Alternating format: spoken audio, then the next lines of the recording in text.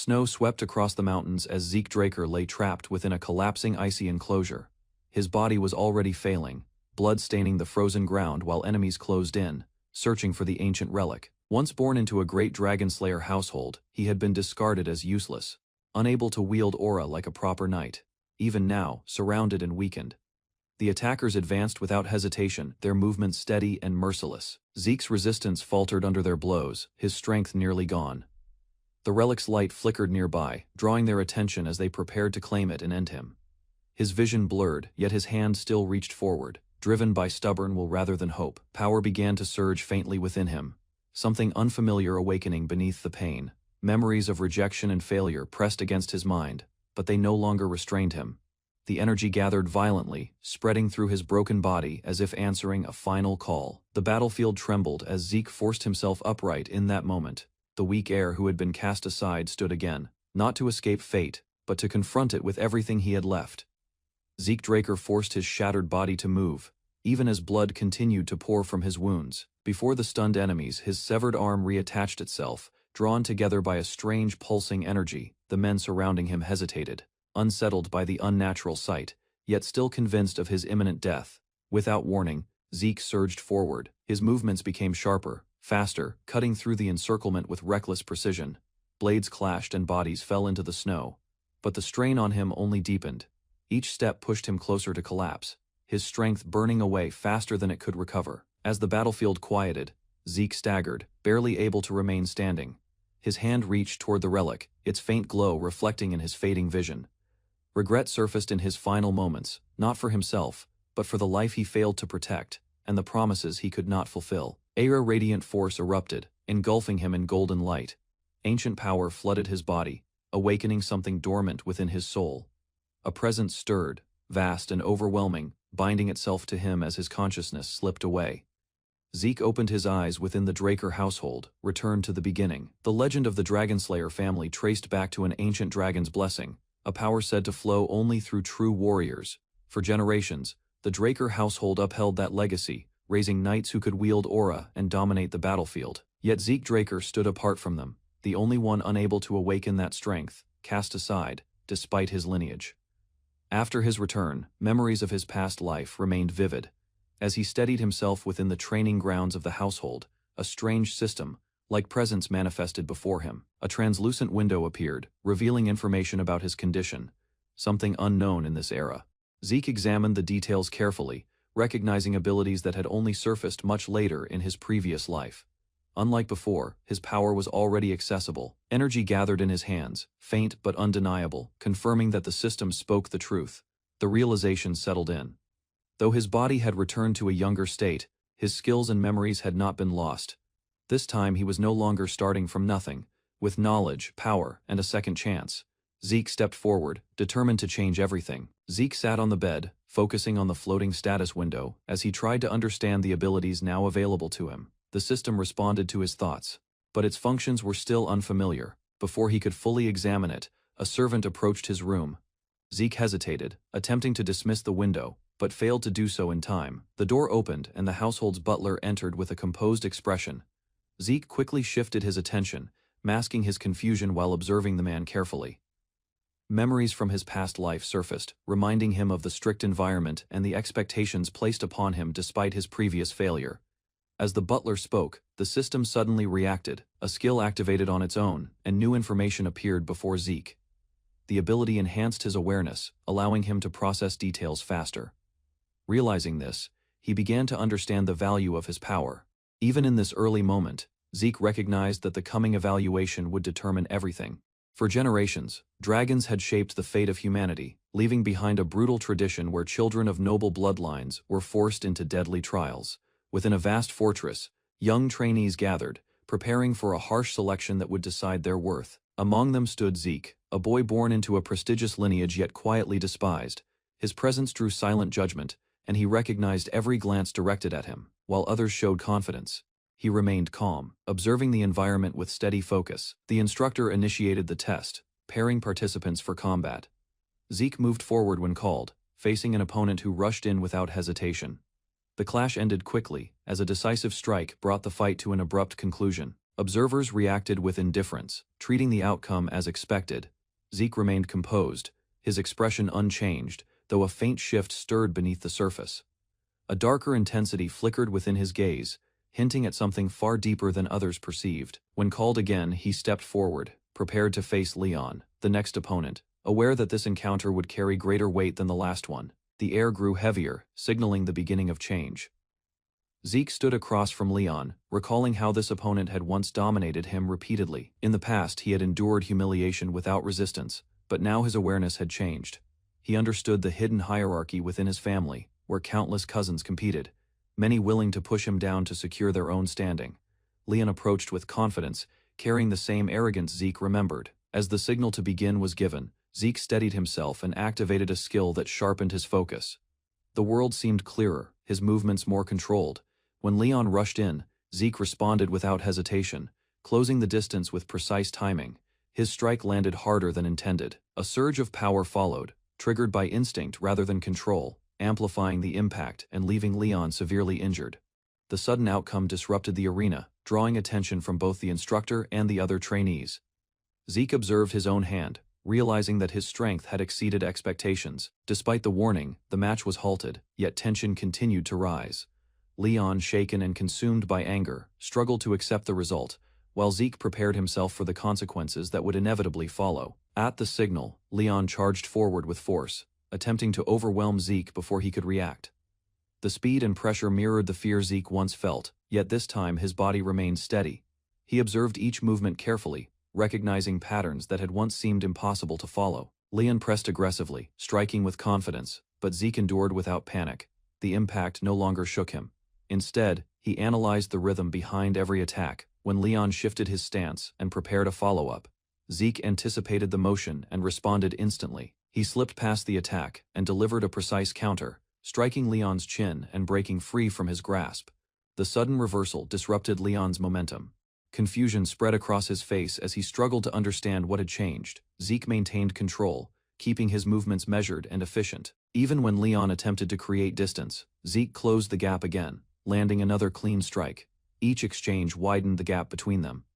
Leon's frustration grew as his attacks lost effectiveness, while Zeke adapted with calm precision. By the end, Zeke stood firm, having fully controlled both his strength and the flow of the fight. Zeke activated a sensory skill, sharpening his awareness as the fight continued. His perception expanded, allowing him to read Leon's movements with greater clarity. The flow of the battle slowed in his view, and he adjusted his actions with precise control. Energy gathered around his strikes as he pushed forward, no longer reacting but dictating the pace. Leon was forced back, struggling to maintain balance under the pressure. Zeke advanced without hesitation, channeling his strength into a focused attack. He executed a precise technique, driving his strike through Leon's defense and forcing him down onto the ground. The impact sent dust across the arena, drawing the attention of everyone watching. As the aftermath settled, Zeke stood over his opponent, maintaining control of his power. His body showed signs of strain, but his focus remained steady. Around him, the other trainees observed in silence, recognizing the clear difference in strength. Zeke slowly regained composure, his awareness returning to normal, while the atmosphere shifted as others began to reassess him. Zeke Draker slowly lifted his head, his fingers tightening against his hair as awareness returned. The weight of his past no longer clouded his thoughts. His gaze sharpened, steady and cold, as he stood before the gathered trainees who watched him with curiosity and quiet judgment. Their stares lingered, measuring him, but Zeke remained unmoved. He stepped forward, his posture firm, his presence demanding attention. The air shifted as he issued his challenge, selecting an opponent without hesitation. The choice stirred the crowd, drawing focus toward Jaken Vardic, whose expression twisted with irritation from above. Another figure observed. Liam Stone was soon called to join, turning the match into something far more deliberate. The tension thickened, but Zeke showed no sign of concern. Instead, a faint, controlled confidence settled over him. Memories surfaced within him, recalling Liam's past strength and the path that led him here. Zeke understood the weight of the encounter and the opportunity it presented. This was no ordinary spar. As the signal approached, Zeke's focus narrowed. The moment the start was declared, he moved instantly, his body surging forward with decisive force, intent clear in every motion. Zeke's movement did not slow after the initial clash. His opponent reacted with force, launching a swift kick meant to overwhelm him. but Zeke had already anticipated it. He shifted his position at the last instant, avoiding the strike while preparing his counter. His focus remained sharp, reading every motion with calculated precision. The exchange grew faster. Zeke pressed forward, his body surrounded by a faint surge of energy that intensified his movements. Each step closed the distance, forcing his opponent into a defensive stance. A feint slipped through unnoticed, creating an opening that Zeke exploited without hesitation. The impact drove his opponent back, disrupting his balance. Zeke continued his advance, striking again before recovery was possible. The pressure mounted, his attacks flowing without pause. Above, Liam observed, then finally moved, entering the fight as the situation escalated beyond a simple duel. Even so, Zeke showed no hesitation. His awareness extended to both opponents, his movements adjusting seamlessly. The difference in strength became evident. Despite their combined effort, they struggled to match his pace. Energy gathered around Zeke once more as he prepared his next strike, intent on ending the confrontation decisively. Zeke advanced without hesitation, deciding to seize control before his opponents could stabilize. Energy gathered around his arm, forming a sharp, flowing force that extended with each motion. The sudden technique drew attention from the surrounding trainees. They struggled to understand how someone his age could produce such controlled force. Zeke, however, remained focused, aware that raw strength alone would not be enough. His opponents adapted quickly, their physical ability pushing back against his attacks. One of them surged forward, abandoning defense entirely. His movements became direct and relentless, relying on overwhelming force rather than precision. Zeke read the shift and adjusted, recognizing the limits of his current body. Even so, he did not retreat. Energy condensed again, spiraling around his fist as he prepared a decisive strike. He drove forward, aiming to break through the guard that relied solely on strength. The impact shook the ground, but the opponent endured and countered with equal aggression. Zeke's perception sharpened further. Time seemed to slow as he tracked every movement, slipping through attacks and closing the distance. He seized the opening and struck cleanly, forcing his opponent down and tightening his control over the fight. Zeke's strike drove his opponent to the ground, but the fight did not end there. The fallen boy forced himself up, blood trailing from his mouth as his body trembled under the accumulated damage. Despite the clear difference in control, he refused to yield. His energy surged violently, shifting from reckless aggression into something more desperate and dangerous. The exchange intensified as both sides clashed again.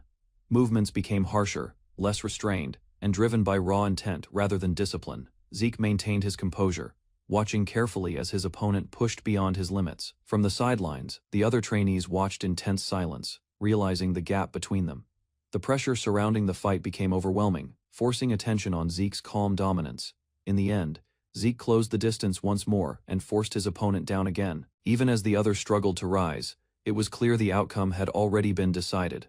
A gentle wind drifted across the vast estate as Zeke returned, still carrying traces from the recent pancration tournament. While seeming composed, his unlikely survival stirred doubt. A devoted retainer stepped forward carefully, asking to examine Zeke's pulse, a courteous act hiding a deeper motive. The veteran knight aimed to verify, hoping to detect the rise of an aura, a key stage among fighters. With slight reluctance, Zeke offered his hand. As soon as contact occurred, a dim blue radiance surrounded them both.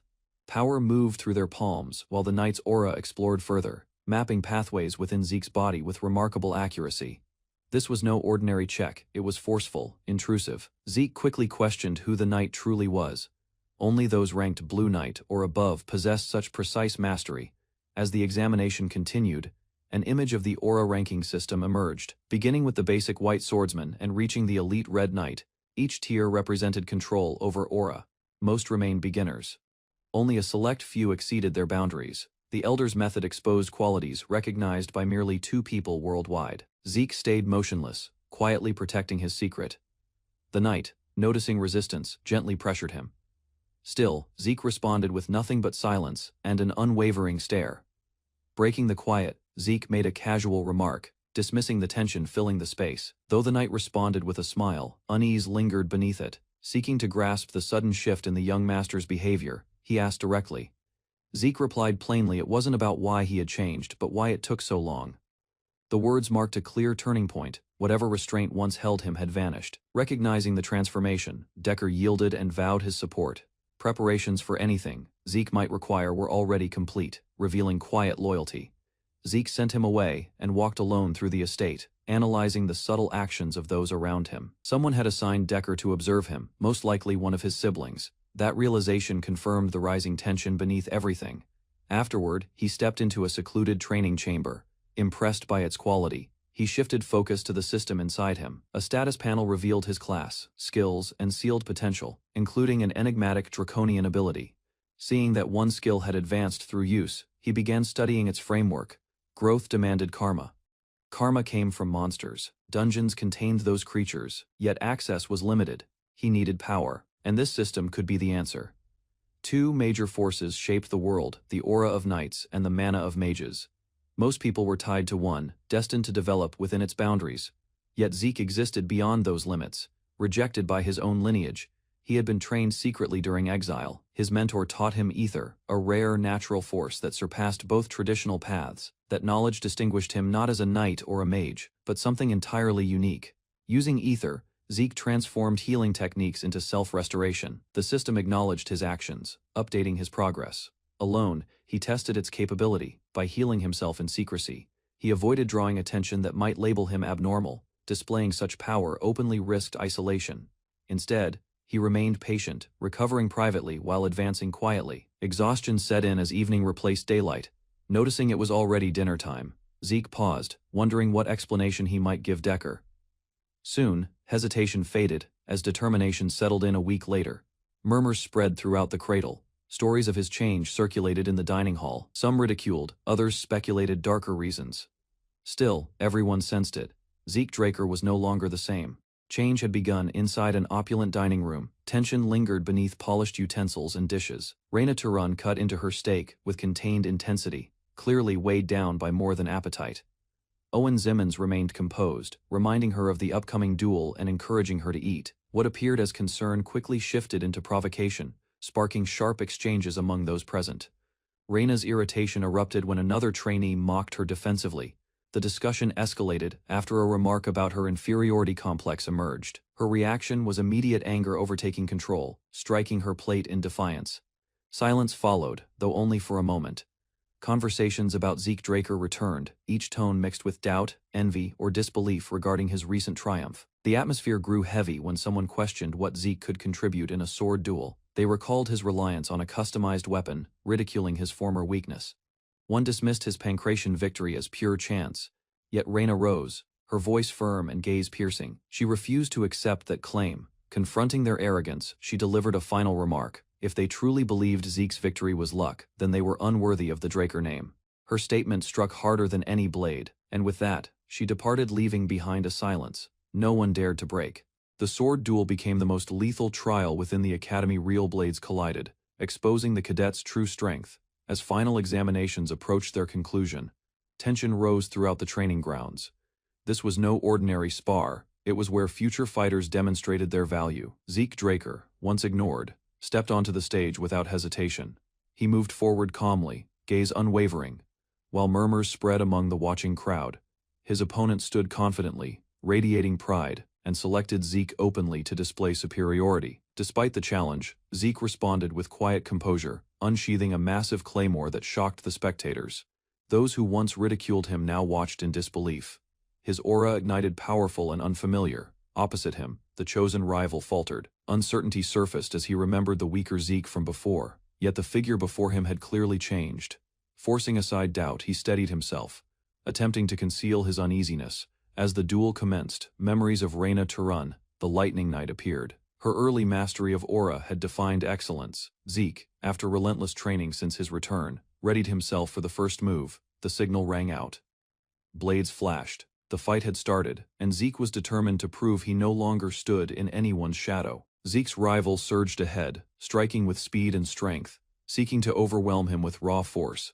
Dust rose with each step, every blow testing the limits of the arena. Despite the assault, Zeke remained grounded, claymore steady in his grasp, cutting through the air with refined control. Their weapons met mid-charge, sparks bursting from the collision.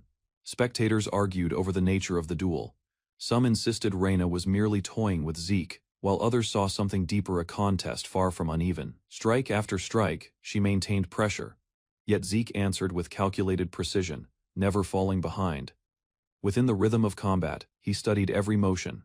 As brief openings appeared, he tried to take advantage of them.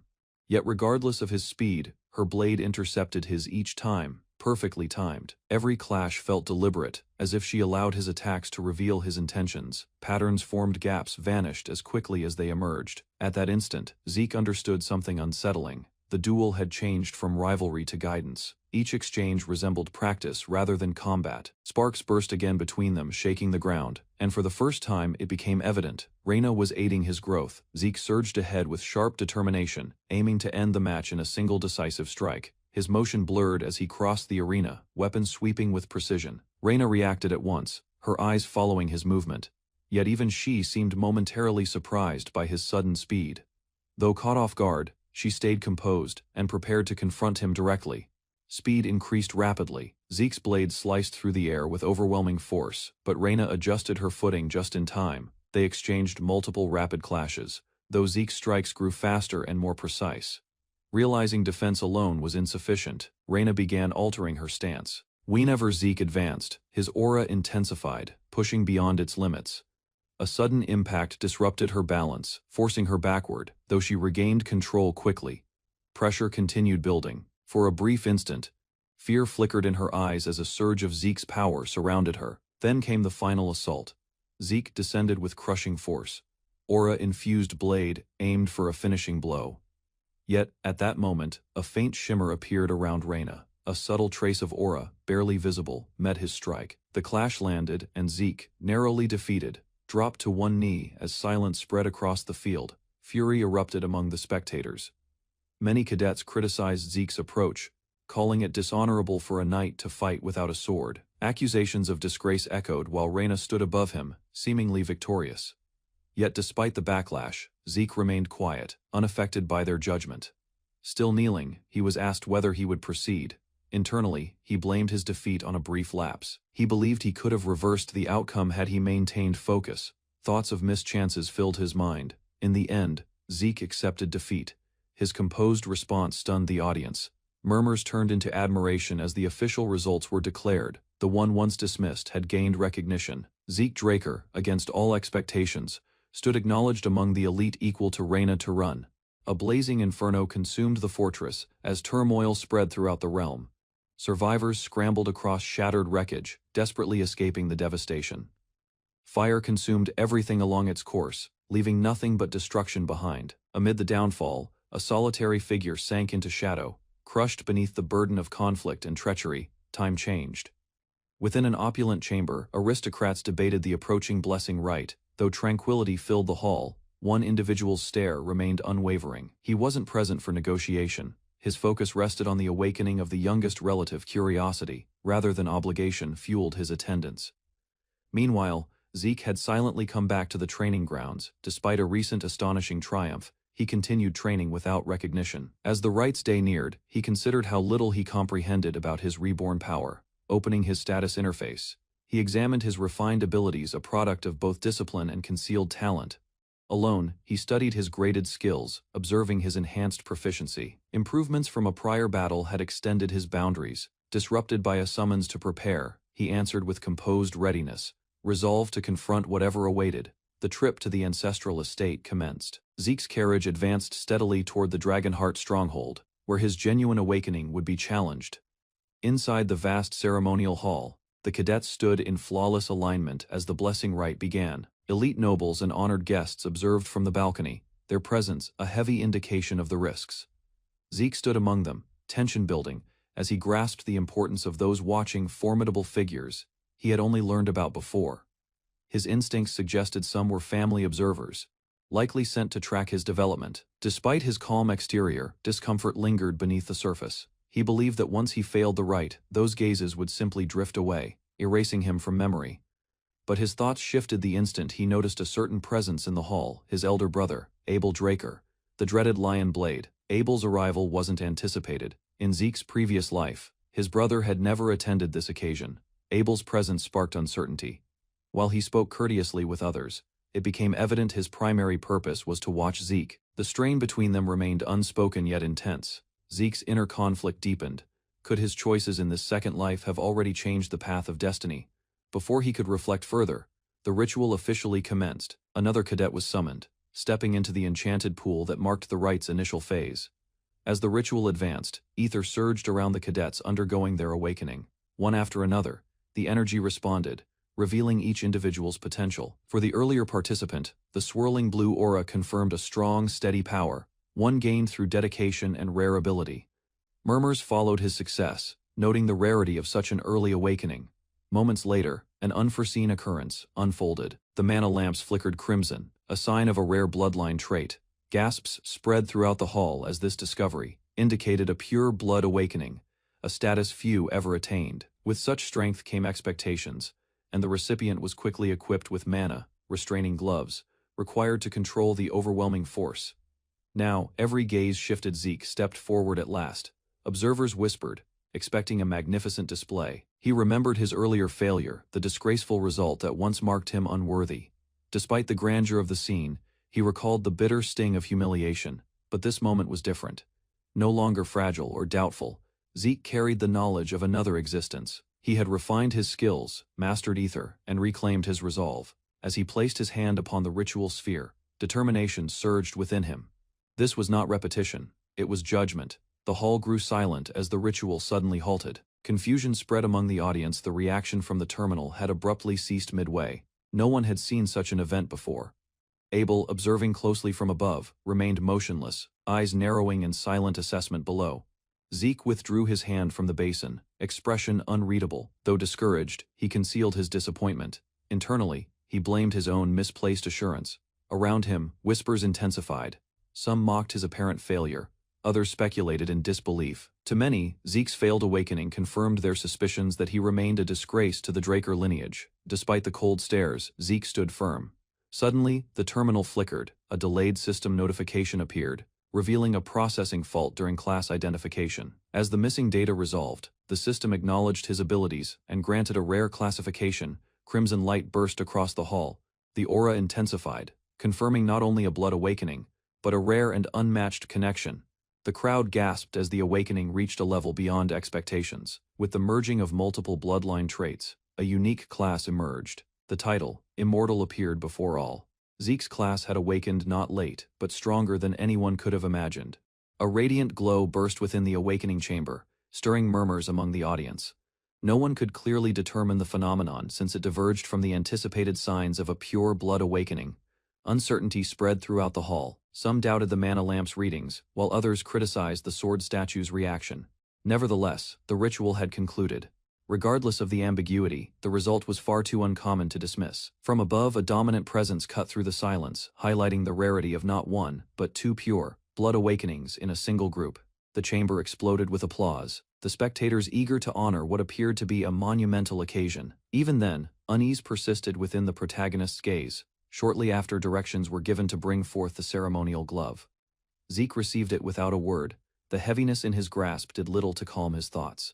His name echoed, and the following participant moved ahead. Yet beneath his composed exterior, Zeke remained cautious. As the proceedings wrapped up, Zeke stayed distant. Abel's compliments and presence lingered close, his actions overly refined to feel genuine. Although cheers filled the room, Zeke quietly stepped away. He hadn't gone far before Abel stopped him, presenting artificial friendliness and a handshake. Doubt tightened within Zeke's thoughts, despite the praise. Zeke paused as Abel reached out a gloved hand. A handshake seemed simple, yet accepting it would imply insincere trust. Refusing, however, would expose his hostility too soon. Concealing his disdain, he prepared to cooperate until a sudden vision rushed through him. Shattered bodies, violent reverberations, fragments of memory, or perhaps a warning. Instinct stopped his hand. The situation became uncomfortable. Abel's expression stiffened with amusement, hiding irritation behind a faint grin.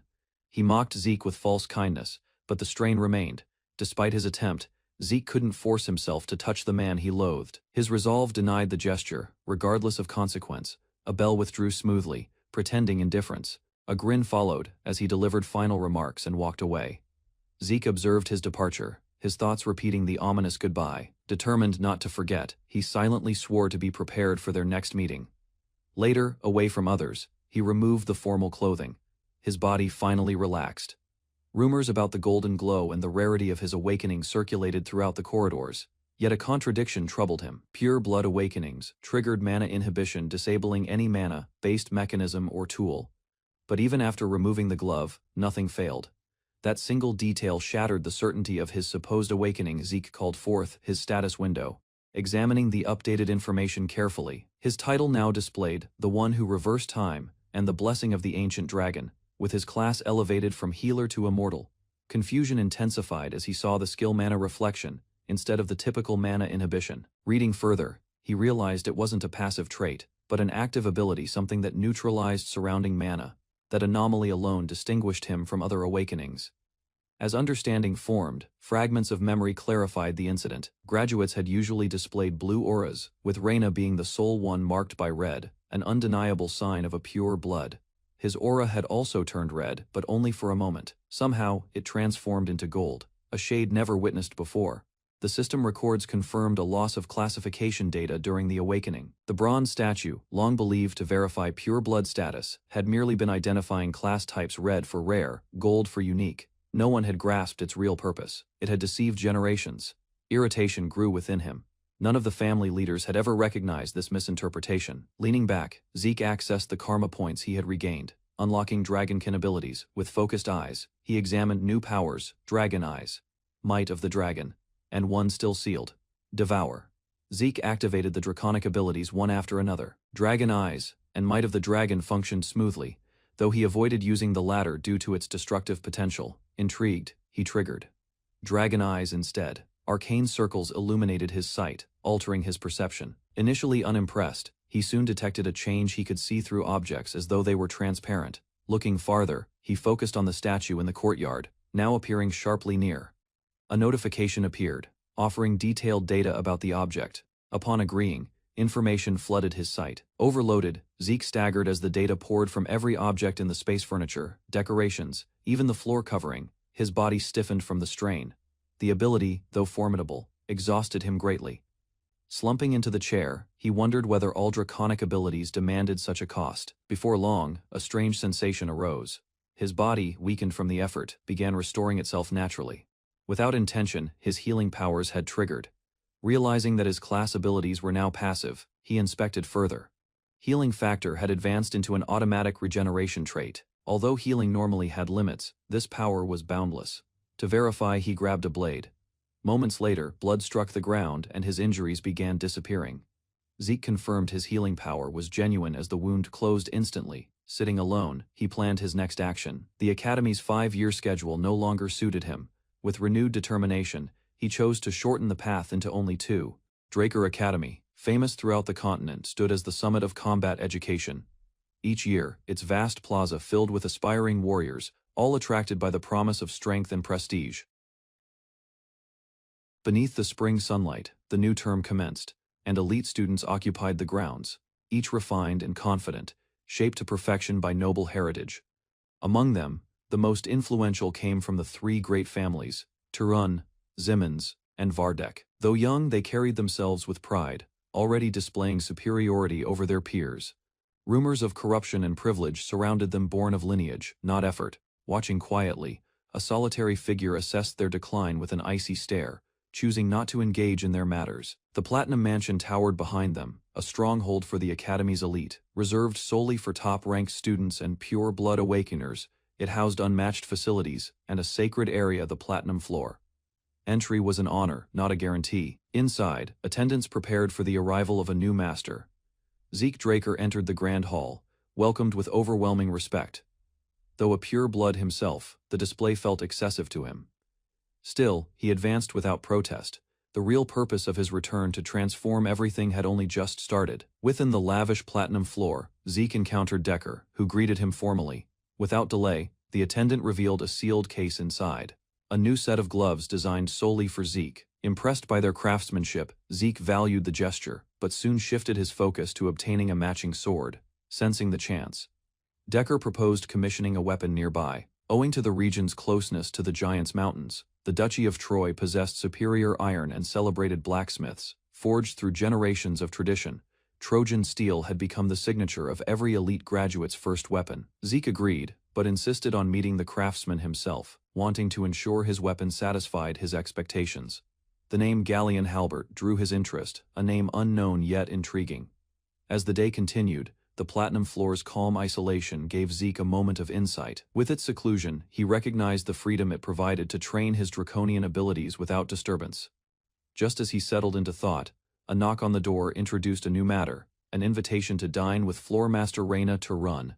Interested by the unexpected request, Zeke accepted. Upon arrival, Reyna greeted him personally, a hint of rivalry concealed beneath polite manners.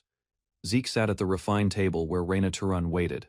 Her composure steady, despite her escort's earlier ridicule. She dismissed their actions with a courteous apology, steering the atmosphere toward diplomacy. Once the meal was served, she delayed formal discussion until after eating. While dining, Zeke quietly studied Reyna's control over her aura. Her technique showed intense discipline and approach centered on precise energy regulation through her core. Despite her refined aura control, her sword skills fell behind, puzzling him.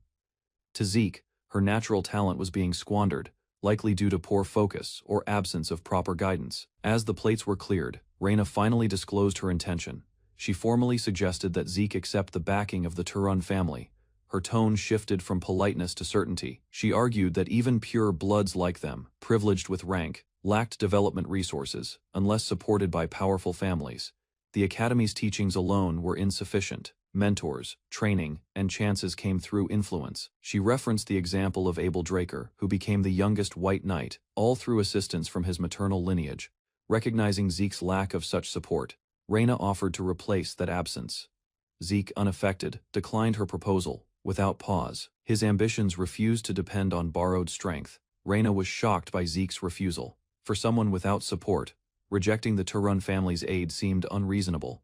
Yet Zeke remained composed, insisting he needed nothing beyond what his pure blood status already provided. As he rose to leave, he paused briefly and offered a single piece of advice, his only return for the hospitality. He highlighted the weakness in Reyna's swordsmanship. Too much force clouded her precision. He explained that her obsession with proving herself, likely to those around her, disturbed her balance. Beneath the shade of the training tree, he elaborated further. True strength lay not in brute force, but in control and clarity. A precise strike, not an overpowering one, made all the difference. Zeke's words struck deeper than anticipated. As he departed, Reyna reflected in silence. She had long been fixated on proving her worth as a Turun, unknowingly projecting that burden into every strike. His advice, direct yet accurate, revealed a truth others had overlooked. No one had ever given her sincere guidance. Praised as a prodigy, she had never been corrected. Now, with a single leaf drifting from the table, one question remained in her thoughts. Who exactly is Zeke Draker? Zeke Draker dashed across the academy grounds, his body untouched by fatigue. Following regression, every class skill he held operated with remarkable effectiveness. Among these, infinite stamina let him surpass human boundaries, never growing weary, no matter how long he ran. What once felt like confinement now appeared to be the perfect training environment. In his former life, this institution had been a nightmare, yet now it was only a stepping stone. As a pure blood awakened, his outlook had changed. He walked confidently past his peers, his composed demeanor concealing the storm of strategies in his mind. From afar, familiar faces observed. Among them stood Owen Zimmons, a name that once signified suffering. Owen stepped forward, masking poison behind a polite smile. Though he spoke with kindness, Zeke knew the reality. Owen had arranged constant bullying while maintaining a spotless reputation. Zeke played along, pretending ignorance about an invitation, watching the fake friendliness with quiet amusement. The atmosphere shifted when a subordinate confronted Zeke arrogantly. Answering with cutting words, Zeke questioned the need for courtesy. A sudden blow followed, yet he stayed composed. With dismissive calm, he humiliated the attacker, reminding everyone this Zeke was no longer the same powerless boy from before. Without pause, Zeke surged ahead, his figure wrapped in streaks of blue energy. The impact of his movement cracked the ground beneath him, shocking everyone nearby. His speed and precision overpowered Durbin, who had stepped in arrogantly to defend Owen.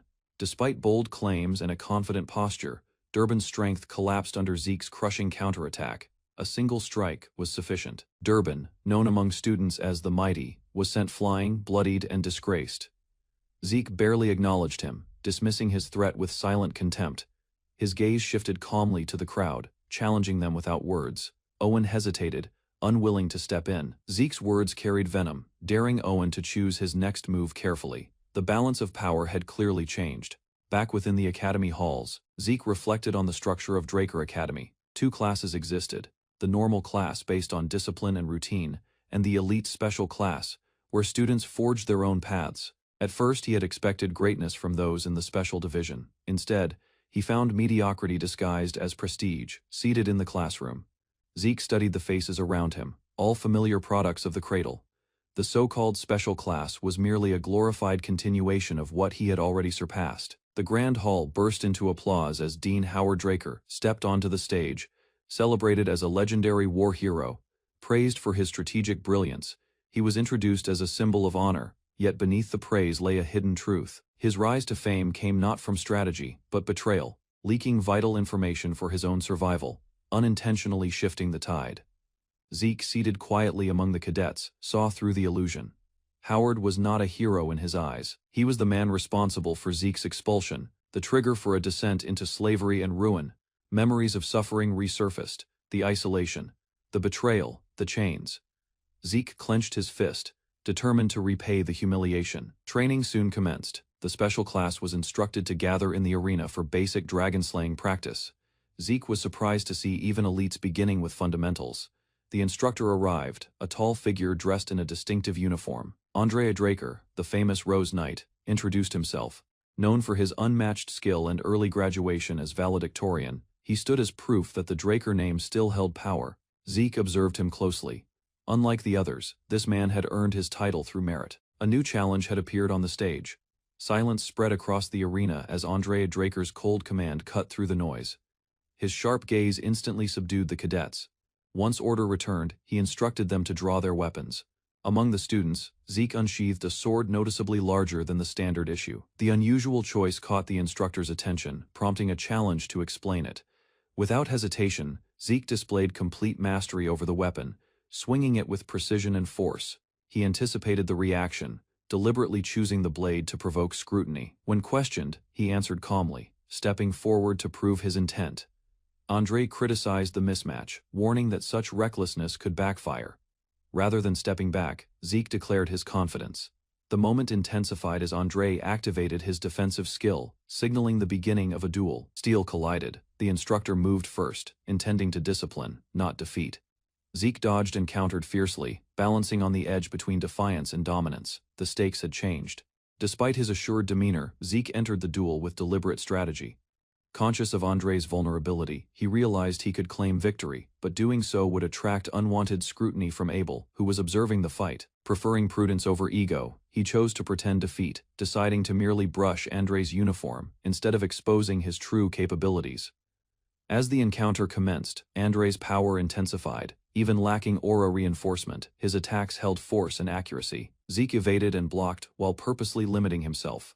One sweeping blow sent him airborne, yet he regained balance swiftly, sustaining the illusion.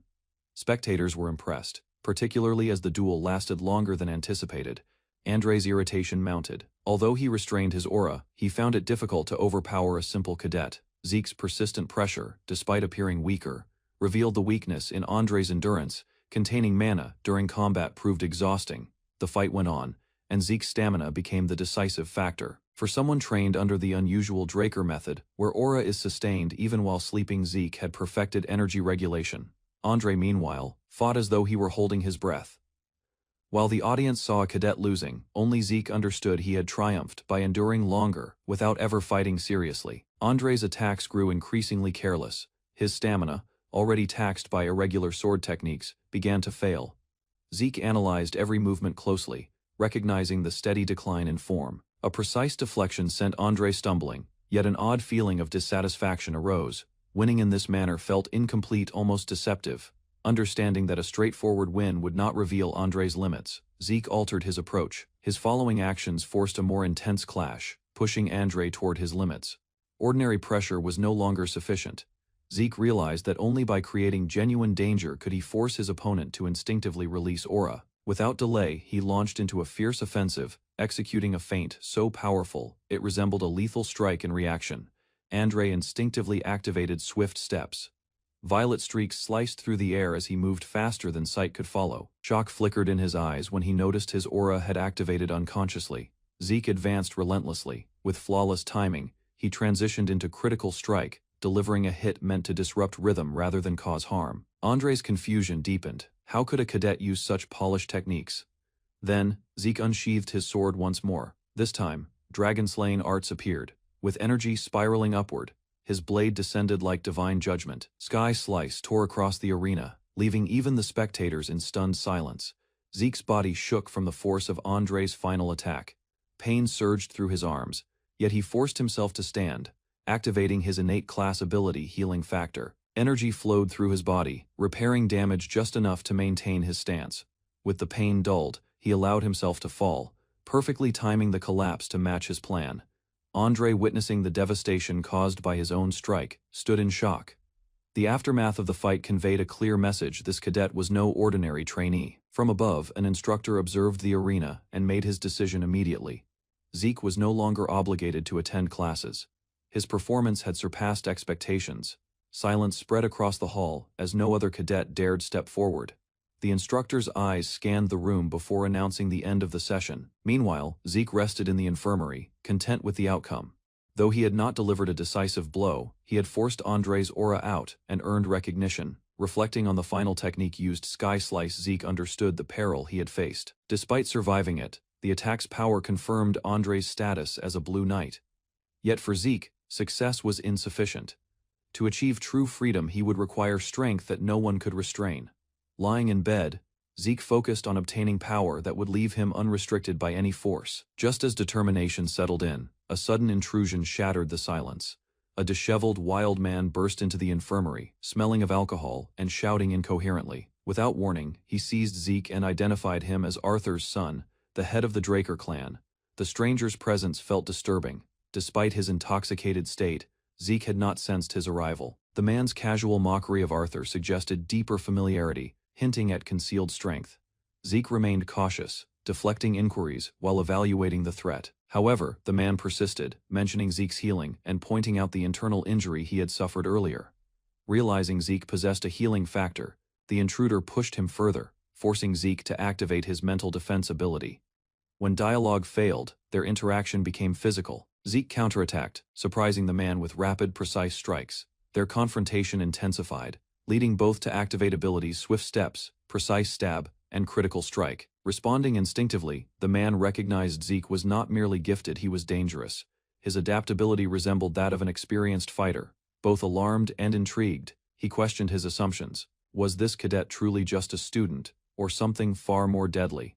The cadet faced the older man's abrupt blow, their weapons clashing with enough strength to rattle the chamber.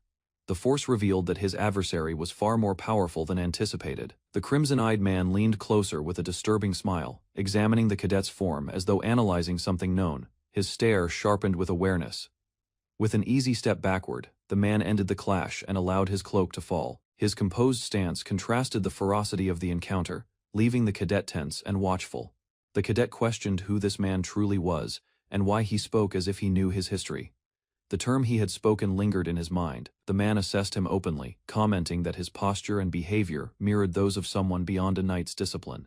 Understanding the meaning behind those remarks, the cadet lowered his blade, realizing that the man was evaluating him instead of provoking him. A familiar pressure surrounded him, reminding him of a power he had experienced long before. He grasped the man's level instantly, sensing the overwhelming presence of an experienced fighter. Before he could think further, Andre arrived, startling him with the timing. Andre referred to the stranger as the Academy's garden keeper, confusing the cadet. Dexter responded casually, revealing he had been observing earlier. Andre dismissed the cadet, sending him back to his tasks. As he reached the doorway, Dexter called out. He invited the cadet to the western greenhouse, offering instruction. The cadet refused and departed, knowing this meeting was far from finished. As the cadet shut the door behind him, he heard Dexter mockingly compare his attitude to someone named Anthony. The familiarity in his tone sparked suspicion. The cadet paused. Dexter's casual mention of Arthur Draker's name didn't fit someone of a simple garden keeper status. His voice suggested authority. Putting it together, the cadet remembered a man known for having one student, Andre. That link narrowed Dexter's identity to someone once feared.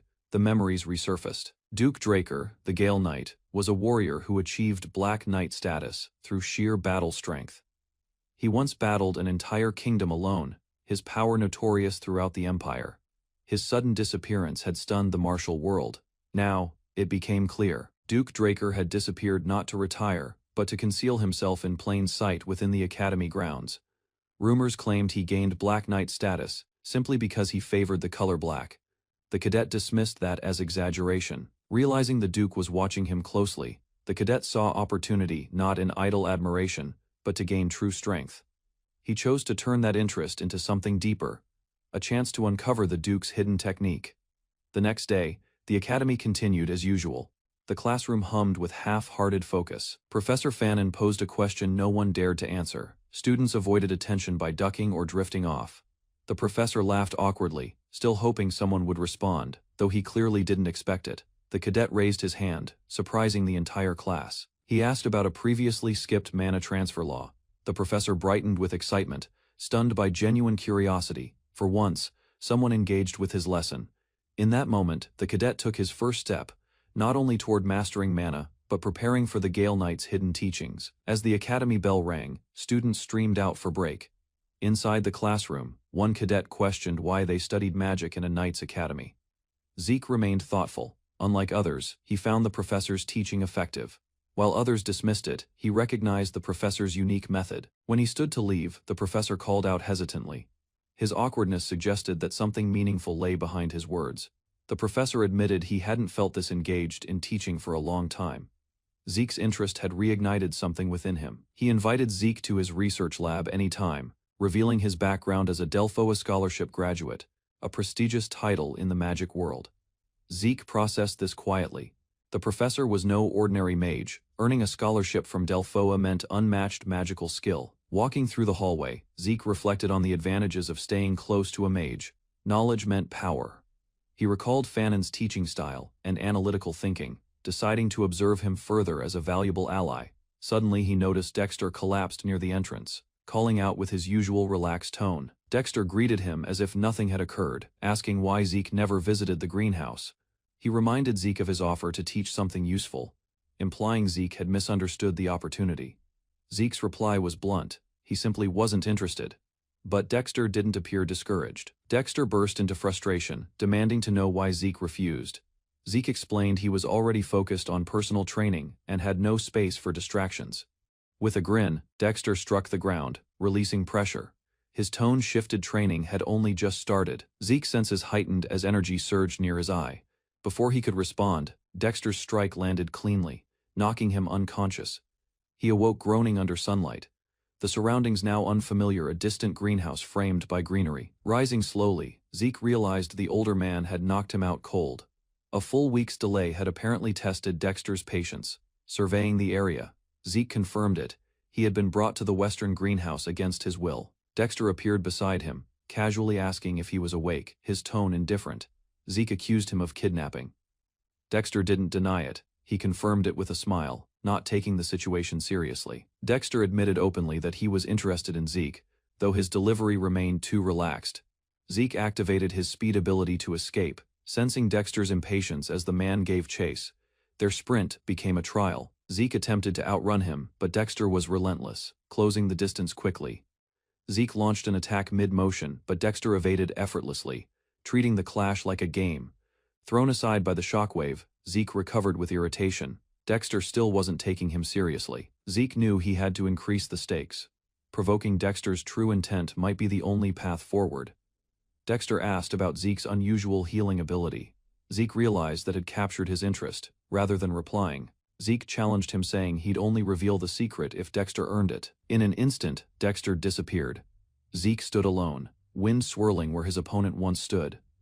Zeke scanned the surroundings cautiously, sensing Dexter's presence but unable to locate him among the trees. Suddenly a large blade sliced through the air behind him, forcing him to turn defensively. He blocked just in time, eyes wide as the force of the hidden strike pushed him back into position. Zeke dashed forward, sword drawn, committing fully to the battle without hesitation. Dexter appeared nearby, proposing a wager tied to the result of the duel: victory for truth, defeat for secrets. The older man's expression darkened, revealing intense curiosity hidden beneath a playful challenge. Zeke hurtles across the sky, driven into the faraway earth, while dust and leaves burst upward. He tumbles into the shrubs, yet stands again, his frame battered, but his posture still steady. His rival observes, confused. 3 hours have passed, yet Zeke still refuses to fall. Zeke pushes forward, displaying no hint of slowing down. His body recovers even while battling. His class abilities Healing Factor and Infinite Stamina trigger once more, restoring him immediately. The veteran fighter understands Zeke isn't merely surviving. His regeneration is abnormal. Zeke draws upon concealed power. The might of the dragon stirs inside him. Shadowy energy surrounds his body as draconic force flows throughout his limbs. He moves ahead. His gaze sharpens. The true battle has only just started. Zeke charges forward, sword shining purple as he initiates another assault. Swift steps engages, transforming him into a haze of continuous blows. His strikes are quick yet foreseeable. His opponent begins adjusting. Zeke continues fighting, driven by sheer defiance beyond agony or exhaustion. His aura ignites gold. The adversary responds with overwhelming strength. Their collision erupts. Neither combatant restrains themselves anymore. The Duke's eyes widened in disbelief as Zeke disappeared within a blinding surge of wind and force. A thick dust cloud burst forth, concealing everything from sight. The Duke narrowed his eyes, attempting to regain visibility. He whispered quietly. Zeke had vanished entirely, but amid the turmoil, even he lost track of everything. Zeke's Dragon Eyes ability activated, cutting through the barrier of dust and movement. Both fighters clashed again at close range, their weapons striking fiercely under immense pressure.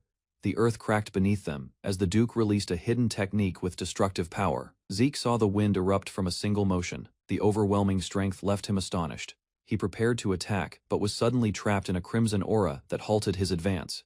The Duke seized him mid-air. Their confrontation reached a stalemate. He declared it even. One last strike connected. Zeke spun through the air, his blade slipping from his grasp. He slammed brutally into the ground, his body forced beyond limits by excessive skill usage. His awareness faded. The system forcibly shut down his powers to preserve him. Zeke awoke within the golden glow of his chamber. Time had gone by. He understood he had been returned. The Duke must have brought him back safely. Rising, he tightened his fist. He hadn't succeeded but had come extremely close. Zeke sat upright on the bed, his expression composed yet reflective. His attempt failed against the Black Knight. He remembered every method he used, repeating strikes, attacking with might of the dragon, and activating Dragon Eyes. Nothing succeeded. The final technique the Duke used surpassed everything. Zeke realized it had been a hidden ace. Although defeated, Zeke had noticed the truth. Duke's body moved unnaturally, directed by precise muscle control. That unusual high-speed motion combined with his trained body enabled him to compensate for weak endurance. Zeke regretted not copying it, yet viewed witnessing the hidden move as a success itself. He replayed the instant again. Duke's aura, dense and overwhelming, would have shattered weaker minds. While lying in thought, a system notification appeared, offering to access a message tied to his growth. His Swift Steps ability improved, and his soul progression unlocked additional system features. Zeke's interface broadened. Fresh options appeared: mini-map, quest log, inventory, and karma points. He concentrated on the inventory first, deciding to activate and examine it. The system clarified that capacity depended on item size, but karma could increase it. Zeke tested it by imagining storing his sword, imitating skill activation. The claymore disappeared instantly, taking up 2 of his current storage slots. Realization struck. To retrieve it, he only had to think of its shape or title. Zeke summoned his blade from storage. The weapon appeared instantly within his hand. He appreciated the system's structure. It exceeded subspace storage in both speed and effectiveness. He recalled how difficult storing items had been in his previous life, even using costly artifacts. Now, he could also enlarge inventory capacity with karma points, granting him total adaptability. His status screen showed something surprising. He possessed the low-rank administrator title. If such strength came from a low level, he began wondering what a high-level administrator might achieve. A knock sounded at the door. Decker entered with a message, interrupting Zeke's thoughts. The message came from the Duke, a final note, declaring the battle a draw. Zeke smirked. That closing remark proved it wasn't a complete defeat. He understood the chance wasn't finished. The future still offered opportunities. Decker brought further news. The blacksmith Zeke had requested had been located, yet something felt wrong. Decker's expression grew serious. The blacksmith had declined the request outright. Zeke's surprise was immediate. Why would anyone reject a client like him? The truth was heavy. This blacksmith no longer crafted weapons anymore. Zeke reached a calm countryside town, formerly known for a famed forge. He stepped out from the carriage, gaze locked on the smithy ahead. The aged sign, Halbert's Blacksmith, remained unchanged. Years had gone by, yet the place still carried its weight in memory inside. Silence dominated. Dust-covered tools and scattered debris revealed a forge long deserted. Zeke called out, getting no answer. Galleon Halbert, once the finest blacksmith, now sat intoxicated, drinking from a bottle. His glory had faded into ruin. He brushed Zeke off without concern, failing to identify the visitor. His tone was harsh, his stare distant. Zeke observed the condition of the room: broken, hollow, lifeless. Something within Galleon had clearly shattered. Zeke grabbed a bucket of water without a word. The blacksmith barely reacted. Water slammed into Galleon's face, forcing clarity into his eyes. Zeke stood quietly, asking if he was conscious. Now Galleon spotted Zeke's emblem and froze. Zeke asked why his request had been declined. Galleon fell down, ashamed, saying he couldn't forge for others anymore. Zeke silently observed as Galleon shook in regret. He realized he had never known Galleon's past before. Now he understood he had only met Galleon after he had already lost everything. Galleon bowed deeply, embarrassed by his earlier actions. Zeke, however, stayed calm and asked to see the discarded swords. Galleon hesitated, then guided Zeke to the back of the forge. His inner thoughts showed new determination. He would guide Zeke correctly this time. They entered a messy storage area. Galleon apologized for the clutter, but Zeke showed no concern. Outside, countless blades were arranged, each marked by flaws. Despite that, Zeke found them fascinating. Galleon warned Zeke about their defects, but Zeke picked up one blade after another, testing their weight and balance. He concluded that these were not failures. The craftsmanship matched the continent's finest. Activating his draconic ability, Zeke examined the weapons with heightened perception. He noticed irregularities in the metal composition. Galleon was stunned by Zeke's insight. Zeke recognized the distinct smelting method and explained the purpose behind it: a lighter, refined alloy. However, Zeke demonstrated the blade's weakness as it broke from a single strike. He explained the problem came from poor heat treatment that left impurities. Galleon agreed immediately. Zeke's understanding amazed Galleon. He had not only identified the method but also diagnosed the flaw instantly. Moved by Zeke's accuracy, Galleon regained confidence. Perhaps, he thought, this man could understand his real work. With renewed hope, Galleon requested something unexpected from Zeke.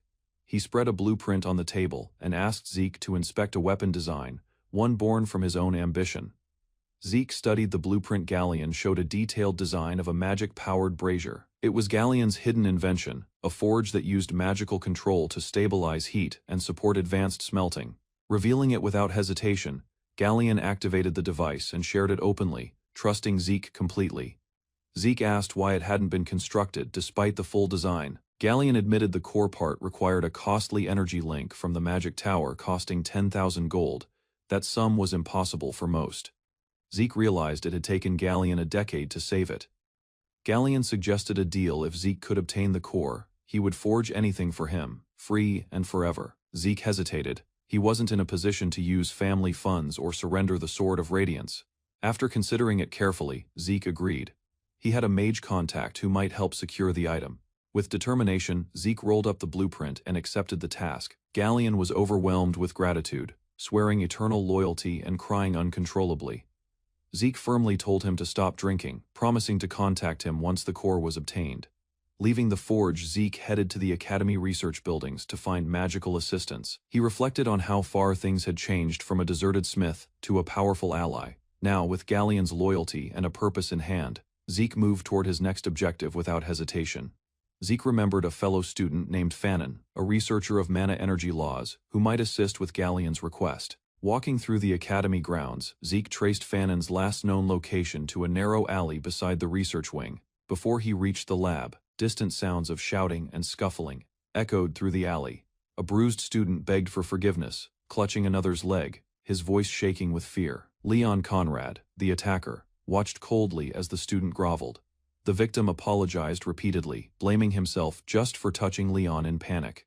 Leon mocked Zeke's words, praising him with a sinister tone while kicking the kneeling student. He offered the student a humiliating chance to clean the alley as punishment. Disgusted, Zeke turned away, muttering in frustration over the abuse he had just witnessed. In the alley, another student was assaulted while insults were hurled targeted solely for his background. The enraged victim released uncontrolled energy, striking out in pain and humiliation. One attacker dismissed the anger, demanding the victim stop speaking and continue suffering. Elsewhere, Leon fumed over a past defeat to someone he called inferior, blaming it on a surprise strike. He raged over how a recessive awakened had defeated him, despite Leon's pure bloodline. A new presence interrupted his thoughts, calling out mockingly. Leon's expression twisted in recognition. A silver-haired student smirked, provoked by the presence of someone he considered his inferior replacement. Zeke stood firm, his expression unchanged, dark energy already rising from his body. With his sword ignited in violet flame, Zeke issued a silent warning demanding submission within seconds.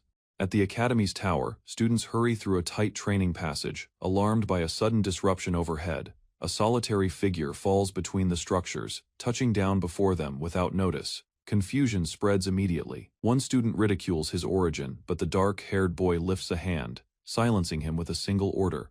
A sinister aura emanates from the boy. The others stand still, disturbed by the sudden weight in the air. A student remembers the same boy once crawling on the ground, now emitting terror. Shaken, one yells to strike. The group rushes forward together, unaware of the threat. Zeke calmly cautions them, then moves as one attacker leaps forward.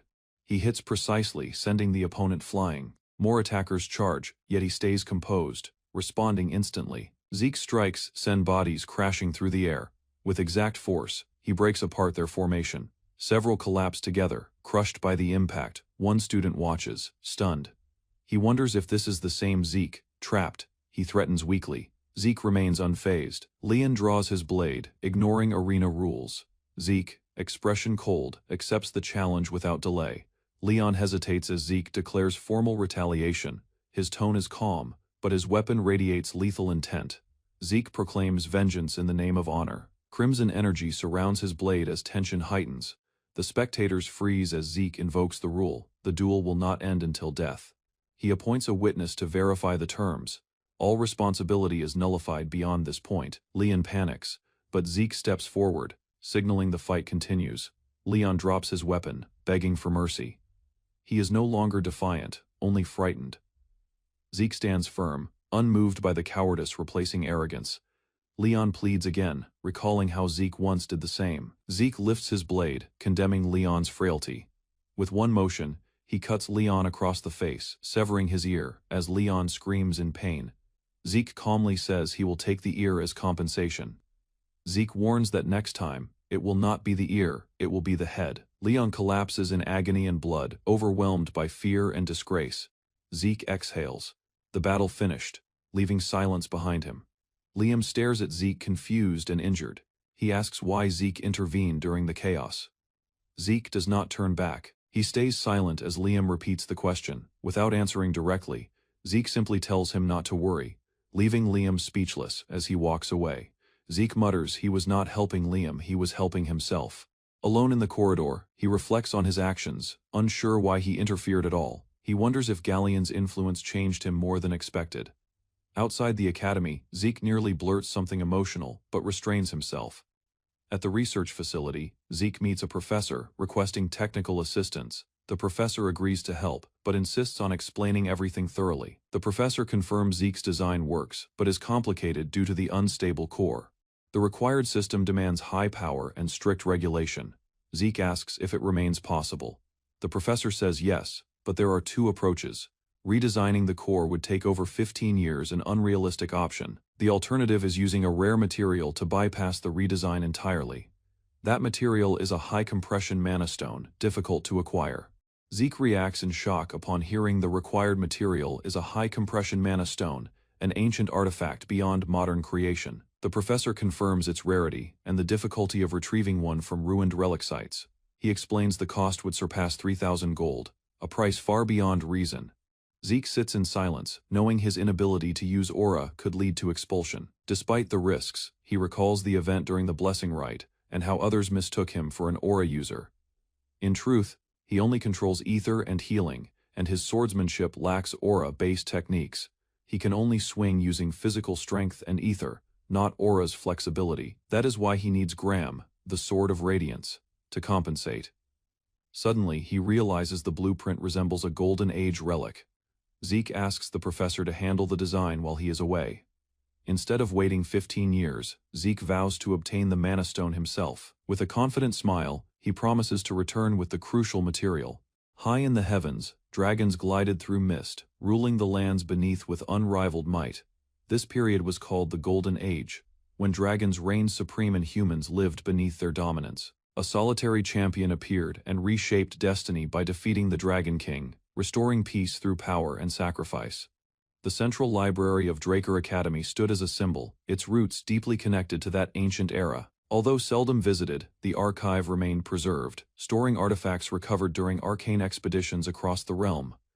A decade later, these findings would disrupt the world, but for now, they stayed lost in quiet obscurity. Within the silent archive chamber, a student named Zeke searched fruitlessly, wandering among countless scrolls.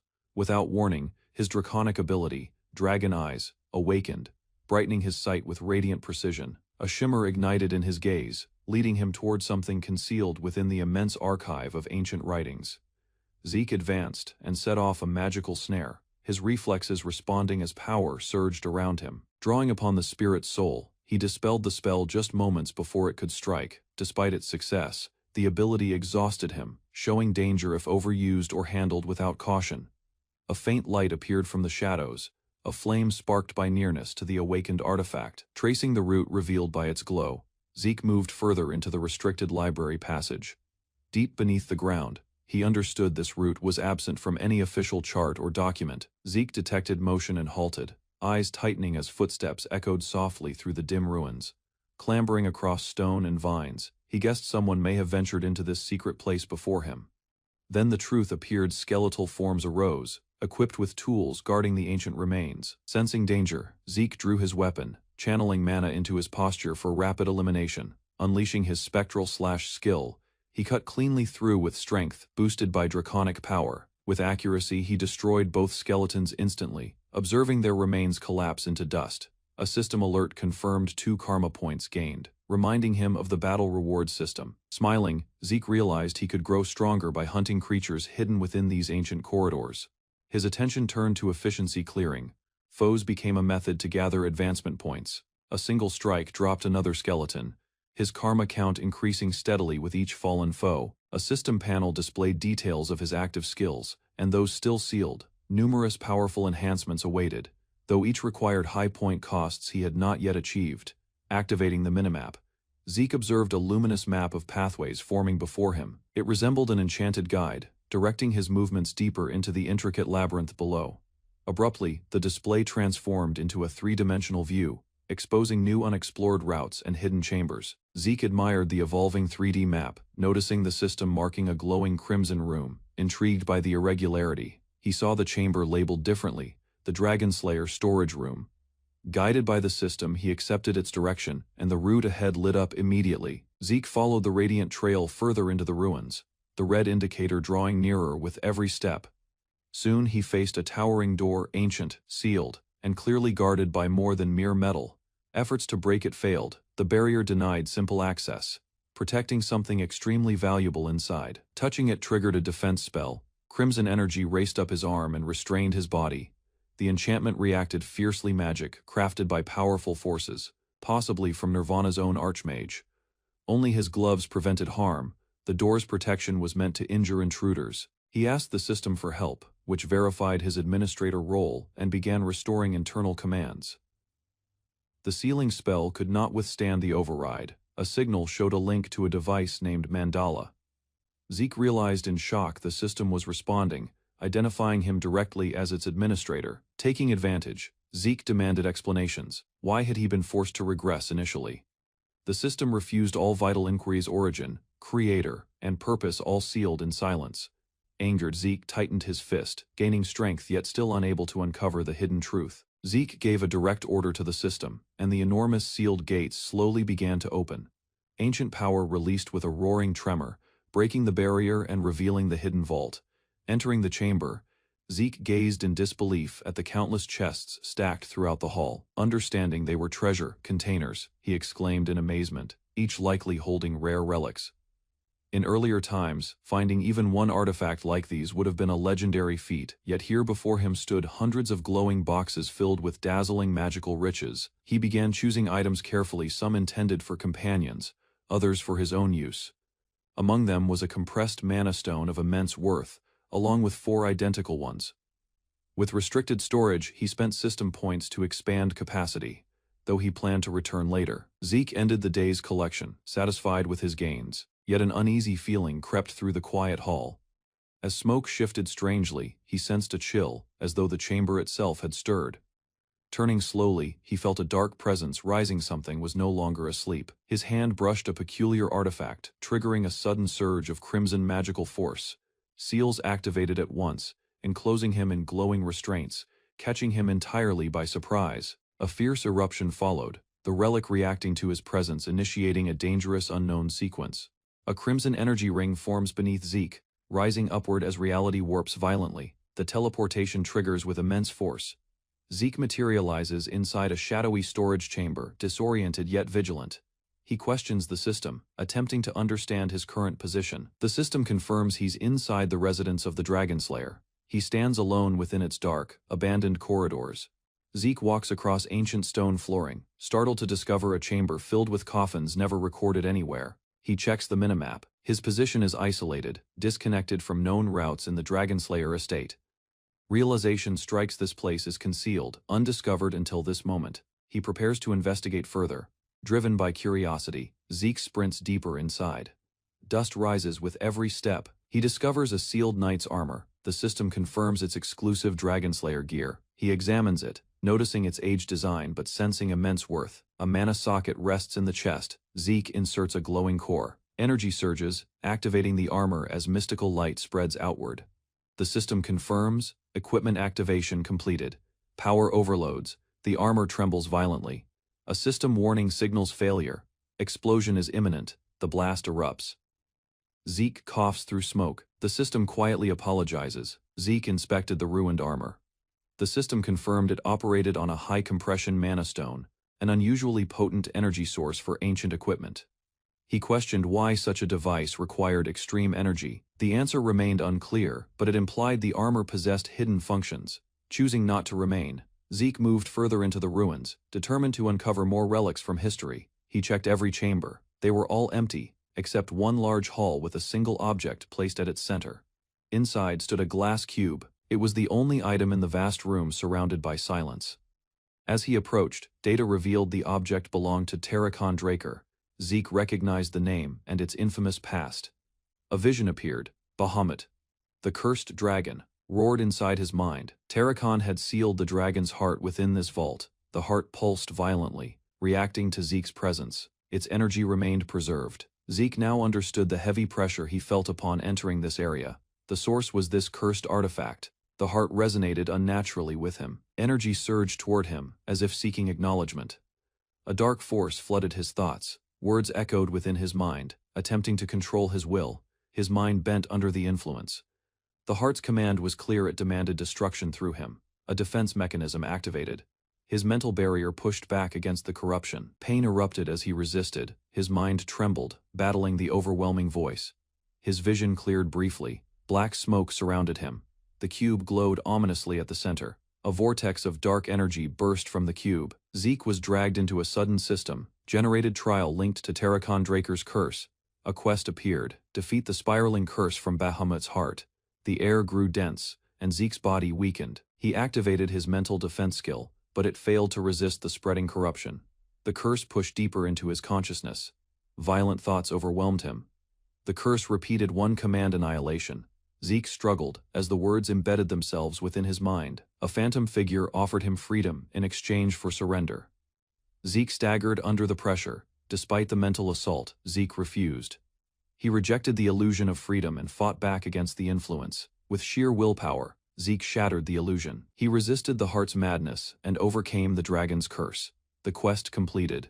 In return, Zeke gained control over the cursed heart and awakened new class abilities. Healing and stamina surged through him. The system confirmed he had begun assimilating Bahamut's heart. The heart's power didn't stop. Mana rushed into him at a dangerous rate. Without mana circles, the raw energy flowed uncontrollably, threatening to destroy his body. Realizing the danger, Zeke desperately searched for a solution before the power overwhelmed him. The system responded. A new command activated: Spirit of the Soul Seal. Zeke condensed the unstable energy. His body radiated power as the mana began stabilizing. The sealing completed. For now, he had survived, barely controlling the dragon's power within. Zeke endured the chaotic surge of mana as energy swirled violently around him. His body strained under the pressure of unstable power to contain it. He activated a technique designed to trap excess mana. He directed the flow and sealed it within a controlled space. A focused blast erupted upward. The force was intense, but controlled, forming a deep crater where the ceiling completed. Smoke lingered as red light faded from the shattered ground. The energy storm had ended, leaving silence behind.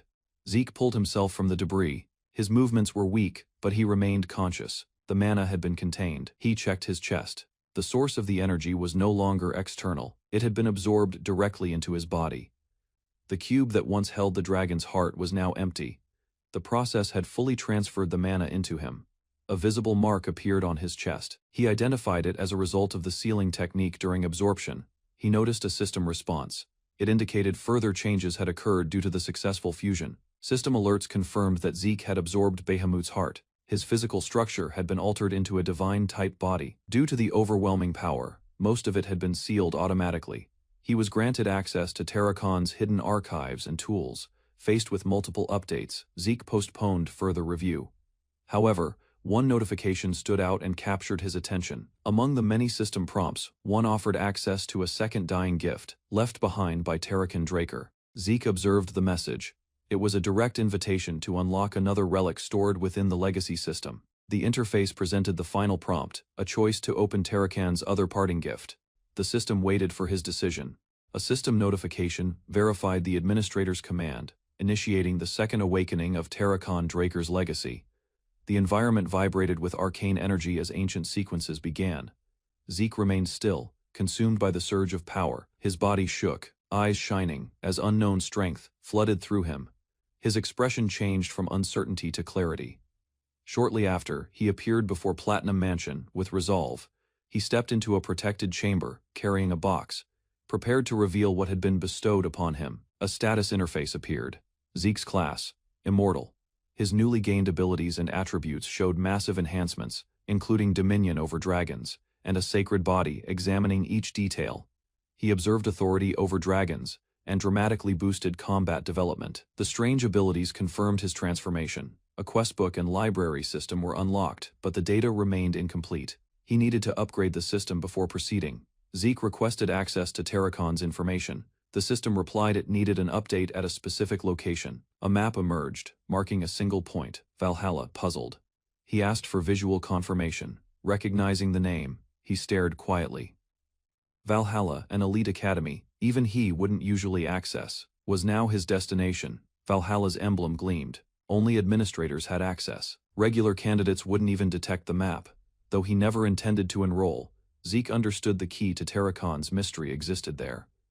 With energy pulsing from the crystal in his grip, he prepared to alter his path. He activated the questbook. The tutorial for low-rank administrators started.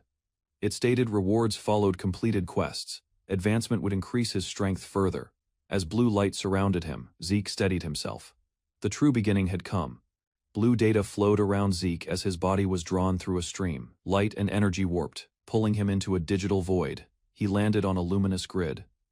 Shocked, he glanced around, uncertain if he had been transported again. He quickly understood this wasn't basic teleportation. The entire space had shifted into a battle-ready zone. Without warning, savage orcs appeared from the shifting grid. One roared, rushing forward with a brutal weapon lifted. The tutorial mission appeared. Eliminate the enemies using at least 2 distinct skills. A time restriction was applied. Zeke studied the enemies and prepared himself. He needed to move quickly and accurately to survive. The orcs attacked together. Zeke launched his first attack, using a powerful dash technique. His second ability triggered Swift Step. The strike scattered the enemies with a forceful explosion. The system acknowledged his combinations, confirming successful skill execution. He advanced without hesitation. Holding a claymore, Zeke noticed its effortless weight. His power was now clearly amplified. His divine body enabled flawless movement and energy output. The blade moved like an extension of himself. With one last strike, the orcs collapsed. The tutorial mission was marked complete, and he returned instantly, back inside the chamber. Zeke wondered if everything had been a hallucination. It felt incredibly real. System alerts confirmed rewards, critical bonus, time bonus, and shop access with 40 points. He opened the shop interface, amazed by the rare artifacts. A new plan formed profit through system exchange. Zeke tried selling items in the system marketplace. The training claymore was unsellable, but an elven dagger held minor value. Understanding only ancient relics carried true worth, he hesitated to sell it. The auction might grant far more gold than the small points offered. He chose to keep the dagger for emergencies. The exhausting day weighed on him, and he stretched before going to rest. As the lights faded, Zeke confirmed everyone else had fallen asleep. Silence covered the mansion. Morning arrived at the Academy's research facility. Inside, scholars discussed Zeke's rapid completion of a complex mana analysis. One professor was astonished by the speed. Zeke stayed composed, subtly avoiding extra attention. Zeke sensed the professor's caution. He sipped tea, aware of the man's observation. The professor explained how mana stones were cataloged and monitored using ancient scripts and numbers. Yet the mana stone Zeke submitted was unregistered, something that should have been impossible. The professor assumed Zeke had discovered the stone himself. His expression softened, impressed by Zeke's hidden ability. He advised Zeke not to waste his talent in obscurity, sensing potential beyond limits. Zeke agreed quietly, preparing to adjust outside. New coordinates appeared on his system interface. Magical formations surged in the laboratory. Zeke and the professor collaborated, modifying parameters for the device. As the process finished, Zeke smiled with satisfaction. Another step forward had been achieved. The professor departed for a lecture. Zeke bowed respectfully, thanking him before leaving. Zeke and the blacksmith left the workshop after completing the magic brazier. Zeke reminded him about their agreement, with a serious expression. Zeke revealed a wrapped item and asked for it to be forged into a sword. The blacksmith reacted in shock, recognizing the object as something rare and dangerous. The box opened, revealing Bahamut's cursed fang, an artifact of legendary origin and immense worth. The blacksmith was stunned. He had never witnessed a dragon fang so pure or perfectly preserved. Zeke explained it was part of Terracon Draker's final inheritance, a relic gathered before his death. The blacksmith stood speechless. Zeke had given him an invaluable crafting chance. Overwhelmed by emotion, the man shouted his determination to surpass expectations. Flames ignited in the forge as he poured all his passion into the work. He introduced himself as Galleon Halbert and declared he would finish the blade, even if it cost his life. The scene shifted to a promise Galleon made long ago, vowing to repay the favor that saved him. Zeke, smiling faintly, recalled everything and entrusted the task to Galleon. Zeke departed, trusting Galleon to fulfill the vow. Outside, the forge's sign read Papin's breath. As he walked away, Zeke quietly awaited the outcome of the blade yet to be created. Inside, Galleon hammered metal under blazing flames, already committed to forging a masterpiece. Within his chamber inside the Platinum Mansion, Zeke inspected the blade, remembering how much effort it required to create. His thoughts wandered to the clash with Duke, a recollection filled with regret and unresolved matters. 7 days had gone by since the mysterious message appeared. He remained patient, sensing something was about to occur. Shadows spread inward as a silhouette moved ahead. Zeke's instincts warned Duke had arrived. A chilling tone requested explanations. Zeke stiffened, guilt and pressure tightening within. Duke's presence surged. His purpose was deadly. Zeke understood fleeing was not possible. Duke charged. The blow slammed Zeke down, breaking through any resistance. Seizing him harshly, Duke repeated his demand for honesty. Zeke was hurled with power, flying through the air, disoriented and shaken. Striking the ground heavily, Zeke groaned, dazed, dropping from a vast height. Fear gripped him. He couldn't recover quickly enough. Right before death approached, someone seized him mid-air. Duke's hold strengthened. His words pierced deeply. Zeke had neglected the challenge. Every missed meeting had been an intentional insult. Duke started counting. Zeke had 5 seconds remaining to answer or drop. Zeke grinned through the agony, ridiculing Duke's warnings. The count went on 4, then 3, pressure rising. Duke's grip remained steady. He reminded Zeke that his true identity stayed hidden. The tension increased, calling him Garden Keeper Dexter. Duke revealed what he knew. Zeke's eyes narrowed, concealing his shock. Duke threw Zeke downward, finishing the confrontation with force. The collision fractured the ground beneath. Zeke rolled, groaning in pain. Duke's voice revealed the truth: he had once been a Black Knight. Zeke gazed upward, stunned. The revelation altered the balance of power between them. Duke attacked, again, punishing Zeke for dishonoring a knight and a noble. Zeke knelt, offering genuine apology. It surprised Duke. Zeke asked for clarification. Was Duke truly no longer a knight? Duke brushed it off as irrelevant. Zeke wondered if a knight could drop in rank. He teased lightly, then halted, as Duke called him out. Zeke became silent, realizing he'd gone too far. Duke's stare was enough. Zeke nodded. Since Duke had spoken honestly, he would too. He confirmed Duke had recognized his identity from the beginning. Zeke admitted confidently he had approached Duke to become his student. Duke struck his knee and laughed, agreeing to accept Zeke as his apprentice without hesitation. Zeke was shocked by how easily it happened, quietly choosing to accept. Before Duke changed his mind, he knelt formally, declaring his purpose with respect and vowing to bring honor to Duke's name. Duke praised Zeke's awareness, noting that few noticed such etiquette nowadays. Zeke deflected the praise with humility, then carefully asked why Duke accepted him. Though known for refusing students, Duke had accepted only one before Andre, after years of struggle. Zeke guessed that the duel showed potential even greater than Andre's. Duke smiled, challenging the idea. Zeke claimed it was due to his family talent. Duke laughed again, denying it. If talent was the reason, he would have chosen someone else. What impressed Duke was Zeke's persistence, the resolve to endure and move forward. Talent alone couldn't reach the peak. Those who never struggled often collapsed when challenged. Zeke silently agreed, understanding the truth behind Duke's words. Even prodigies sometimes failed to grow beyond limits. Hardship created real strength. Duke ended the discussion and told Zeke to follow. It was time for his first training. They reached a hidden training hall beneath the greenhouse. Zeke looked in surprise at the concealed facility.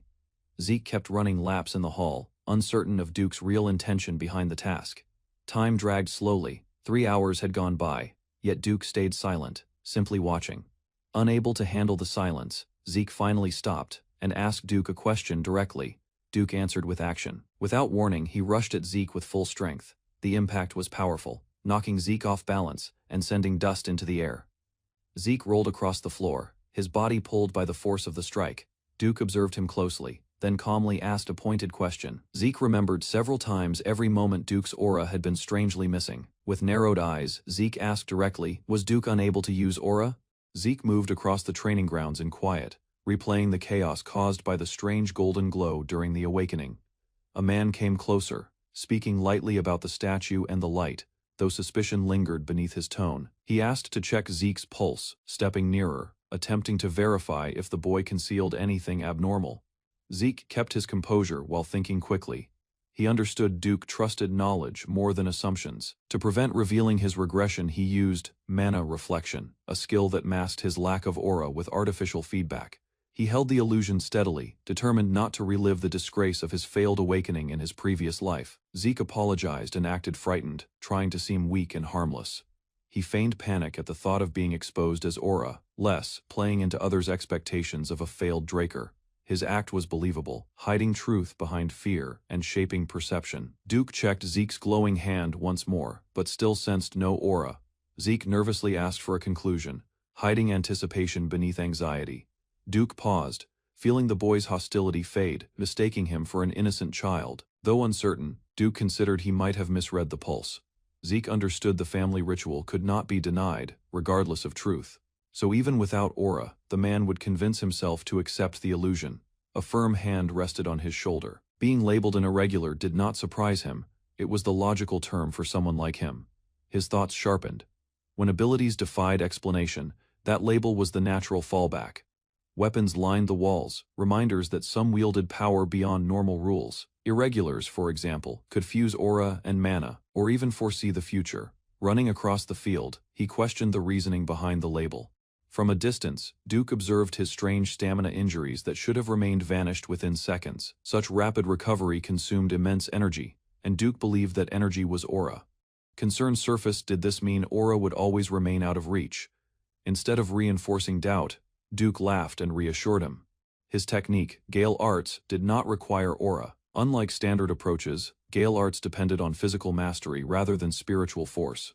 One step shattered the ground. Wind erupted outward from a single stomp. Shock filled the student's eyes as dust, and pressure surged through the chamber. In silence, Duke turned and asked if the demonstration was impressive. He granted permission to replicate the technique, but only once. Zeke jumped. With intense focus, he copied the stance and struck the ground. Cracks burst beneath him, watching from afar. Duke smiled. As pressure rushed forward, his vision sharpened mid-action. Mimicking Duke's method revealed the hidden structure behind each movement. Footwork was not random. Every step carried intent, dodging, closing distance, or creating space. Purpose guided every motion. What once seemed simple now revealed strategic complexity. Dust swirled as his movements matched the form with eerie accuracy. Shock spread among the observers. Duke watched, amazed by the boy's sudden improvement. Barely a week had passed since training began. Perfection had emerged rapidly. Just days earlier, such skill was unthinkable. Even Duke could not explain the transformation. It was as if darkness had turned into light. A smile formed on his face. Talent like that could not be taught, only revealed. When praised, the young trainee stiffened. Praise was welcome, but secrecy mattered more. Inside the dining hall, plates were stacked high, food piled up as his appetite surged. A month had passed since training started. Hunger grew alongside strength between bites. An unexpected voice called out, asking for a conversation. Andre stood there, calm yet clearly probing. Zeke greeted him cautiously. Questions came quickly. How had Zeke gained Dexter's favor so fast? Pretending innocence, he shrugged. Fate had chosen him, not ambition. Still, unease spread across the table. A fork struck the plate as tension thickened the air. The mood among the cadets grew sharp. Crimson eyes burned with irritation, being called inferior cut deeper than expected. Metal fingers tightened. His words were unfinished. Pride demanded a response beyond emotion. Zeke replied calmly, asking if Dexter would ever select a disciple based solely on lineage. His words hit harder. Dexter's decision reflected skill, not blood. Instead of dwelling on resentment, the cadet should focus on improving himself. Bootsteps echoed in the arena. The class shifted from words to the training ground. Neither understood the sudden change, but they watched as the challenger stepped forward. Despite fatigue, he pleaded for a chance to remain, even offering to serve. His endurance spoke louder than excuses. 300 laps without aura left him breathless. Early judgments faded. Determination replaced doubt. Cold water soaked his aching body. No longer a bookish boy, now a cadet with resolve. A call rang throughout the academy, drawing cadets from their drills into instant alignment across the vast courtyard. Murmurs traveled swiftly. The Patriarch would arrive today, an uncommon and significant moment for every Draker trainee. Steel-clad guards advanced before the incoming carriage, announcing the arrival of someone far beyond their status. Howard, a senior officer, shouted commands to prepare formation. The occasion required perfect discipline. The Patriarch's carriage moved forward, surrounded by elite riders, stopping exactly at the central square. The Patriarch stepped out, casually greeting Howard with ease. His aura immediately demanded respect. The cadets saluted. The leader of the Drakers stood before them, wrapped in authority and legacy. The Academy's massive clock rang. Midday had come, a sign of what would follow. Dark energy started gathering around the Patriarch, signaling the start of a transformation. Arthur Draker moved ahead. His eyes locked onto the cadets. His identity shocked everyone present. A surge of power spread outward. Howard steadied himself as reality seemed to distort around them. Arthur spoke to the assembly, proclaiming them the future of the Drakers. One cadet stood firm, motivated. Arthur's words had deeply resonated. Arthur's gaze showed certainty. The weight of command was evident. As brightness cut through the sky, the Patriarch turned away. A new era had started. Within a grand hall, Zeke Draker formally introduced himself, honoring the Knight Commander and protector of the Dragonslayer legacy. He bowed respectfully, expressing full honor. His voice carried pride and heritage. The man before him chuckled, entertained by the traditional act, and invited Zeke to take a seat. Zeke was offered rare tea and delicate pastries. The gesture caught him off guard, showing how closely he was monitored. He silently realized that even his preferences had been recorded, proof of the Patriarch's influence. As he drank, he remembered a phrase, "Nothing is impossible for a Draker." That belief now felt real. The Patriarch revealed his purpose, mentioning he had heard the Duke had taken on a student. Zeke acknowledged it, thankful for the opportunity. He openly expressed his admiration. The Patriarch supported him. If Zeke followed the Duke's direction, he might become the strongest on the continent. Zeke stated his ambition to gain power without limits. He would forge his own path, not merely endure, but dominate. The Patriarch understood. Zeke sought not to follow, but to exceed him. Zeke struggled under the strain, as blue energy sparked around him. He looked on in disbelief. The Patriarch had called forth the astral sword. This aura skill dominated everything nearby, a supreme technique mastered only by Black Knights. Zeke watched carefully as the energy stabilized. He lowered his stance, alert yet composed, fully aware of the force displayed. The Patriarch remained seated, calmly within the swirling aura. His control over the astral sword's immense power was absolute. Zeke understood this was the might of a true Draker Patriarch. For the first time, genuine interest stirred within him. The patriarch expressed support, but admitted it was insufficient. His tone suggested hidden intentions. Zeke mentally compared the patriarch with the duke. He realized this man existed on a completely different tier. A black card was given to him, an elite credit card carrying vast authority. Zeke was left stunned. Zeke instantly understood its value. It was rare, limitless, and influential. The patriarch offered it under both their names, insisting Zeke use it whenever necessary. But Zeke saw deeper. The card served as a means to monitor him, a silent form of surveillance. Zeke concluded the patriarch did not consider him a danger, not yet. With a courteous dismissal, the patriarch let Zeke leave, acknowledging his training intentions. Zeke walked out quietly, lost in thought, as shadows drifted past the window. Inside, the patriarch exhaled. The discussion had ended, but tension remained. The duke entered, his voice sharp and cold. He accused the patriarch of contradiction. Their conversation grew tense. The duke blamed him for years of neglect, while the patriarch justified his choices politically. The duke slumped into a chair, irritated and sarcastic. His tone revealed exhaustion from endless pressure and conflict. The patriarch presented a rare drink, attempting to ease tension and rebuild their connection. As the bottle opened, the duke brightened, recognizing the premium liquor. The tension slightly eased. Their discussion shifted to rising instability across the continent. The duke admitted he had been confined within the academy. The patriarch suggested the duke already understood, revealing the extent of his intelligence network. The duke spoke of the emperor's fixation on immortality, noting it had spread across the entire continent. The duke dismissed immortality as illusion, stating magic only delays aging, not prevents death. The patriarch agreed, but proposed a darker theory. The emperor might be seeking a relic connected to the elder dragon. Stunned by the idea, the duke looked on in shock. The possibility had never occurred to him. In a silent chamber, echoes ridiculed the notion of turning back time. Sorcery could trick the senses, but never overcome death. A solitary man remained seated, darkness coiling. A strange presence awakened as power accumulated around him. His form shimmered, an unusual ability, soul manifestation, stirred inside. His senses stretched beyond the realm of life. In the distance, aristocrats spoke of the northern continent. A relic was said to lie buried beneath frozen lands. The emperor's agents had failed to locate it, confirming both its concealment and threat.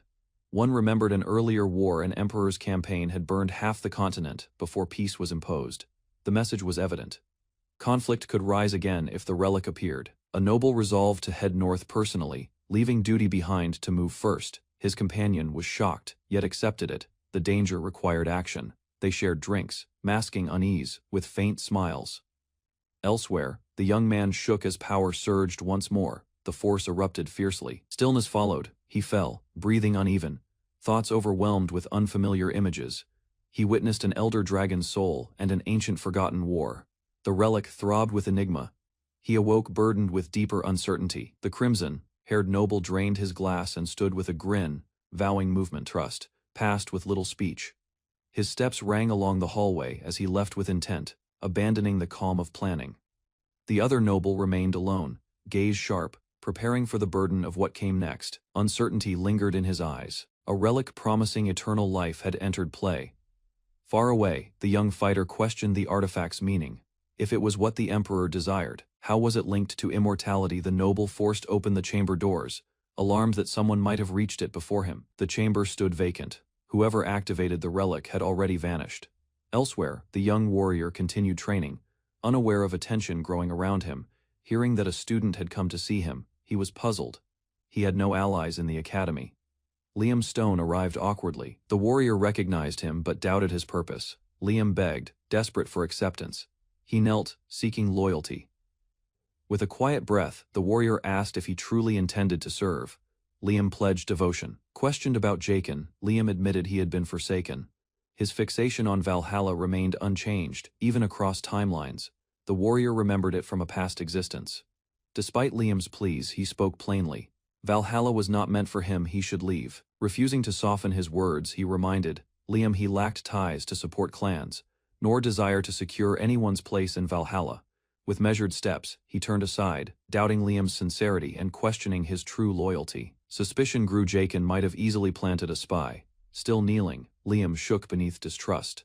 Suddenly, Liam unsheathed a blade and stabbed his own arm, blood spilling in crimson streaks.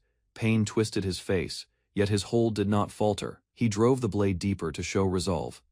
"I will prove myself," he whispered through clenched teeth, lowering the weapon as blood covered the ground. Silence lingered briefly. Liam entrusted his fate entirely to the other. No great reward was promised in return, only his ear, sacrificed to show loyalty. Even while pleading, his eyes burned with resolve. He did not seek mercy, only power. Looking down at Liam's bruised face, he stayed silent. No sympathy, only judgment. A lone spear descended. A challenge given one chance to strike if Liam was worthy. Defeat was expected. Liam fell, overcome in a single blow, yet alive. Recognition followed. A subtle nod and faint smile showed he would be accepted. Injured yet thankful, Liam nodded quickly. Pain held no meaning in that moment. Interest emerged despite his aura being concealed. Liam felt something deeper. Could this man truly match him? Liam's body trembled, his breathing uneven. The pressure of the aura weighed upon him. Blade lifted. He struggled simply to remain upright as the force intensified with each pulse. He dashed forward, muscles straining. His opponent reacted instantly, their clash sending waves through the arena. Fragments flew as the ground shattered beneath the collision. Another spear fell from above. Dust cleared as Liam staggered, battered and disoriented. With no emotion, the warrior questioned Liam's determination, displeased. He deemed the effort worthless. Liam stands bruised, facing Zeke with unsteady breath. Zeke holds his blade ready, posture calm but dominant. The battle is clearly one-sided. Zeke acknowledges Liam's persistence, but warns that continuing is pointless. Valhalla, the elite academy, is out of reach for someone of Liam's background. Zeke recalls his own expulsion despite being a direct descendant. Entering the cradle was already beyond Liam's status. Failure would be expected. Zeke watches as Liam clings to his pride. Anxiety clouds Liam's eyes, knowing how much is at stake. Zeke questions Liam's obsession with Valhalla. What value lies in pursuing something that may break him again? In another life, Liam was expelled and lost his order, yet reached the Scarlet Realm and earned the title Mercenary King. Liam pleads for another chance. His voice shakes, but he doesn't retreat. Zeke senses unyielding determination. Liam has no plans to quit. Zeke offers a chance with a condition: he won't make it easy. Zeke explains the cost. Sacrifice is required: speech, pride, or flesh. The trial: sever his right arm. Zeke makes it clear. Liam freezes, horrified. Zeke questions if his goal is worth the price. Zeke acknowledges the cost is near suicidal. No sane person would accept. He warns Liam to walk away if he can't commit. There's no time for hesitation. Still, Zeke offers a path forward. Valhalla isn't the only way. The Scarlet Realm remains. Liam braces himself. The blade falls fast, inches from his arm. Zeke's expression is unreadable, watching closely for Liam's reaction. Just before contact, Zeke shifts the blade. Liam doesn't flinch. He stands still, resolved. A single teardrop hits the ground. With precise force, Zeke changes the trajectory. The sword crashes beside Liam. Wind swirls violently from the swing's force, but Liam remains standing. Liam trembles, breath uneven, struggling to stay upright. Zeke watches him, unimpressed by the recklessness. Zeke scolds him, angry that Liam didn't hesitate. He questions what would have happened if Liam had regretted the decision mid-swing. Liam tries to explain but stops. Zeke waits for the answer, not accepting silence as an excuse. Liam admits the risk wasn't just physical. He feared losing something more important than an arm. Zeke warns him. One more reckless act will lead to being cast out. Regardless of loyalty, Liam's eyes widen. Zeke's words carry meaning. He passed the test. Ladder. Zeke urges Liam to move quickly. He jokes about public image. Having a one-armed subordinate wouldn't look good. Liam hesitates before using the high-grade potion. He questions if he deserves it. Zeke assures him, it's an investment, not charity. He believes in Liam's potential. Zeke asks what drove Liam to such lengths. Liam reveals it wasn't about pride or status. It was his mother. She fell ill right after he was abandoned by Jaken. Though she recovered, the fear stayed. Liam's choice wasn't about ambition. It was about protecting someone irreplaceable. Liam explains his mother's worsening illness. Her body is covered in red, rose-like spots. The village healers remain clueless about the disease. Zeke understands the real reason behind Liam's obsession with Valhalla: access to advanced medical support for students' families. Hearing the symptoms, Zeke begins writing. The term red spots resembling roses triggers a memory from a future epidemic. Zeke recalls the red blossom disease marked by recurring fever and red flower, shaped marks. It once devastated the continent. The plague claimed countless lives due to its rapid spread and lack of treatment. It only ended when a cure was found. Zeke hands Liam the formula. The remedy is simple enough for local healers to prepare. It's a solution from the future. Liam asks how Zeke knew what no healer could name. Zeke gives a vague answer, mentioning a skilled alchemist. He recalls the two genius brothers who developed the cure, but later withheld it due to guild greed. Zeke hides the truth of his regression, simply stating he knows an alchemist. He then releases Liam from his need to join Valhalla. Zeke tells Liam he's no longer required to become a cadet. The cure removes his reason for applying. But Liam refuses. He remembers the moment he pledged his life. That resolve hasn't changed. Liam kneels, reaffirming his loyalty. He chooses to remain as Zeke's subordinate, regardless of his mother's condition. Zeke reflects on the unusual pledge. Having the future mercenary king as a follower is a rare advantage. As the sun sets, Zeke warns Liam to keep up. The journey ahead won't wait for anyone. Elsewhere, a new scene begins. Cadet Owen stands before the headmaster, awaiting orders as the next chapter looms. Cadet Owen stands before the headmaster, proposing to raise the difficulty of the semester evaluation. He explains that the current first-year students are exceptional, including elite bloodlines and awakened candidates. He argues that a tougher exam will better reveal true capabilities. The headmaster listens in silence. The headmaster acknowledges the logic and credits Owen's lineage. He agrees to consider the proposal seriously. After Owen leaves, the headmaster sits alone, visibly thoughtful. The conversation lingers in his mind. Gazing out the window, he reflects that Owen's ambition resembles someone he once knew. Legacy holds weight. The headmaster recalls a past figure who shared the same proactive mindset toward future threats. He visualizes Zeke training with Liam, preparing ahead, just like Owen now suggests. With danger inevitable, the headmaster silently agrees. Eliminating threats early is the wise choice. On the day of the dungeon assessment, cadets assembled at Draker Academy, ready to confront the semester's test in the wooded outskirts. The academy's regulations were strict. 2-person teams needed to escape a randomized dungeon within the allotted time. Liam, positioned beside Zeke, confessed his anxiety as the duos waited to be summoned forward. Another cadet reminded Liam that nervousness was natural. Too much caused errors, too little bred arrogance. Their names were announced. Zeke and Liam answered at once, moving toward the entrance. A cadet stopped them, adjusting their path with a simple motion. They turned as directed. As they neared the gate, another senior cadet observed their steps carefully. He commanded them to stop wasting moments and proceed ahead without hesitation. Zeke accepted the order and entered the dungeon alongside Liam. Inside, the rules took effect. Each team had 96 hours to escape. Combat and endurance counted. Defeating monsters granted additional points, but failing to escape on time resulted in automatic failure. After eating, Zeke allowed Liam to rest while he stayed on guard. He walked silently through the dark corridors with a lantern in hand. 16 hours had passed. Zeke hadn't slept for days yet, stayed focused. Zeke remained vigilant in the dungeon, aware his endless stamina only restored physical energy, not mental strain. Remembering the risks of unstable dungeons, he told himself to minimize danger and act strategically. As lanterns flickered softly, he decided to rest after Liam awoke, intending to rotate shifts carefully. Suddenly, a bell echoed in the mist. Liam stirred from sleep, his senses shaken by a chilling presence. A strange vision followed. A red-cloaked figure advanced through the haze beside towering mountain peaks. The dream concluded in chaos, flames, shadows, and a dark figure collided violently in the snowstorm. Liam awoke in fear, sweat dripping from his forehead. The nightmare returned again. He sat upright, breathing heavily, remembering the sound of a bell echoing in the darkness. Outside the tent, Zeke stood alone, suddenly alert as the temperature dropped rapidly. Explosions broke the silence. Zeke hurried to wake Liam, telling him to avoid using light. Relying on the dungeon eye, Zeke stepped into the shadows, gathering information first. A burning odor confirmed its sulfur. He identified the signs of a dangerous predator, hellhounds. Memories of his former life resurfaced. He recalled collecting cores, but never encountering hellhounds. He sensed something was off. The ground trembled with more force than any pack leader could create. Understanding the weight behind the shocks, he suspected a mutation, something far more powerful than expected. Zeke evaded falling debris as the structure fractured under a violent impact. Dust filled the surroundings. Liam rushed forward, weapon drawn, shielding Zeke from further harm as the ground shook. Zeke cursed the orchestrators behind this chaos, the Seaman's group suspecting foul play in the dungeon setup. He had felt it earlier. Someone was plotting against him. The hellhounds weren't random.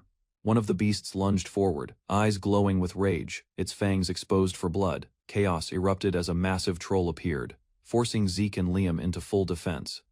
Zeke recognized the troll as a Tier 4 threat capable of leading hellhounds and regenerating from injuries. Understanding the danger, Liam stepped ahead, offering to act as bait and buy time. Zeke refused the idea of retreat, placing full trust in Liam's power and determination. Zeke reminded Liam that no true leader abandons his partner in battle, not even now. He urged Liam to fight with confidence, stating he would support him throughout. Liam smiled, reassured by Zeke's words and prepared to engage without hesitation. The battle began. Blades struck against the troll's hardened body as energy surged with each blow. Liam moved quickly, targeting the troll's joints and coordinating strikes alongside Zeke. The troll acknowledged their accuracy, recognizing them as opponents worth noting. The troll's immense strength shattered the ground, sending debris flying as Liam was thrown back mid. Charged Zeke countered with a precise strike, but the troll's massive limbs blocked the attack, unmoved. As Liam regrouped beside Zeke, he admitted the threat was greater than expected, tension rising. The troll's regeneration erased shallow wounds, healing its injuries before real damage occurred. Zeke realized their basic attacks weren't enough, and the creature's resilience required a decisive blow. With calm determination, Zeke stepped forward, gripping his sword firmly ready to end the battle himself. The troll's corpse crumpled, blood leaking from its broken face. Its core, now revealed, glowed faintly. A system notification confirmed the kill. You have slain a troll, earned 30 karma points. Zeke remained steady. He instructed Liam to gather the loot. Suddenly, a hidden quest emerged: slay 100 monsters of 10 kinds within 72 hours for double karma. Zeke checked the timer. 79 hours remained. Yet collecting 10 kinds would be challenging in this dungeon. Most dungeons only contained 3 Fey4 kinds. This one, a trap, could be different if explored completely. Liam came back with a loot bag basic, yet enough for storing monster heads for the quest. They moved forward instantly. Monsters dropped one after another under their coordinated strikes. Time passed swiftly. 67, 61, 41 hours left. Their momentum never slowed. With 12 hours remaining, they had killed many but still lacked monster variety. Zeke asked about Liam's state. He wasn't certain yet. Only 5 minutes remained.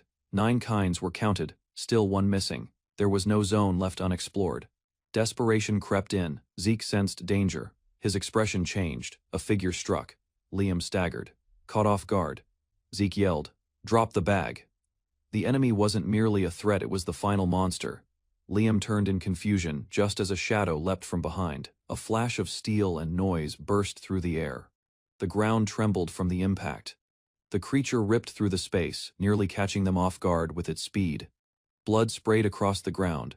Liam stared in shock, only realizing the threat as it passed him, barely missing vital organs. He stumbled back, shaken. Zeke approached calmly, asking if he was okay. Liam insisted. It was just monster blood. Zeke tightened his grip on his sword and told Liam to step back. He planned to face it alone now. A giant worm burst out, its screech echoing. Zeke prepared to confront it without hesitation. Zeke identified it: a dungeon worm, extremely rare in lower zones, yet lethal. He lunged as the worm opened its jaws, spiraling toward them like a vortex of teeth. Liam watched from afar, wide-eyed, as Zeke charged forward without hesitation. Liam panicked but quickly checked the bag. It was safe. His lord still fought. Zeke jumped through the worm's spiraling force, meeting it mid-charge.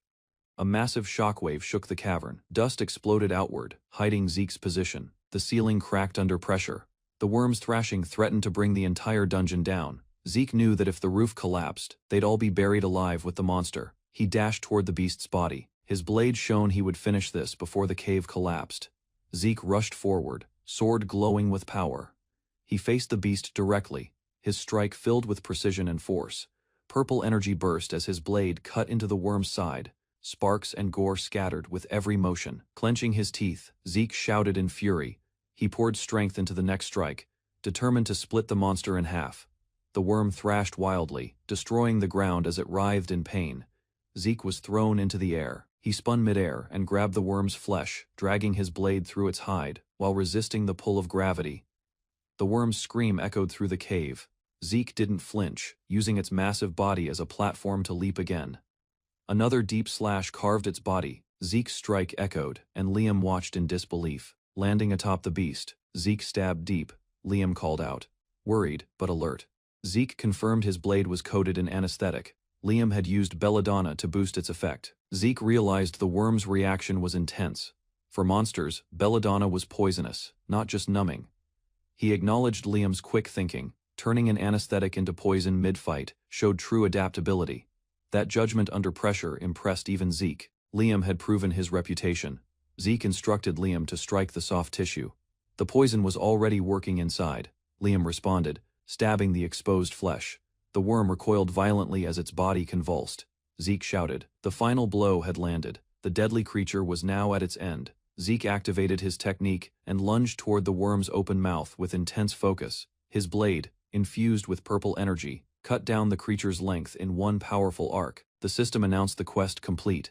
Zeke had earned 700 karma points from the final decisive kill. Survivors assembled as instructors started score assessments. Pressure filled the space as groups queued, awaiting their moment.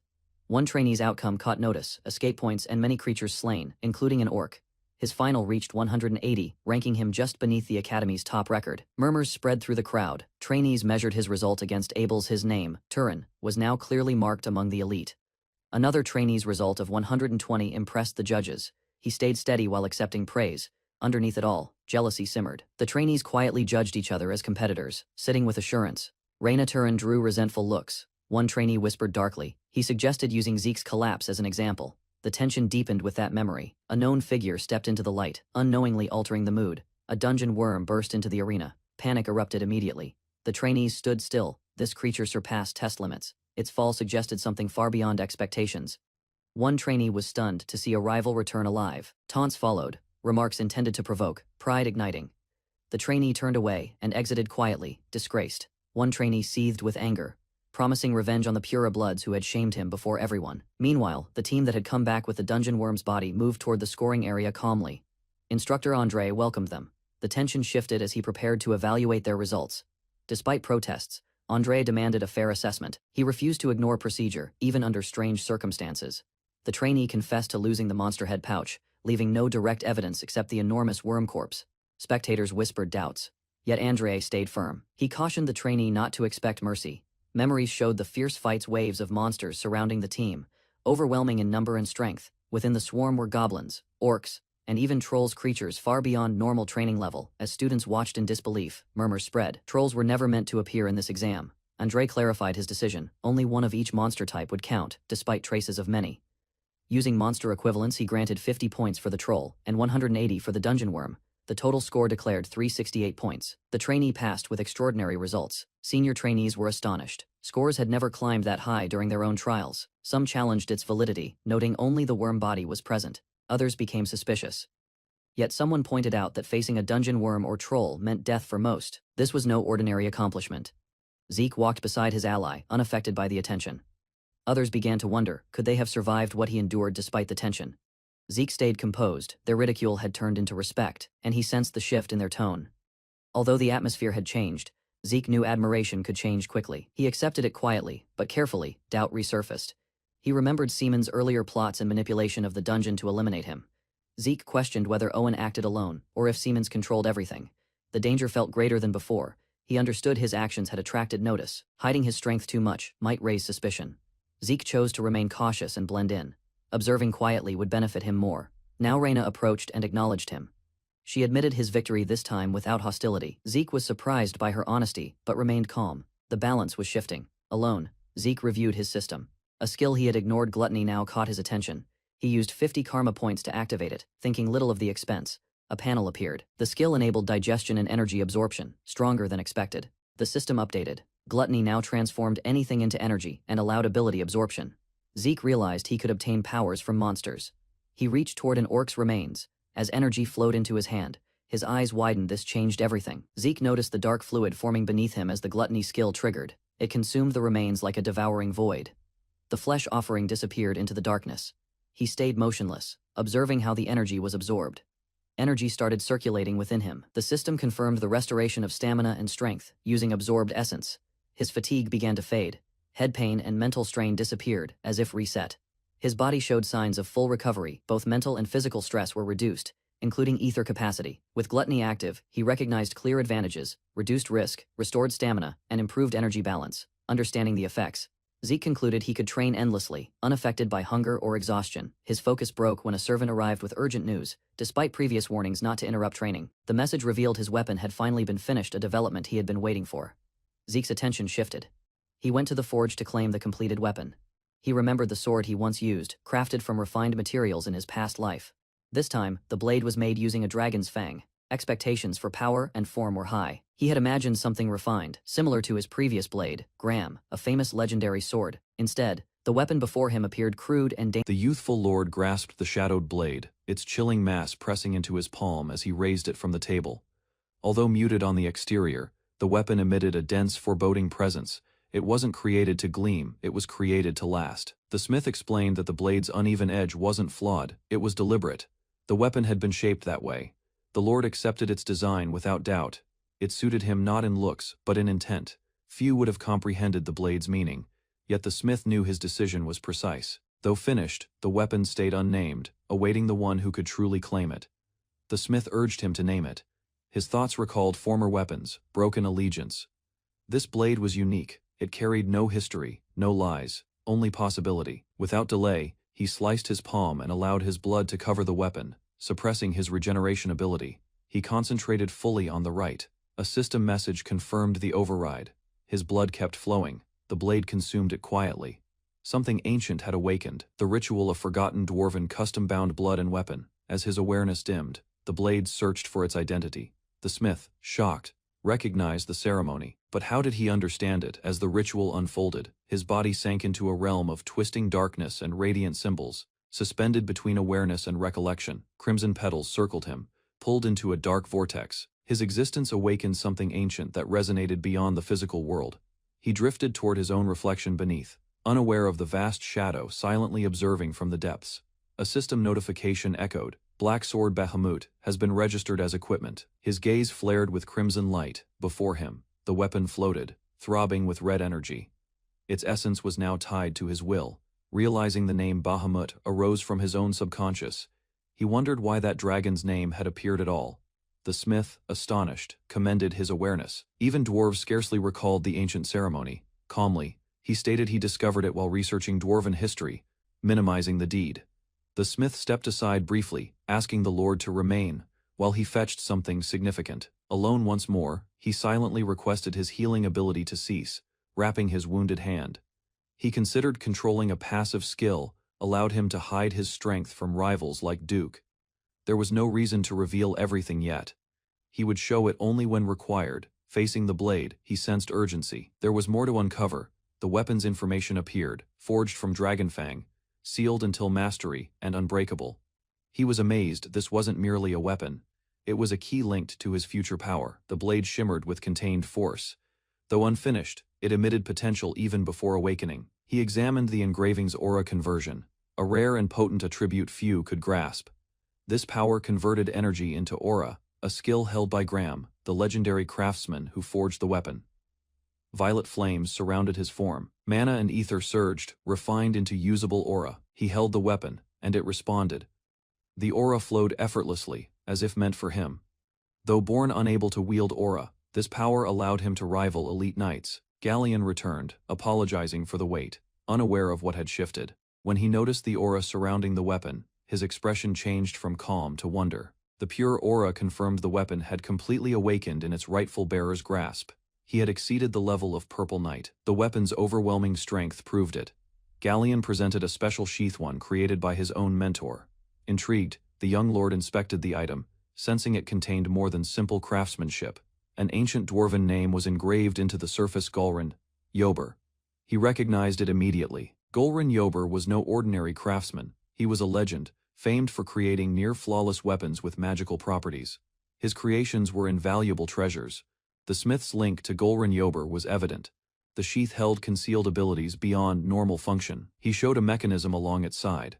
A turn of a dial triggered the transformation. The sheath expanded swiftly, reshaping into a shield composed of layered metal and runes.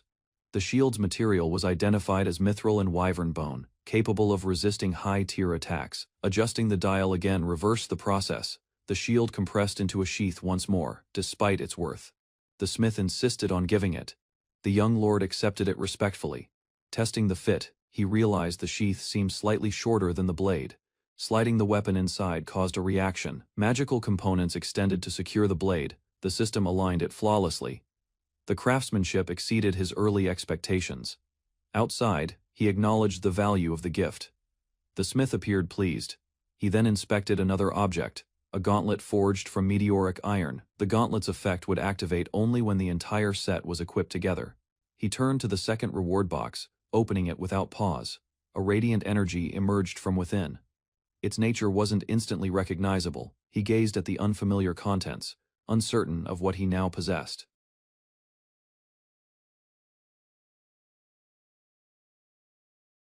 The young man spread out an ancient map he had discovered by accident. The parchment was aged yet inscribed with unusual exact pathways. He gazed at it, astonished, as system text indicated it held remnants of Grandmaster Kaiser. His eyes opened wide in shock. An image of hero King Kaiser and the Clock Tower Knights emerged. Although famed, their presence was deemed mythical due to missing documentation. He began analyzing the relic. Magical force flowed throughout the chamber. Recovery completed. The ultimate location appeared on the minimap. The target was the giant mountains. He verified it aligned with the fragment's source and felt reassured. Because of his abilities, the tutorial concluded sooner. A system notice confirmed a quest item was uncovered. A fresh quest appeared: obtain Kaiser's hidden technique. Rewards granted increased administrator privileges. He agreed. With the tutorial finished, the true trial started. He enthusiastically used saved points to unlock level 2 draconian abilities. Dragonclaw skill drew attention. Though expensive, it provided superior offensive power. Without additional points, he accepted this compromise and readied to test the ability. Dragon scale armor and Dragonclaw engaged. Power surged. Fire burst from his hand as he lunged ahead with force. With a booming blow, he struck the ground. The outcome surpassed all expectations. He tightened his grip on his weapon and activated dragon scale armor. A radiant glow coated his arms as energy expanded outward. The system verified the armor's activation. He advanced, intending to examine its defensive capability while moving. Although the strike failed to penetrate, it revealed weaknesses in his form. He understood his power required improvement and coordination. At Draker Academy's main hall, students assembled for the term's practical aura examination beneath the towering dome. The instructor clarified that the training dummies were specially made. Physical strikes alone would not even mark them. To succeed, aura needed to be applied. Anyone unable to harm the dummy using aura would fail instantly. Failure meant repeating the year, beginning again from nothing. The pressure in the hall increased rapidly. Students shared uneasy looks. The next name announced was Aaron, who advanced with uncertain confidence. Aaron encouraged himself. The exercise reflected what he practiced at home. Confidence returned to his expression. Aaron bragged inwardly, certain nobody could match his aura mastery. He assumed his stance. Owen's name followed. Calmly, he prepared his sword as a soft vibration filled the air. With a surge of strength, Owen advanced. Blue energy sparked around his blade. It clearly showed 5-sword resonance. Spectators were amazed. At only 13, Owen controlled sword resonance. The instructors admired his innate skill. His strike broke the test dummy. Fractures spread across its structure, demonstrating undeniable aura accuracy. A single swing sufficed. The dummy was completely destroyed, leaving no doubt about Owen's exceptional control. Gasps filled the hall as Owen stood among shattered training dummies, leaving the crowd in admiration. He steadied his breathing, observing the outcome. His superiority was clear, and praise came from both peers and instructors. An upperclassman praised Owen's swift progress, implying he might soon exceed Abel, another leading cadet. Despite the cheers, Owen suddenly left the platform. Some interpreted his actions as prideful or disrespectful.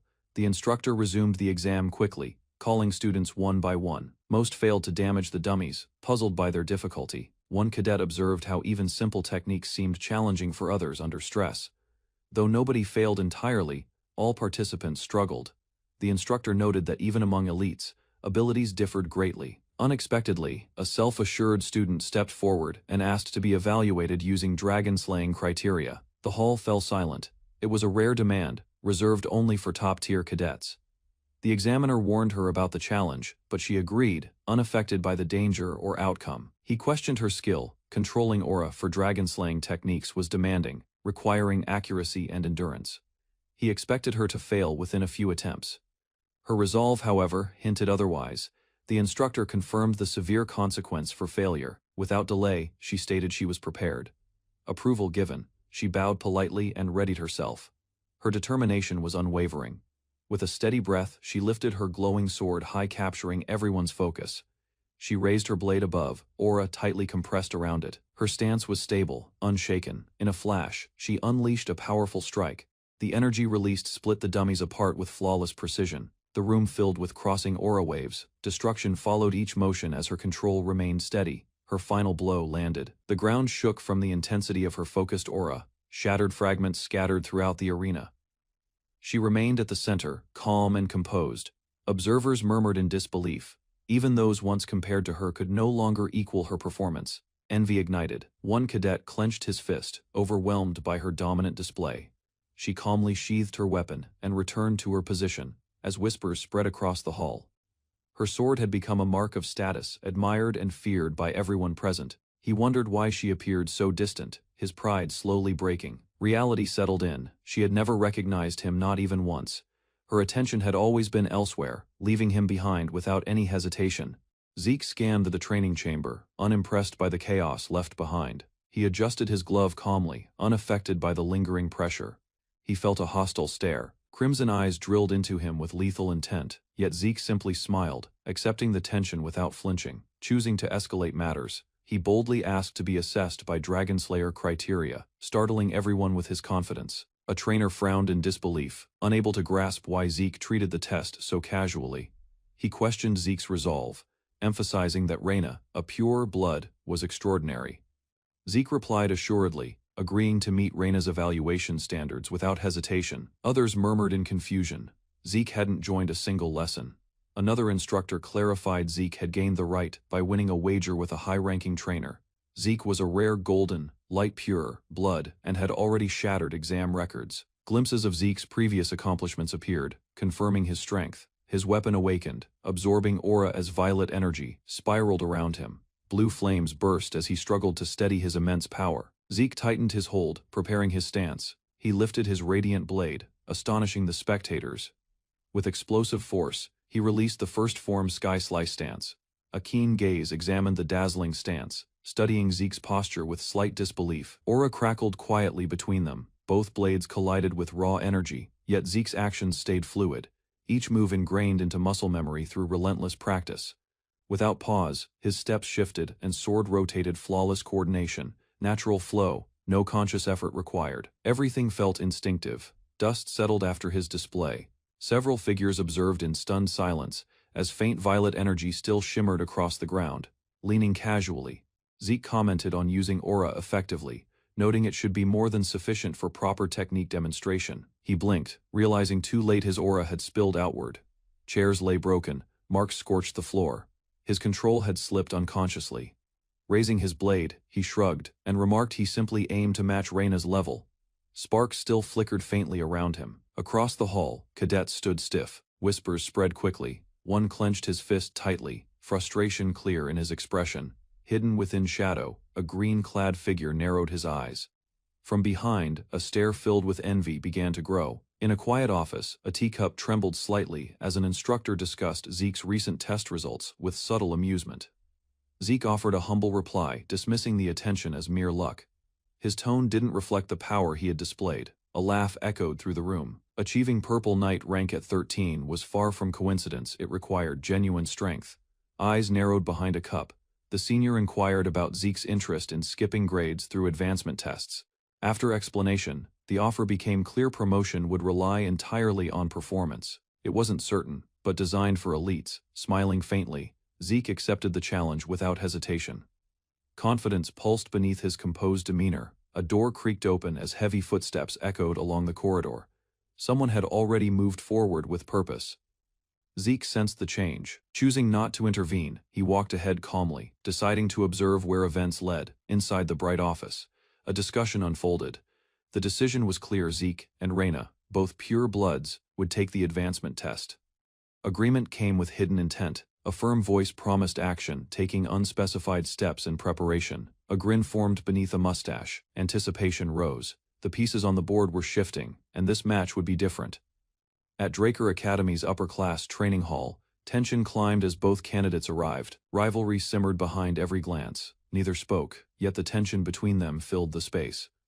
Eyes met briefly before turning away. Reina broke the silence first, casually commenting on the weight, trying to maintain composure. An imposing figure appeared, the examiner, not just any knight, but a direct member of the main family, Sir Owl Draker. Recognition struck instantly. Eyes widened at the sight of the man. A single title echoed in memory: Dieback Blade. The nickname carried a heavy reputation. A memory flashed. The same knight, once seen walking through ruins, carried a lifeless body from battle's aftermath. Shattered ground crunched beneath boots. A survivor dragged himself forward, bloodied and barely conscious. From the dirt, the wounded man looked upward, stunned to see a Draker among them. Confusion and fear clashed. He gripped his weapon, unsure whether he faced rescue or death. Kneeling in silence, the silver-haired man grasped the soil, his cloak dragging across the battlefield's edge. Crosses marked the graves, scattered across the barren land. Another figure approached quietly, halting a few steps away. A sword pierced the earth beside the kneeling man. He rose and turned, offering calm presence instead of hostility. Despite receiving no reply, he began digging. His purpose was clear: help offered with or without consent. The injured man slowly lifted his gaze, quietly asking about his identity. Without hesitation, the other answered he had abandoned the Draker name. Now, he answered only to Dieback Blade. Back in the training hall, Zeke observed Owl closely, internalizing the name now tied to a legend. His demeanor perfectly matched the title: cold, silent, and precise. Owl was introduced formally. His role as upper-class knight signaled the test would be anything but easy. Examination rules were explained: participants could continue, unless they surrendered or lost consciousness. Reina attempted to volunteer first, but was immediately halted. Dual participation was commanded. Expression steady, Owl challenged both simultaneously, daring them to strike together. Zeke remained still, his eyes shining with icy resolve, as he confronted his rivals without any hesitation. There was no fear in his face, only a steady and unshaken challenge. He lifted his voice, stating there was no reason to battle him one by one. His presence alone spread a wave of tension throughout the chamber. With steady determination, he urged them all to strike together. Two students readied themselves, recognizing the weight of the moment as the trial had officially started. One student cautioned the other to remain composed, fully aware of their gap in ability compared to Zeke. Their calm reaction revealed tactical awareness. Despite the pressure, they held onto their composure. A short breath was shared as they steadied themselves, thinking carefully under stress. Reina turned toward Zeke for guidance. He answered with confidence, already studying the opponent and shaping a strategy fit for the situation. Zeke clarified that careless moves would have cost points. Reina took in the correction silently, reflecting on the lesson. They quietly evaluated their surroundings, breaths visible in the chilly air. No words were wasted. Zeke noted Reina's perception as keen. A plan was forming rapidly, deliberate, and exact for a precise strike. Across the arena, Zeke's opponent drew his blade, holding it in a posture that showed years of expertise. Zeke identified the weapon immediately: the wongo, a rare sword from the Eastern Empire, used only by veteran warriors. He noticed Reina's pride rising, yet reminded himself that pride meant nothing without strength to support it. Zeke gave one final warning: not to lose control. The trial required clarity, not emotion. Reina nodded in agreement. Their opponent acted first, closing the distance in a blinding burst. Steel collided as sparks illuminated the space between them. Zeke parried with controlled force while Reina attacked from the flank. Their plan unfolded perfectly, overpowering the attacker together. The clash grew fiercer. Reina propelled herself forward, blade flashing as she aimed directly for the opening Zeke had predicted. With precise steps, she advanced quickly, knowing this was her only chance to pressure the enemy while he remained on defense. But the enemy was no novice. His posture shifted. As Reina advanced, he activated a dragon-slaying technique. The enemy released the half-moon slash, sending a powerful arc of energy that warped the air and shattered the ground beneath her. Reina was caught within the blast. The force hurled her back, crashing her onto the ground violently. Onlookers shouted in alarm, fearing she might be badly hurt. Dust rose from the crater where she landed. Reina appeared bruised yet conscious. She steadied herself and waved away any help. She remembered how easily she lost consciousness under that force. Her pride was shaken, yet her resolve stayed firm. Zeke, meanwhile, observed the enemy's immense strength. He knew Reina alone could not create an opening, but perhaps he could. Reina questioned Zeke's method, calling it dishonorable. She struggled with the idea of using trickery in a formal duel. Zeke answered bluntly. This was not a duel but an exam. Victory was measured by survival, not honor. Reluctantly, Reina accepted the reality. She doubted the tactic would work against an elite knight, but Zeke insisted it only required the right moment. Zeke reminded Reina of their earlier encounter, how she failed to evade an unpredictable strike during their training. That instant had revealed her strict dependence on formal technique. She now realized the value of unconventional approaches. Zeke smirked, assured. The enemy too could be taken by surprise, not through power but through the unforeseen. Zeke convinced Reina that this plan would succeed. It wasn't raw strength he trusted, but accuracy. Just a narrow opening was all he required. He triggered his technique, the applied dragon, slaying arts, merging it with shadowless steps, enhancing his movement into an erratic blur. His form divided into afterimages, encircling the enemy. The knight faltered in confusion, unable to follow Zeke's real location. Zeke attacked without pause, locking blades with his opponent. The enemy's hold tightened, compelled to react seriously under the pressure. Abruptly, the room's lights flickered. Sparks scattered across the ceiling as Zeke disrupted the surroundings through mana interference. The knight studied the anomaly. Detecting the interference, he concluded Zeke's traits mirrored those of a pure-blood war mage. The fight intensified. Blades rang as each clash grew stronger. Despite the barrage, Zeke's rhythm stayed steady. The knight misjudged the tactics, expecting direct force, not teamwork and controlled disorder. Zeke plunged into the darkness, aware the limited vision would aid him in hiding his strongest attack. Zeke found his opening. Mana surged as he activated the draconic skill he had reserved, Dragon Claw. Golden energy wrapped around his arm. Flames surged in the shape of a claw as he released a sweeping strike. The knight lifted his sword just in time, startled by the immense force behind the blow. Zeke's energy burst outward. The knight was driven back as sparks spread across the battlefield. He attempted to recover, but Zeke pressed on mid-air, chaining magical and physical attacks with relentless precision. The force peaked as countless strike points collided simultaneously. The knight struggled to hold his stance under the crushing momentum. Zeke's speed increased, glowing flames circling his arm. His opponent noticed the change. Zeke was quicker now than before. The lights dimmed. A slash of energy barely missed as the knight swung. Zeke evaded, slipping into the shadows with deliberate steps. From the enemy's view, Zeke disappeared, his figure blurred, indistinguishable from a phantom. Battling him now felt like facing pure darkness. Reina dashed across the arena, initiating her role in the plan. Their coordination was razor sharp. Meanwhile, the knight attempted to form mana lights to brighten the battlefield and regain control of his perception. Instead, the ceiling erupted in scattered beams. Mana threads stretched across the sky, blocking all visibility and further disrupting his focus. A sudden flash startled the knight. He turned too late. Zeke attacked from the flank, blade crashing into the knight's guard with explosive force. At the exact moment, he shouted. Reina, positioned above, delivered her final strike as directed. An instructor watched from afar, evaluating their teamwork. Though simple, the tactic proved effective. The attack landed with a thunderous boom. The explosion sent waves across the arena floor, overpowering the knight's stance. In the blinding aftermath, Reina's accuracy struck true. The instructor realized he had underestimated her role in the plan. From above, it became evident, ignoring Reina as a secondary threat had been the knight's fatal error. Now set, Zeke prepared to complete the technique. He activated Dragon, Slaying Arts, Chapter 4. With a broad arc, Zeke unleashed the full moon / a massive sweeping strike that sealed the final distance between them. A surge of energy spread across the ground as Zeke / connected, sending shockwaves outward.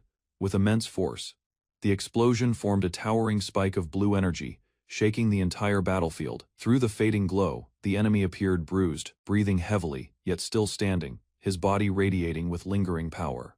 Exhausted cadets came back from battle drills. Some staggered while others were borne on stretchers. The surroundings felt weighed down by silence. A veteran knight remained watching them, his gaze fixed on Zeke Draker, who was carried by his peers, unconscious yet uninjured. The knight murmured a quiet acknowledgement. Another stepped closer and remarked, astonished by the damage inflicted on his apprentice. A red-haired man saluted the knight politely, identifying himself as Zeke's mentor. He attempted to ease the tension with light remarks. He tapped the knight's shoulder, asking about his apprentice's performance. The knight stayed silent, lost in contemplation. He remembered how Zeke dropped his sword during the duel to defend, instead of retaliate. The decision confused him. Zeke remained unconscious. The knight wondered if Zeke's aim had not been victory, but growth. Zeke displayed only enough power to succeed, not to overwhelm. His intentions seemed deliberate. The knight confessed Zeke's ability exceeded his capacity to evaluate. During the Academy's promotion assembly, the council confirmed student advancements. No protests surfaced. The rulings were accepted formally. Reina and another trainee advanced to 3rd and 5th tiers. Zeke maintained a quiet presence afterward, avoiding attention. After mastering Gale arts, he stepped aside so Andre could assume his role. He preserved connections with Fanon, who later departed for Delpho's Royal Research Lab. No longer involved with noble heirs, he kept away from academy affairs. Others moved on, yet his focus stayed ahead. Strangely, one individual kept challenging Owl each term. He returned seeking another match. Eventually, Owl stepped back, requesting leave to train independently. 2 years passed. Graduation arrived. Sunlight illuminated the Grand Academy. Praise resounded that he had become the youngest accepted into Valhalla. Calm in stance, he accepted the recognition with composed restraint. A recommendation letter lay beside him. Despite appreciation, he thought inwardly those 2 calm years now felt empty beneath his title's weight. Plans developed quickly. With 3 months before the ceremony, he chose isolation instead of celebration. Decker hesitated. Yet the choice remained firm. Solitude outweighed applause. With respect, the servant complied, understanding the request without objection. Training centered on the mountain where Kaiser's remains rested. Every action carried intent.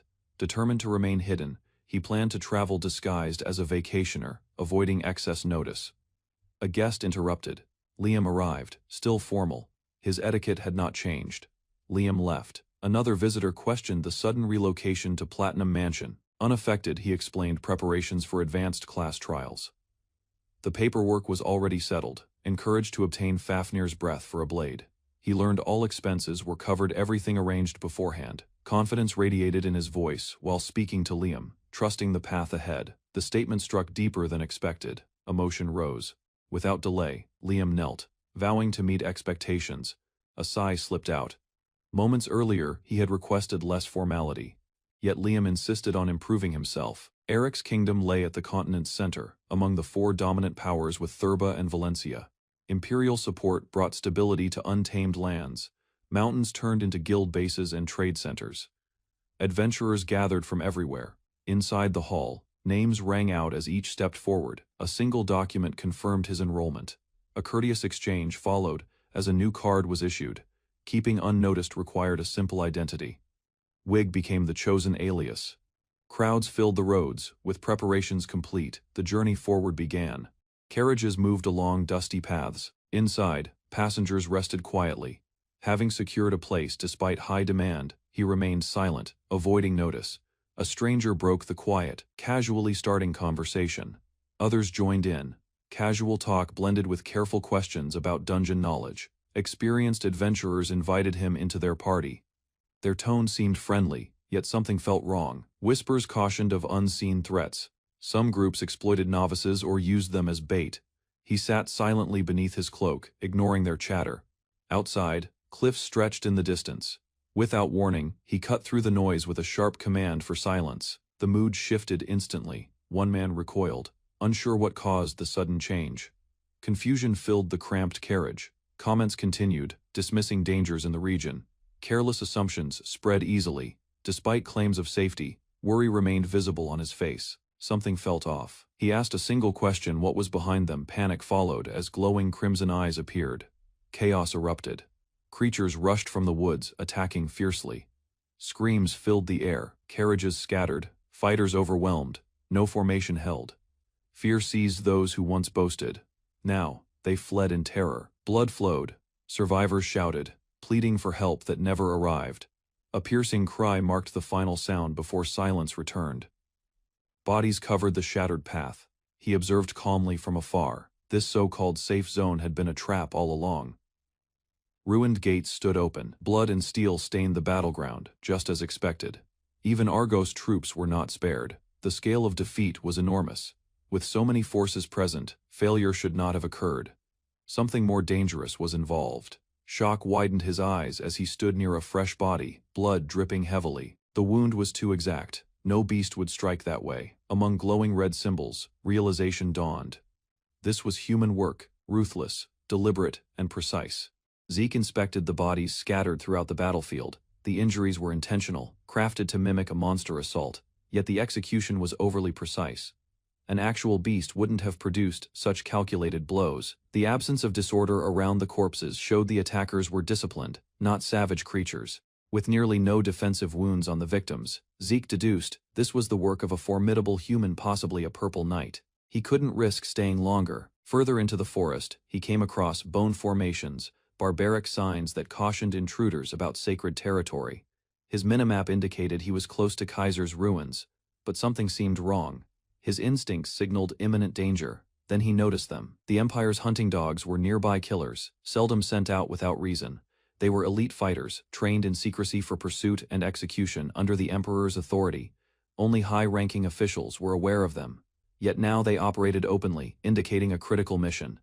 Zeke had followed them before. Their presence here could only suggest the ruins were already infiltrated. Recollections of combat resurfaced. Zeke had seen their cruelty, first-hand precision refined by imperial fixation. The Emperor desired immortality. He devastated the continent searching for forbidden secrets. Relics weren't sufficient. His ambition expanded toward eternal existence. A vision wrapped in ruin. Skulls bordered the trail. Zeke considered the chance the Empire had arrived at the ruins before him. He advanced onward, needing to confirm the truth personally. From the darkness, hooded figures readied themselves. One activated a mechanism. Zeke had already been detected. Zeke's sword moved swiftly, cutting across the opponent's torso. Blood splattered through the air as the cloaked figure fell with a painful gasp. As Zeke stood prepared, a golden flash shot into the sky. It was an emergency signal used only by unit leaders in danger. Zeke observed the weapon on the ground and surveyed the surroundings. If the leader was present, there should have been a full 12-man squad, yet only a handful were there. 2 men faced Zeke, demanding his identity and purpose. Their voice revealed fear more than command. Without replying, Zeke shortened the gap. His rapid movement forced the men into defense. They misjudged him. As he subdued them, another individual appeared, one with glowing green eyes and silent authority. He announced himself as the one leading now. A third force threatened the 2 prisoners. One mistake, and both lives could end. Tension spread across the clearing. Zeke found a concealed map within the leader's possessions. It showed their temporary base, hidden deep inside the canyon. He recognized the structure. These were the same individuals responsible for attacking the kingdom's knights. They were hiding evidence. Zeke arrived at a marked spot. The tree carried a warning. All who resisted McCain would die. He needed to move carefully below. A deep corridor extended underground. The place was unnervingly silent, nearly deserted. Inside, guards talked carelessly. They couldn't imagine why anyone would enter barbarian territory. Their arrogance blinded them. One guard sensed motion and glanced upward. Before he could respond, something struck. Blood burst from his arm as a violet beam ripped through the air. The second guard stared in shock. Their outpost had been invaded. The true danger had come. Footsteps echoed from beneath. One guard questioned the other's hesitation, but uneasiness filled the space. As the second guard ignored the sound, a sudden blur rushed in. Steel glinted without warning. Taken by surprise, both men were cut down within seconds. Their responses arrived too late to protect themselves. Fear spread quickly. Shouts of intruder echoed. Yet another man was already collapsing, blood spilling from his side. Holding a bloodied dagger, Zeke advanced through the darkness. Every step reflected memories of his violent past, endless corridors, exposed scattered corpses. The result looked like a one-sided slaughter, a strategy he had witnessed in covert assaults before. A hooded figure stood in his way, aware that no one should have reached this point. There was no chance of retreat now. Assessing him, Zeke understood this foe barely reached the lowest rank of knight trainees. Compared to former adversaries, they seemed trivial. Even so, the man threatened his life. Unaware of the threat before him, harsh words filled the chamber. Zeke's silence broke with an attack blades colliding, sparks bursting with each strike. The flow of battle changed instantly. He overpowered several enemies with speed and force they couldn't rival. No pause defined his attacks. Their structure crumbled under pressure, leaving nothing but disorder behind. During combat, something felt off. These supposed elites were far too simple to defeat. Rotating blades deflected every strike. Either he had become excessively strong, or they had grown weaker. At that instant, mana reflection triggered, lights flickered, followed by sudden energy distortion. Something unforeseen had started. Mana wavered unnaturally, raising suspicion among the troops. Some wondered if this was interference at Dragonslayer level. Uncertainty spread. The intruder began empty-handed, displayed no aura, and hadn't used any recognized abilities. His motions revealed a southern knife combat style too precise, too effective, the work of an assassin, not a fighter. Someone shouted commands to stay calm. They believed the blackout was brief and told others to hold their ground. Floodlights blazed back just in time to reveal a ground of corpses where allies once stood. One soldier shook uncontrollably. This wasn't a battle, it was a slaughter. His murmurs barely concealed his terror. Kaiser's ruins were no longer legend. Even mentioning the name unsettled the guards. As fear deepened, the intruder acted. Blades gleamed, threats erased instantly. Grabbing a lone survivor, he demanded nothing. His voice made it clear he would obtain what he needed regardless. A surge of energy shot upward as he departed. Sparks scattered along the canyon's edge. McCain's name lingered in his mind. Every trace of conflict would be tied to them. After Nuko Kingdom fell, McCain divided its lands. Their presence had corrupted everything here. He could have applied Dragonslayer methods, but chose not to. Southern knifework created a misleading trail behind. A marking etched on the wall would deceive Imperial trackers. It was a deliberate distraction. Even if doubt emerged, it would only bring disorder, not understanding. His misdirection was already succeeding. Inside a shadowy room, a man examined his task. He had a single objective: find ancient ruins. Across a large map lay red indicators. These were not random, they covered battlefields, truce zones, and the dark oceans. Each point showed hunting dog deployments. Their activity revealed the Emperor's desperation had already exceeded what Zeke recalled. Abruptly, light split the sky. A crimson flare rose above the forest, drawing Zeke's attention mid-step. His gaze sharpened. That color wasn't merely a signal, it meant something far worse than a normal warning. Red indicated catastrophe. Whatever occurred ahead had passed beyond control. He understood he needed to act fast. The forest stayed silent until the flare lifted. Zeke moved fast between the trees, knowing the signal had revealed him. He rushed across the trail with urgency. The sound of pursuit became louder. His chance to escape was fading. Looking back confirmed his concern. The hunters had already tracked his path. The red flare had completed its purpose. The flare activated the absolute snare. It connected a broad tracking system across the land with him at the center. This method was known to eliminate targets without failure. Zeke had once seen it capture a high-value Imperial location. This time, however, he possessed the system. It gave him an opportunity to respond. He prepared to confront the nearest pursuer. The first clash shook the ground. Zeke dodged incoming attacks, using speed to avoid direct contact. He struck back quickly, landing a hit. Confidence began to grow.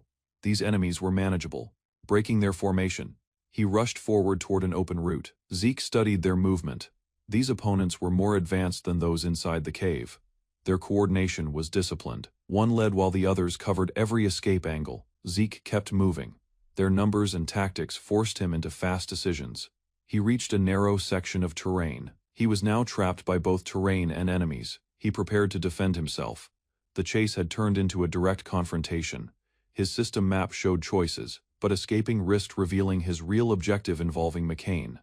Zeke assessed the situation and realized he had no choice. He prepared to activate a tool he had avoided. As he triggered the item, a sudden pulse shot upward into the sky. His movement drew the enemy's focus.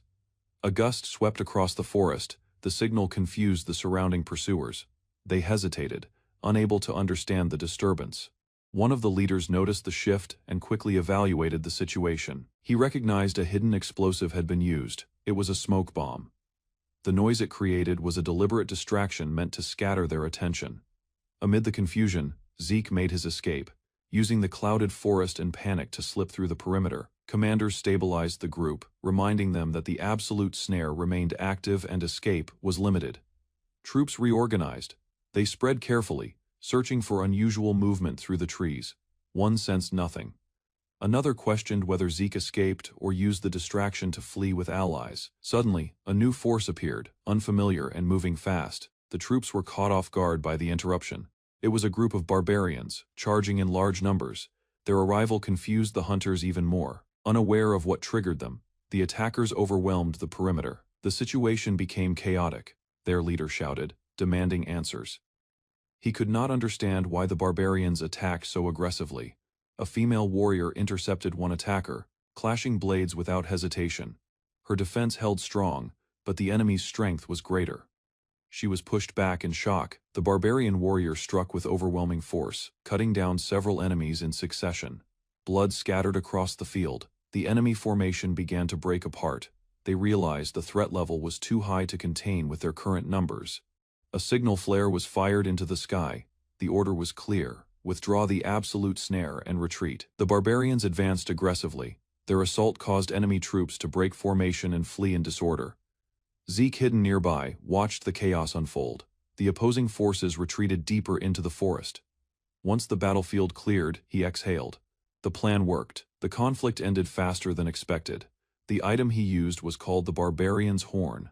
It served as a tool for sending battlefield signals.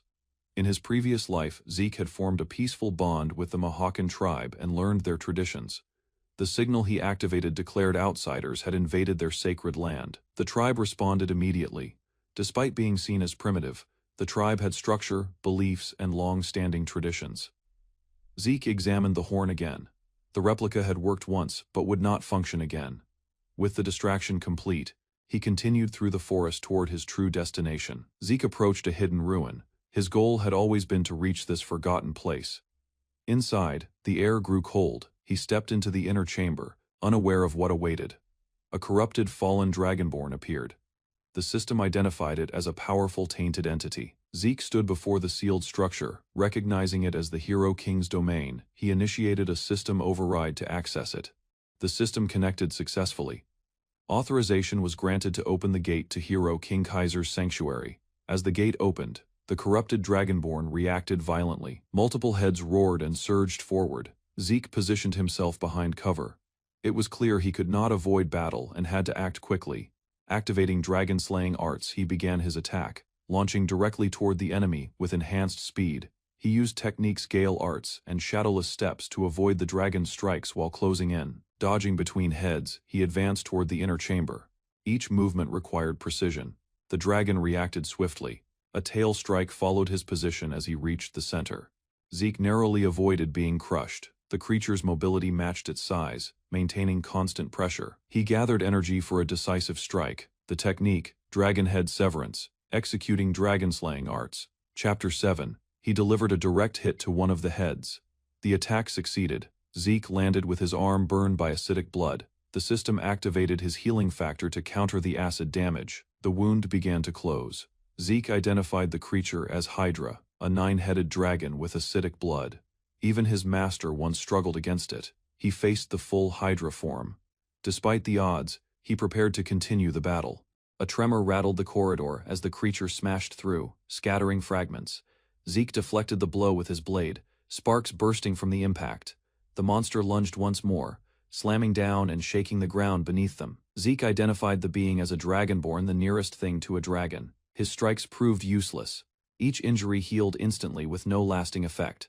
Understanding escape was his sole chance. He gauged the 30 meters to the exit. He summoned the system, channeling stored energy through his glove. The door behind him shut tight, delaying the monster briefly. He released Gale arts. Fifth form wind swirled violently around him. Windsplitter hit the creature, staggering its front guard. Zeke dashed ahead, taking the chance before it regained footing. The door's crystal glowed as the creature turned to chase. Zeke passed the boundary as the door engaged.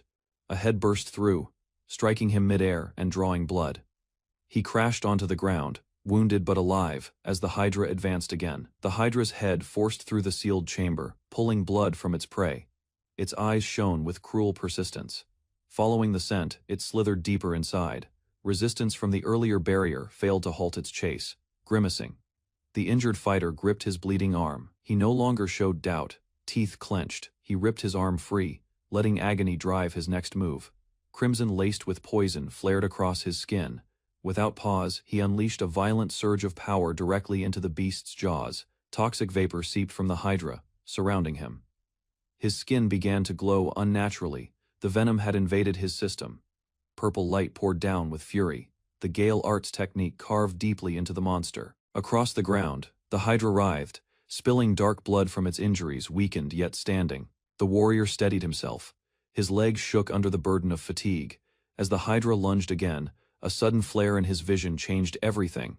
Dragon's dignity activated. A new force surged through his body, eyes fixed, glowing with purple light. He issued a silent warning. For the first time, hesitation flickered across the creature's face. The beast froze. Its instincts warned it of danger worse than death. Collapsed, he gasped for air. Exhaustion tightened his chest, and his limbs barely responded. A system prompt appeared. Fear had been inflicted. Authority was his to claim. Possibility emerged. Control over the Dragonborn seemed within grasp. Eyes narrowed, he weighed the consequences. Resolute, he accepted the trial. A faint spark of hope lingered behind bloodied features. System denied access. Authority was insufficient, and subjugation failed before it began. Poison surged through his veins, the warning flashing repeatedly. Vision blurred as strength faded. Healing failed to counter the toxin. Desperation tightened his breathing.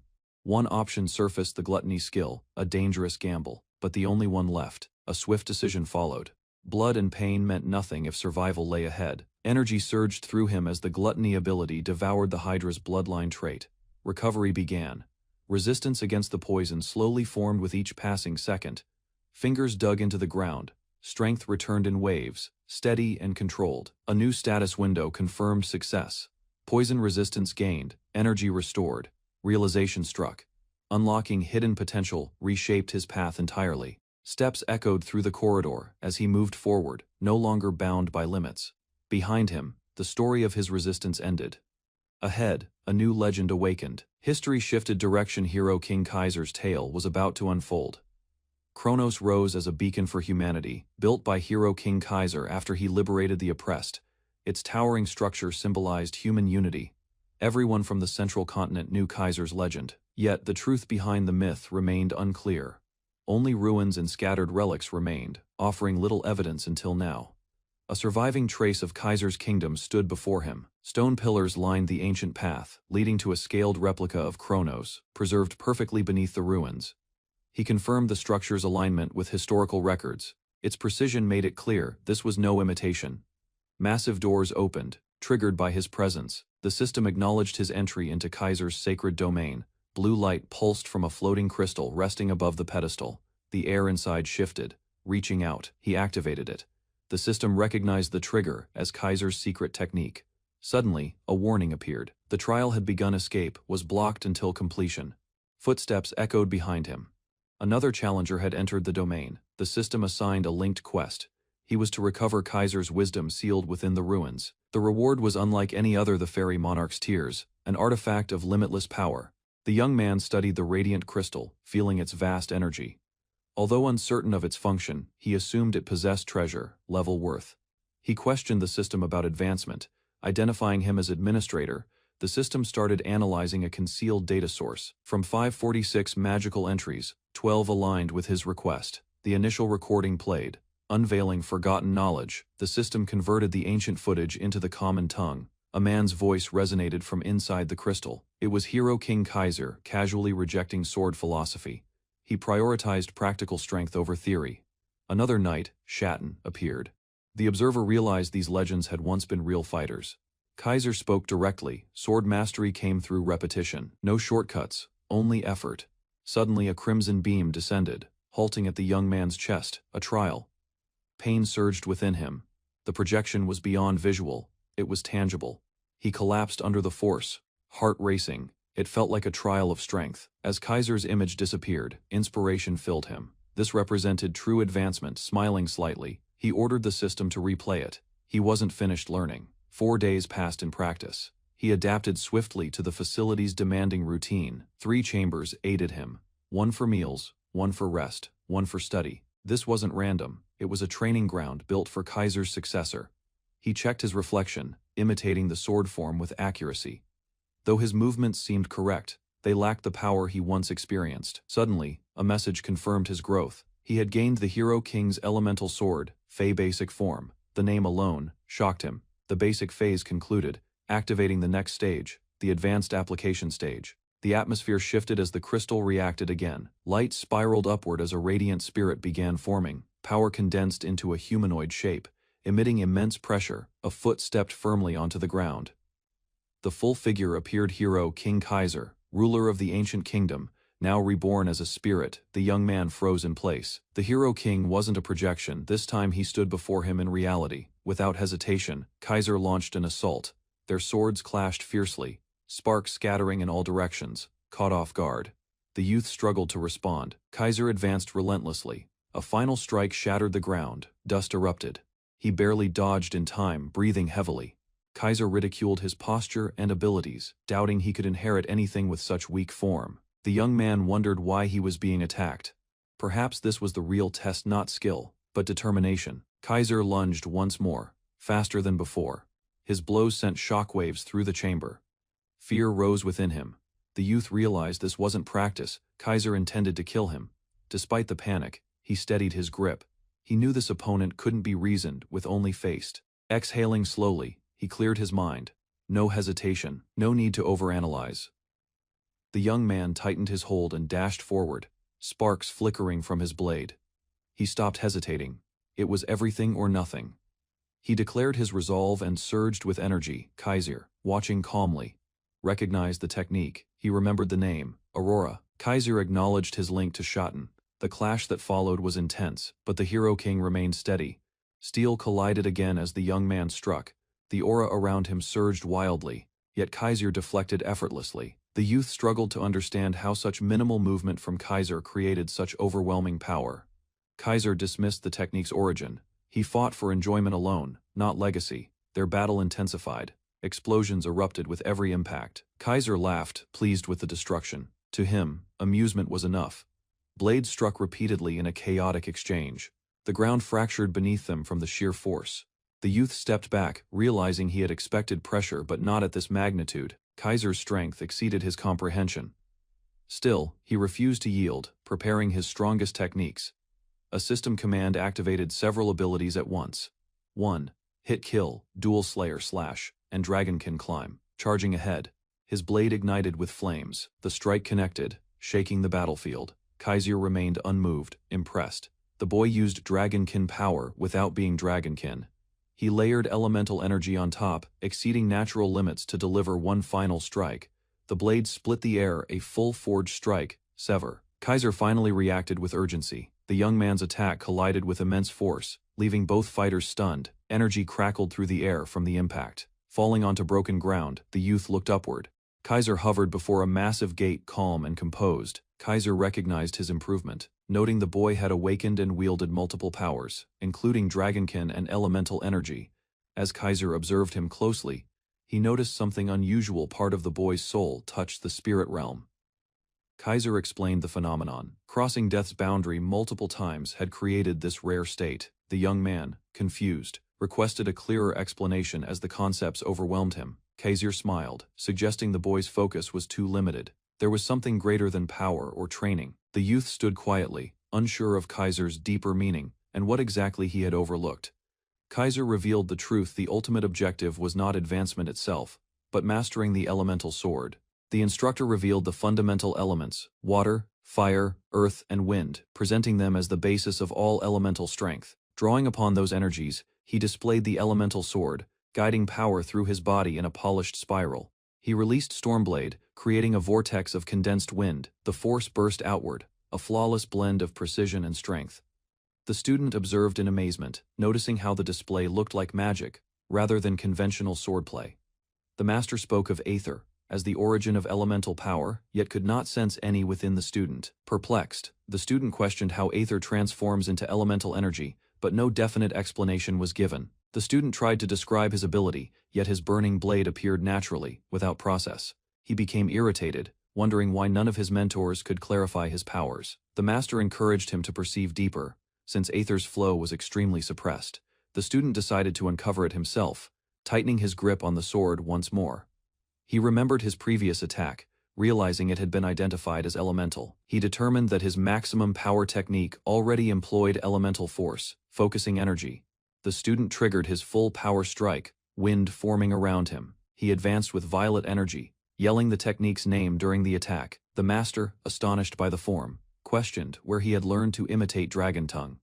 The master explained Dragon Tongue was an ability unique to dragons, unreachable by humans. Due to differences in soul composition, he cautioned that wielding such power would require a price, implying strain on a human body. Dragons held immense souls. A human could only replicate their might, never equaling its effectiveness or mastery.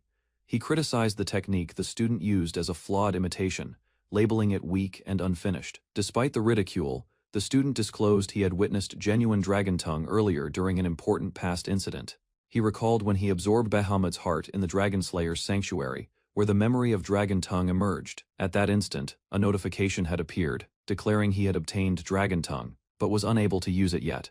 The system classified it as a dragonkin ability, sealed due to inadequate growth level. He speculated that once he developed enough to unlock it, he could finally perform full power strikes without limits. Inspired, he regarded it as motivation to speed up his progress and confront stronger trials.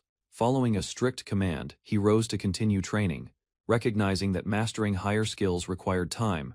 Through constant sparring and Kaiser's instruction, he slowly understood the concepts behind elemental sword creation. The technique demanded channeling aether to draw spirit-based elemental force, operating like an organized magical formula. Once he absorbed the process, wielding the elemental sword became smooth and instinctive. Kaiser recognized his advancement, concluding the session with approval and a warning of harsher training ahead.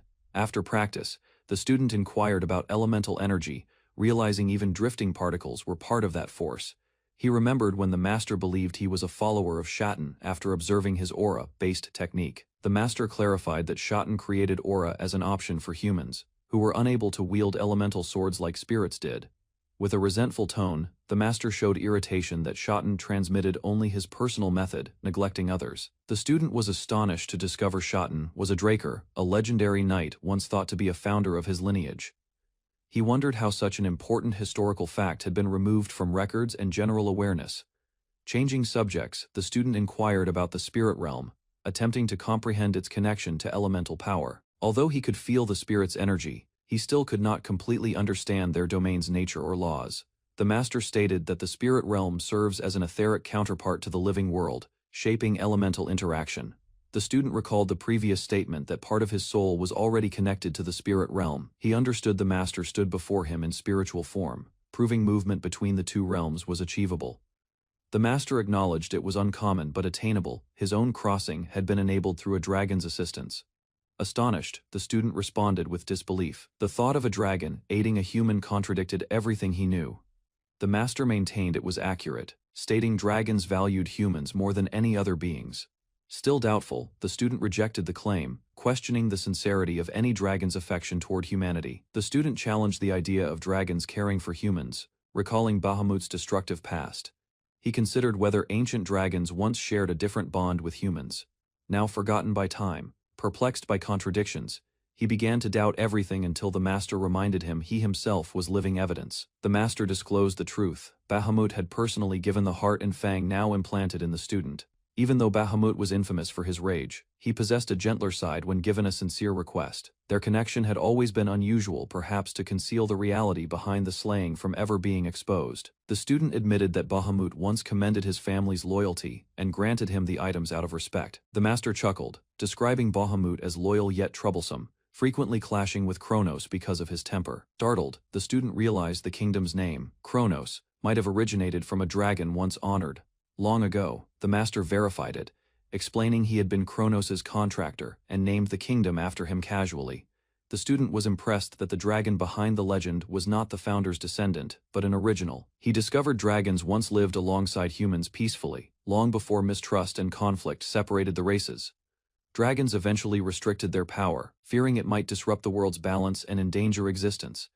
To prevent catastrophe, they suppressed their strength and formed contracts with chosen humans to act through them. Those humans were known as contractors, and the power behind ancient relics originated from the dragons who supported them. The student questioned the cause behind the ancient divide between dragons and humans. The master, waiting calmly, urged him to proceed. As the student stepped forward, the master commented that a brief delay was insignificant after waiting 2,000 years. To finish the training, the master announced the final trial, a direct sparring match between them. The student felt a change in energy as the atmosphere around the master grew tense and heavy. New conditions were enforced: no eating, no sleeping, and the duel would continue without interruption. Furthermore, the student could only utilize the same type of elemental sword technique as the master. The battle commenced immediately with flames bursting across the arena, creating a blazing field. The master activated Flame Dance, releasing precise and overwhelming command of firepower. As the intensity increased, He cautioned that breaking the rules would only be sensible for someone who had extra lives remaining. The elemental blades started to stir awake. The earliest to answer was fire, bursting into a towering blaze that consumed the surroundings. Inside the inferno, the wielder's weapon pulsed with searing heat. Each movement carried the threat of incineration, overpowering everything with sheer intensity. The flame chapter unleashed scorching energy, dissolving defenses and driving the opponent back through overwhelming pressure. Then, Earth answered the call. A massive force slammed down, carving a deep crater beneath the wielder's stance. As the terrain fractured, the user manipulated density and weight, freezing the opponent's actions. Earth excelled at restriction, crushing targets under immense gravity while preventing retaliation. Afterward, wind surged in, cutting through with incredible speed. The air shrieked fiercely as the user lunged ahead. Strikes wrapped in swirling currents sliced through rock, landing faster than sight could follow. The wind chapter dominated through accuracy and swiftness, leaving no chance for recovery. At last, water erupted, coiling around its wielder as a flowing barrier.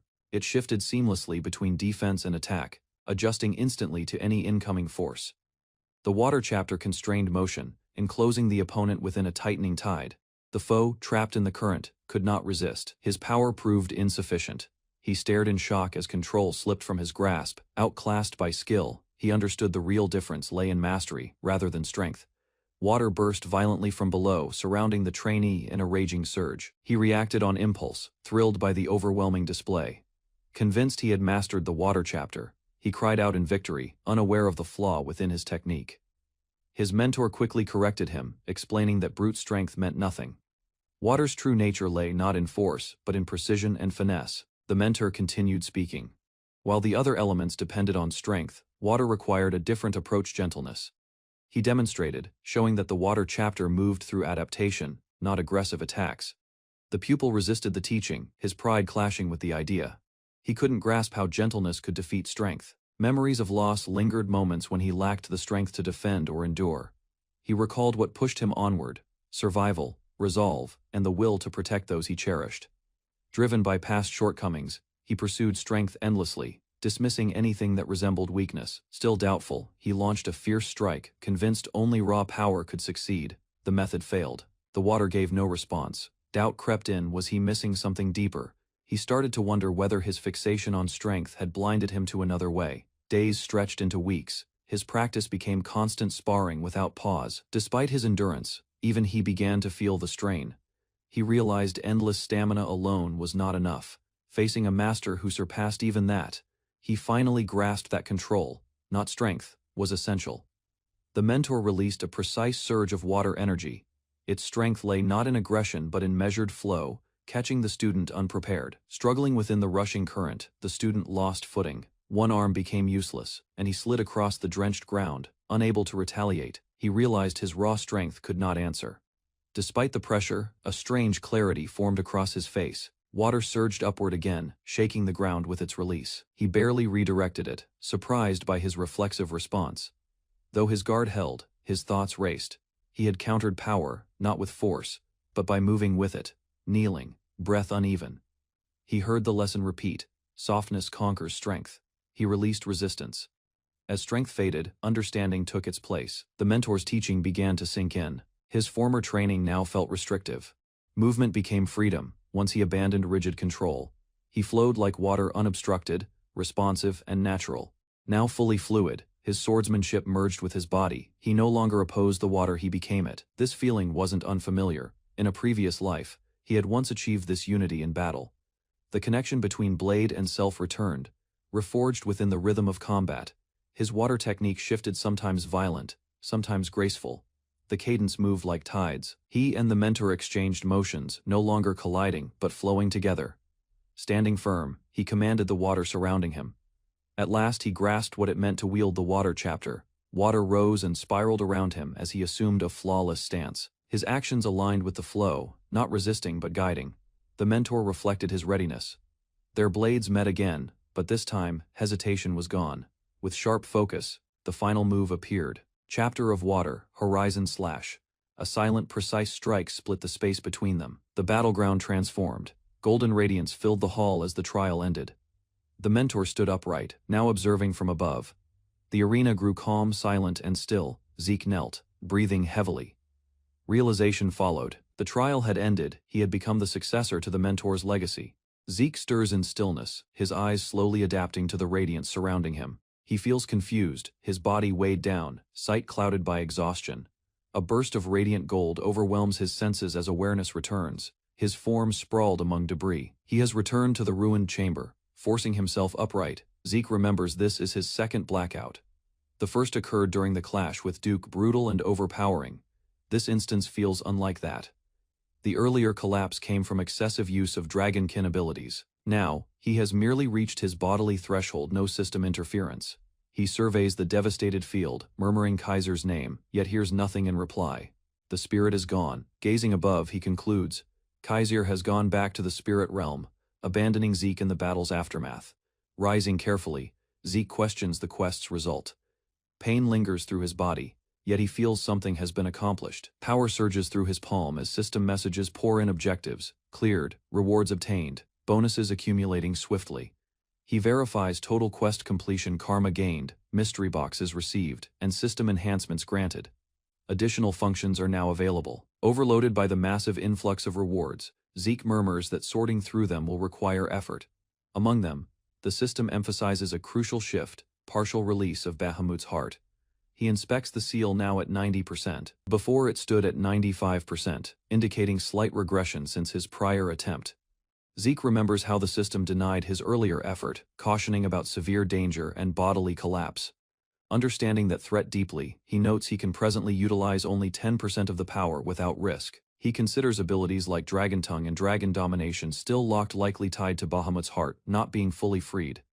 Zeke settles among the broken remains of the fight, shifting attention to the random reward chests granted by the system. As they open, luminous panels reveal the loot boots, greaves, and earrings, each crafted from light meteor iron. He studies their properties, no special skills, yet set effects activate when worn together. The earrings enhance mana recovery, useful for any spellcaster. In another recollection, a cloaked figure displays matching gauntlets. Zeke compares. He now possesses boots and greaves, nearing a full set. With growing excitement, he turns to the next prize, the golden random skill cards. He examines the shining cards eagerly, certain that abilities lie hidden within, ready to surface. One after another, the cards burst into brilliance. The system records them as fresh skills: static electricity, flash bomb, and dissonance. Each ranks at C tier. Though disappointed, Zeke activates one static electricity to test its real effect. Electric arcs burst from his hand, energy snapping sharply. He is impressed by its strength, despite the low-rank label. Zeke grips his sword, channeling lightning through the blade. Its force feels stable, adaptable for different combat uses. He intends to merge flash bomb and dissonance for greater impact, potentially exceeding artifacts from prior trials. Remembering the system update, he navigates the new interface, searching for newly available administrative options. He discovers the item shortcut slots menu. Items can now function like skills, assigned for quick use. The insight hits him: this feature could preserve his life in crucial situations, removing delays in item activation. Speaking softly, he considers swapping potions for something more strategic. Then, a detail in the system draws his focus. Zeke contemplates the flaws hidden within even the strongest skills. No power is flawless, not even his regeneration. He recalls a former foe, so dominant that limitless stamina still couldn't ensure survival. Blind reliance on strength is not an option. To handle extreme scenarios, he buys a high-tier healing potion, Salvation, and assigns it to a shortcut slot for immediate use. Though costly, he deems Salvation a valuable safeguard. Its strength may rival his own regenerative power. He then unveils his ultimate reward, the Fairy King's Tear, believed to hold ancient mystical abilities. Reading its details, Zeke understands the vial can summon the Fairy King himself, a figure once connected to the lost hero Kaiser. Stories say the Fairy King can grant wishes. If accurate, the item could alter everything at once. Zeke weighs its use, aware it is consumable. The urge is strong, but reckless use carries greater consequences. He clenches it firmly and chooses to keep it. The moment for such power will arrive someday. Zeke leaves the shattered hall, brightness streaming through the entrance as he walks into the world outside. A gateway triggers beneath him. In a flash, his body disappears, carried instantly toward a faraway destination. Shortly later, he appears again within a calm woodland clearing. Leaves drift around him, while he inhales the crisp air, glancing around. Zeke identifies the place. He has reached an adventurer outpost, evidence that portal travel now works flawlessly. The settlement is quiet, yet his thoughts surge with possibilities. This enhancement alters how he can function throughout the world. Smiling, he admits the reality. The system's updated features are much stronger than he anticipated. Everything is falling together. The system portal navigation interface emerges, allowing Zeke choose any destination on the minimap using a single command. Destinations differ in cost, some need 0 points. Others, as Kaiser's Sanctuary, require more. There are no limits beyond distance. Zeke smiles. With sufficient points, he could cross continents instantly, an ideal tool for escape, tactics, or observation. Suddenly, Zeke spots something unusual: vivid flowers blossoming in the midst of winter, whispering gently beneath golden sunlight. It makes no sense. He is in the wrong season, or perhaps the wrong region. Realization begins forming. Now the scene transitions to reveal Valhalla, the premier knight training academy on the central continent, bustling with student activity. Within Valhalla, the principal moves along the sunlit corridor, confused by a late applicant with a peculiar situation. He notes in all his 10 years of leadership, he has never encountered a student arriving this late. Elsewhere, the student involved pleads his case. Stuck in training, he had missed the opening ceremony but cannot afford to wait another year. The young man insists that the guide stated late entry rests at the principal's discretion.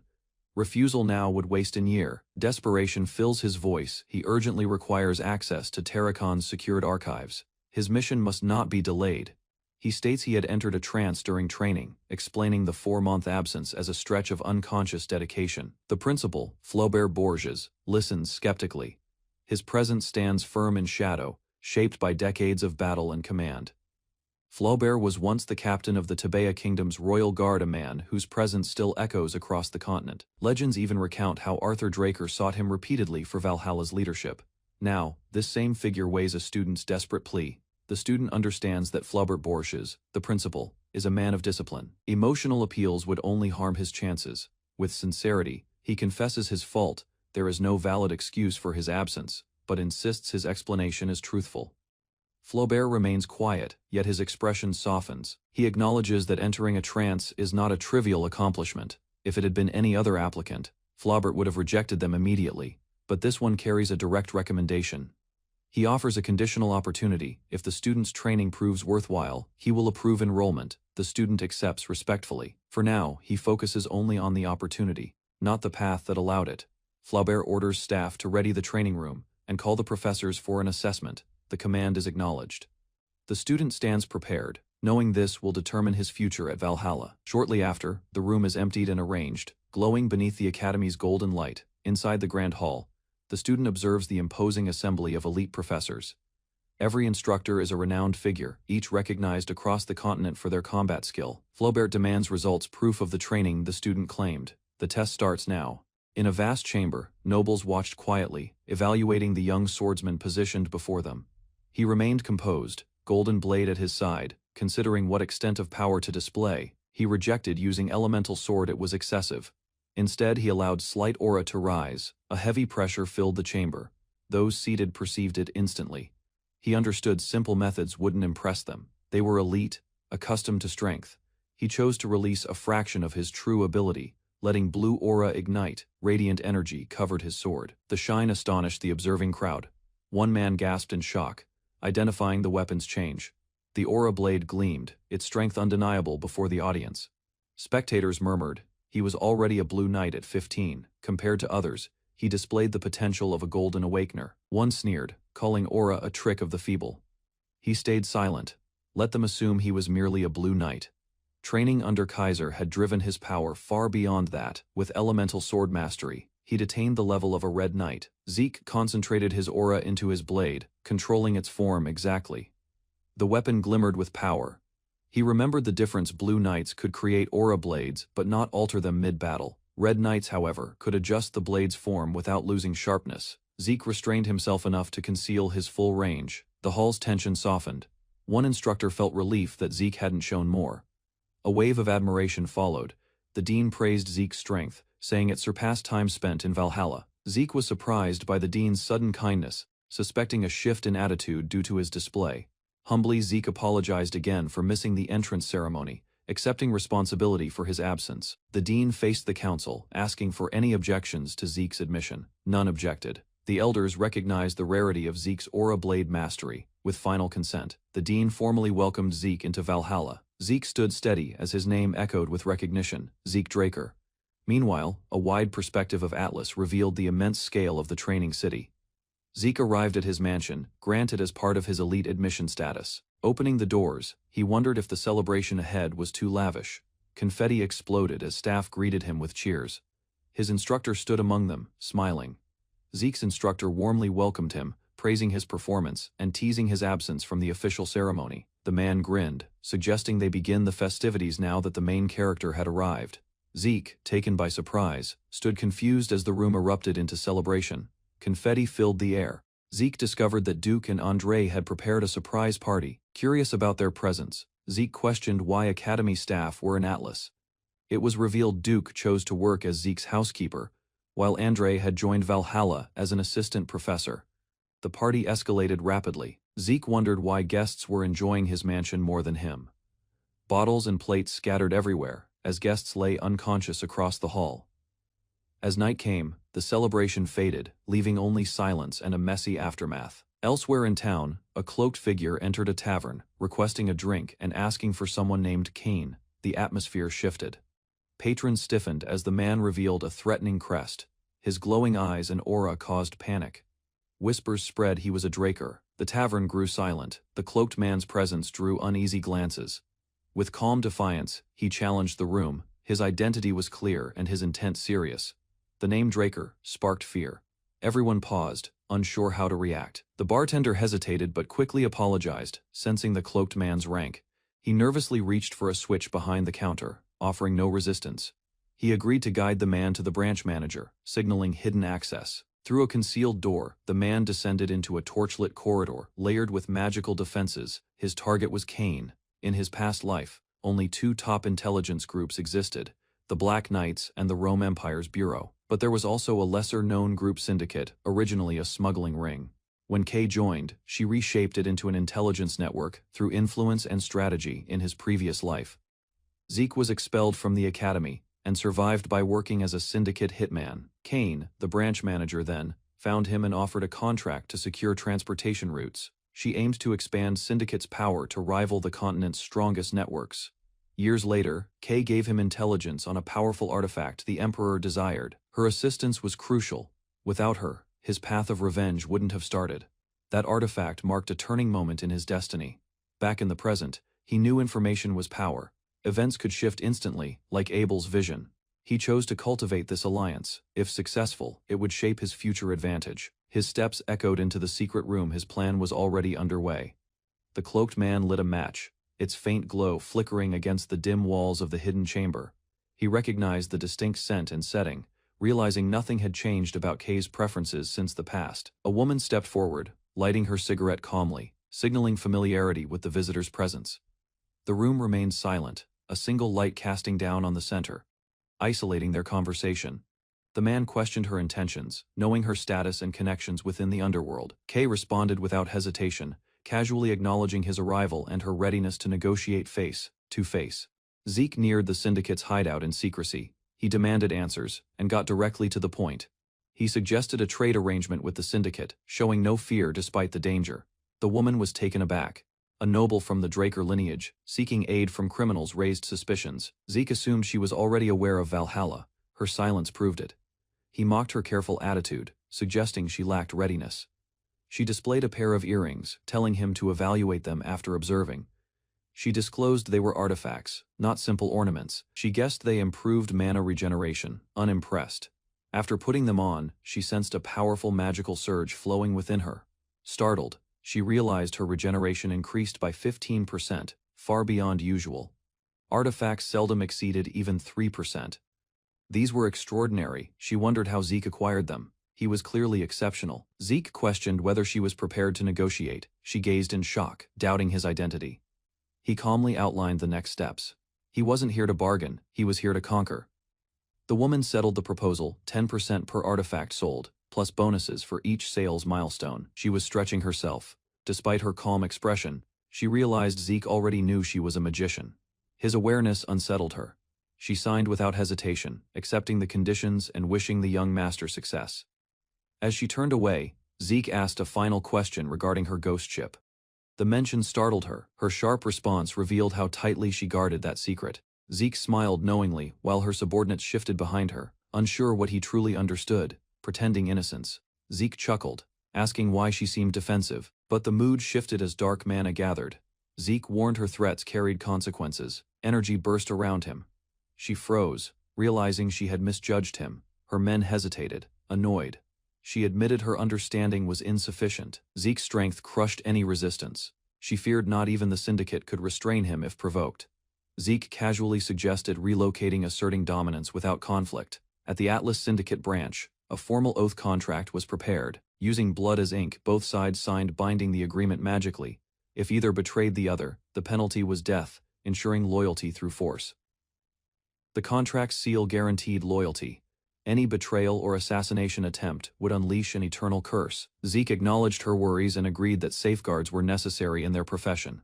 With blood as ink, he signed the oath, binding their agreement forever. Magical symbols flared as the contract activated, forming a bright, glowing seal. Zeke assured her he had no issue signing more if it strengthened trust. With the pact complete, he confirmed they were now officially business partners. Zeke casually redirected the discussion back to her ghost ship, linking it to illegal transport. She reacted, exhaling sharply, disturbed by how much he already understood, though hesitant. She admitted, using the ship to distribute soma, a forbidden substance. Soma, an outlawed drug, spread quickly in the South after the Civil War. Zeke inferred the information came from the Transcendent household, who observed such matters. She confirmed it, noting the danger of provoking Ishtar, the desert kingdom blocking land trade. The southern routes were closed, forcing merchants to depend on illegal sea paths. Zeke had utilized those sea paths through the Syndicate to bypass border control. She smiled, grateful that clients still paid generously, despite the risk and secrecy. Markin and Pabella were competing syndicates, each controlling half of the southern region, divided by the central forest. Markin dominated the north via land routes, while Pabella controlled the south and relied on sea trade, with Ishtar sealing its borders. Markin was compelled to seek sea routes, following Pabella's example, but by then, Pabella had already taken complete control of the oceans. The woman shifted, asking how Zeke knew about her ghost ship, still unsure of his source. The ship in question was cloaked in magic, made invisible to hide its movement across dangerous waters. The ghost ship evaded pirates and military forces alike, becoming a crucial asset to the Syndicate. Zeke smirked. He hadn't known in his previous life, so this knowledge was newly obtained. He turned her own title information broker against her, redirecting focus to her rival's proposal. She admitted Pabella's offer was twice as lucrative, but required severing ties with Markin. Zeke advised refusing it, explaining the strategic balance that would be disrupted. He hinted at a deeper reality: Pabella's pirate origins, once defeated by a legendary knight. She argued they had changed, but Zeke dismissed it as deception. Their true aim, he revealed, was to uncover the Syndicate's hidden sea route. Unlike Markin, who protected it, Pabella would destroy the ship to gain access. Zeke rejected her claim about Pabella and the pirates being unrelated. He demanded something in return for his insight. He requested access to one person, Don Juan, the leader of the Markin Syndicate. In return, Zeke promised to help her become the next ruler of the entire syndicate. Later that night, Zeke moved through the city under moonlight, cloaked in darkness. Despite Kied's vast network, he admitted it wouldn't suffice for his ambitions. He realized that shifting the balance of power would require taking control of smaller factions. In his thoughts, removing rivals was the quickest route to syndicate dominance. He vowed that the influence he gained today would eventually confront Don Juan directly. His plan was simple: ignite a controlled spark and allow it to grow into a takeover. Zeke rested on a seat reading, encircled by fellow trainees relaxing in the courtyard. The setting felt calm and relaxed, differing from his earlier training grounds. The Valhalla Night Training Complex extended a broad terrain, featuring dome-shaped buildings and lush areas that promoted freedom instead of discipline.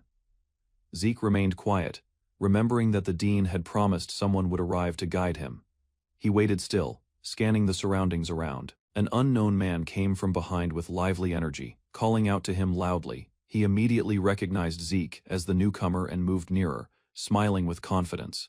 The man casually held out his fist, expecting a greeting, but Zeke did not respond. The guide remarked on Zeke's rigid stance. Observing he still carried the Academy's formal aura, Zeke asked whether this man was the guide sent by the dean, showing no feeling.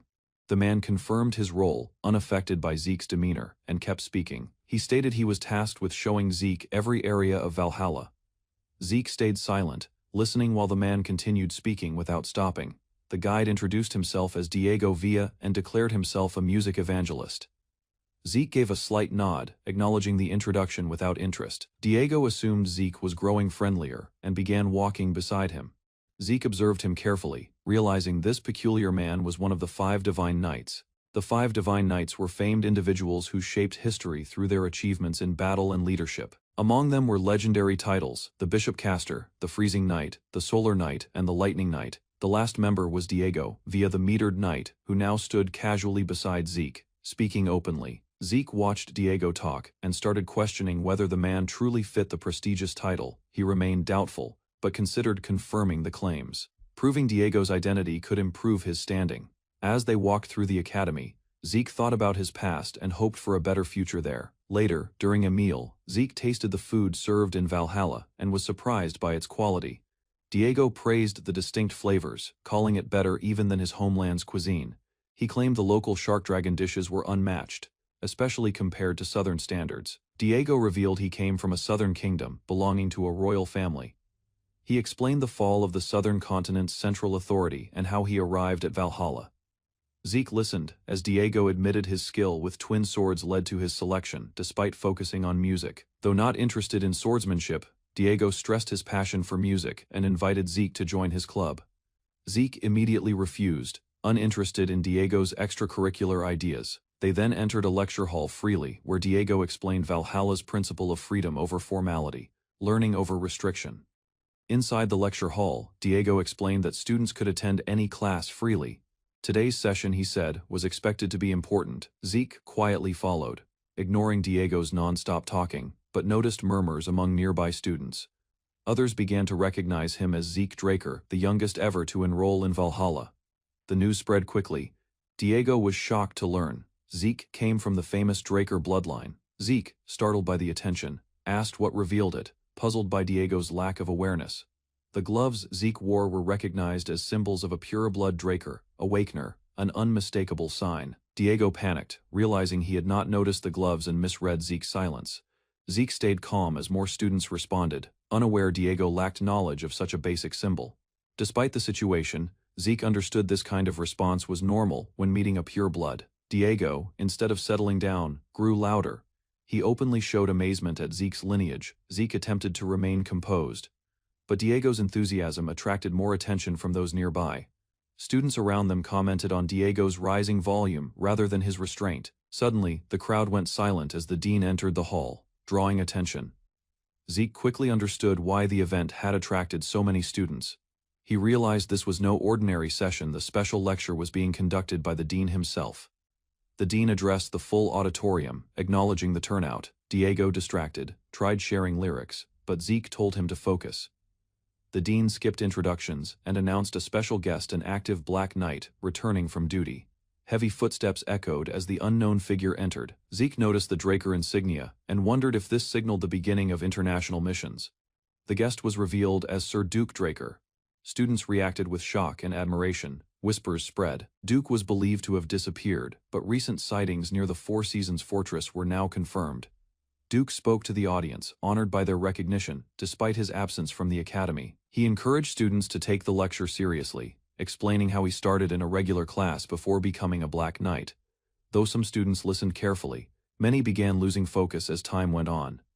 After 2 hours of non-stop speaking, some wondered if he would ever finish. As Duke continued rambling, the dean interrupted, stating they had run out of time. He introduced the next speaker, an elite Guardian Knight with no need for introduction. Zeke noticed the importance. Guardian Knights were rare, and this one appeared, despite a busy schedule. A chart displayed the knight ranks: normal, intermediate, advanced, and guardian at the top. Zeke realized how uncommon Guardian Knights were, expecting the next guest to be highly influential. The dean checked his watch, signaling the next major appearance was about to start. A woman with platinum blonde hair entered the hall, attracting attention with her composed presence. Her white armor reflected the lights as she moved forward, each step careful and silent. Zeke watched her from his seat, unable to identify her, but aware she stood out. Students whispered, surprised to see her appear at Valhalla in person. Zeke realized her identity, someone important within the Draker family. She was Carly Draker, the White Silver Knight and first direct descendant of the Draker lineage. Aeson served as a vital maritime center linking the central continent with the Dolta Republic and the Eastern Territories. Its commercial dominance stemmed from its location, yet years earlier it had been seized by southern pirates. Carly Draker, a newly assigned knight of the Draker lineage, initiated efforts to eradicate the pirate menace. Over 5 years her operation removed every pirate from the waters surrounding Aeson. With the Draker family safeguarding it, Aeson rose to become the leading port city in the region. The surviving pirates escaped to southern seas, and Carly earned the title of youngest guardian knight. During an official gathering, Carly faced a quiet chamber, drawing complete attention. Abel, her younger sibling, was stunned to witness her in such a prominent role. She had become a major candidate in the struggle for succession. Carly's existence felt foreign to Abel, absent from his previous life. She gripped the podium tightly, ready to speak with command. She slammed the desk, demanding silence throughout the chamber. The listeners stiffened, unsettled by the force of her voice. She criticized their lack of discipline against her own rigorous training. She emphasized that peace was achieved through sacrifice, not entitlement. Carly Draker's address rejected easy beliefs, urging cadets to forge themselves into knights through hardship. Even with her intense tone, the younger cadets appeared uninterested. Abel noticed their indifference. Outside, Abel reflected that her message failed to resonate with the present generation. They had already moved forward. A lively cadet, motivated by lectures, casually said goodbye to Abel after completing his round. Abel, unaffected, accepted reality.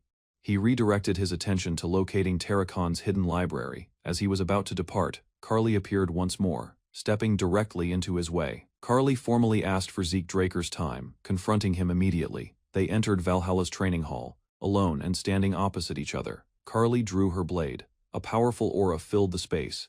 Zeke identified her weapon as the mithril sword bestowed by the Holy Kingdom. The kingdom had aided her mission by granting legendary gear as appreciation. Clad in white armor with her sword, Carly had gained the name White Silver Knight. Carly insisted on witnessing Zeke's full strength without restraint.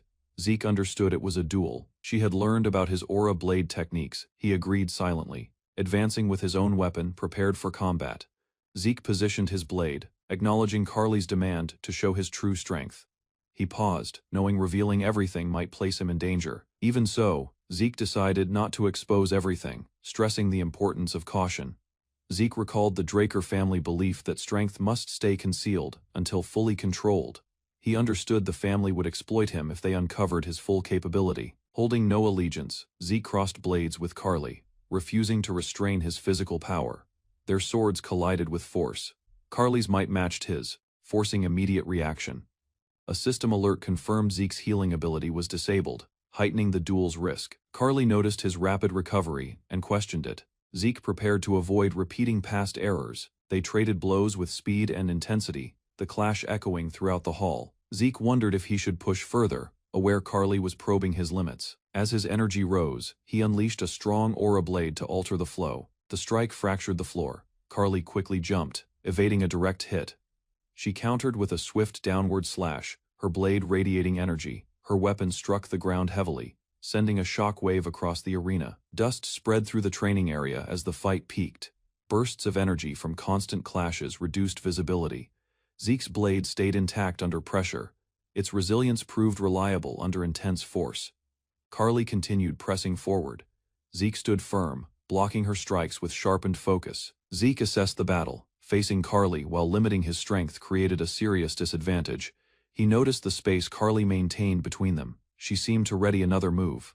Zeke realized too late he had miscalculated her distance and fighting rhythm. Carly unleashed a large-scale aura attack, known for its power and extended reach. The move resembled a massive blade crashing downward. Zeke tried to dodge its trajectory. The impact hurled him across the arena, smashing him into the distant wall. Smoke filled the area. Carly lowered her sword while observing the result carefully. Zeke emerged from the wreckage unharmed. He had controlled the force to prevent injury. Carly was taken aback by his recovery, unsure if she had misjudged his durability.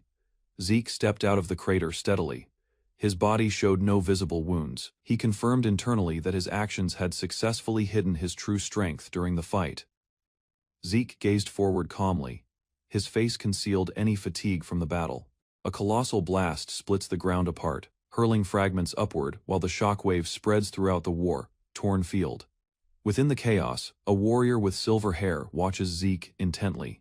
Even among the ruins, he grins with clear respect. Zeke rises from the shattered debris, breathing hard yet standing resolute. The blow did not bring him down, catching his rival off guard.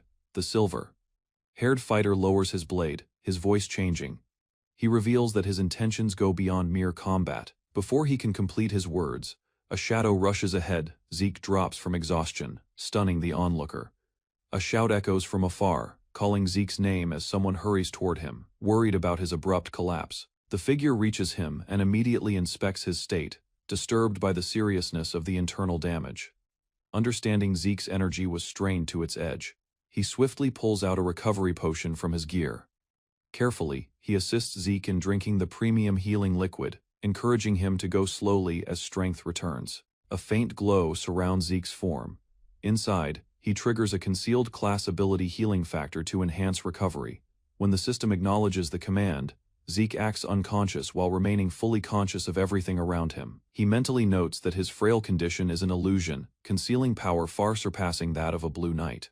Earlier, Zeke deliberately took the sword's impact with little defense, weighing the danger for a larger strategy. A brief gap formed right before the strike, an opening Zeke instinctively seized to set up his following action. He absorbed Carly's energy directly. Although his body lacked natural aura use, it endured the force, causing a strange reaction. Doubt arises in Zeke's mind as he studies Carly's beliefs. To her, his ability to wield aura seems undeniable.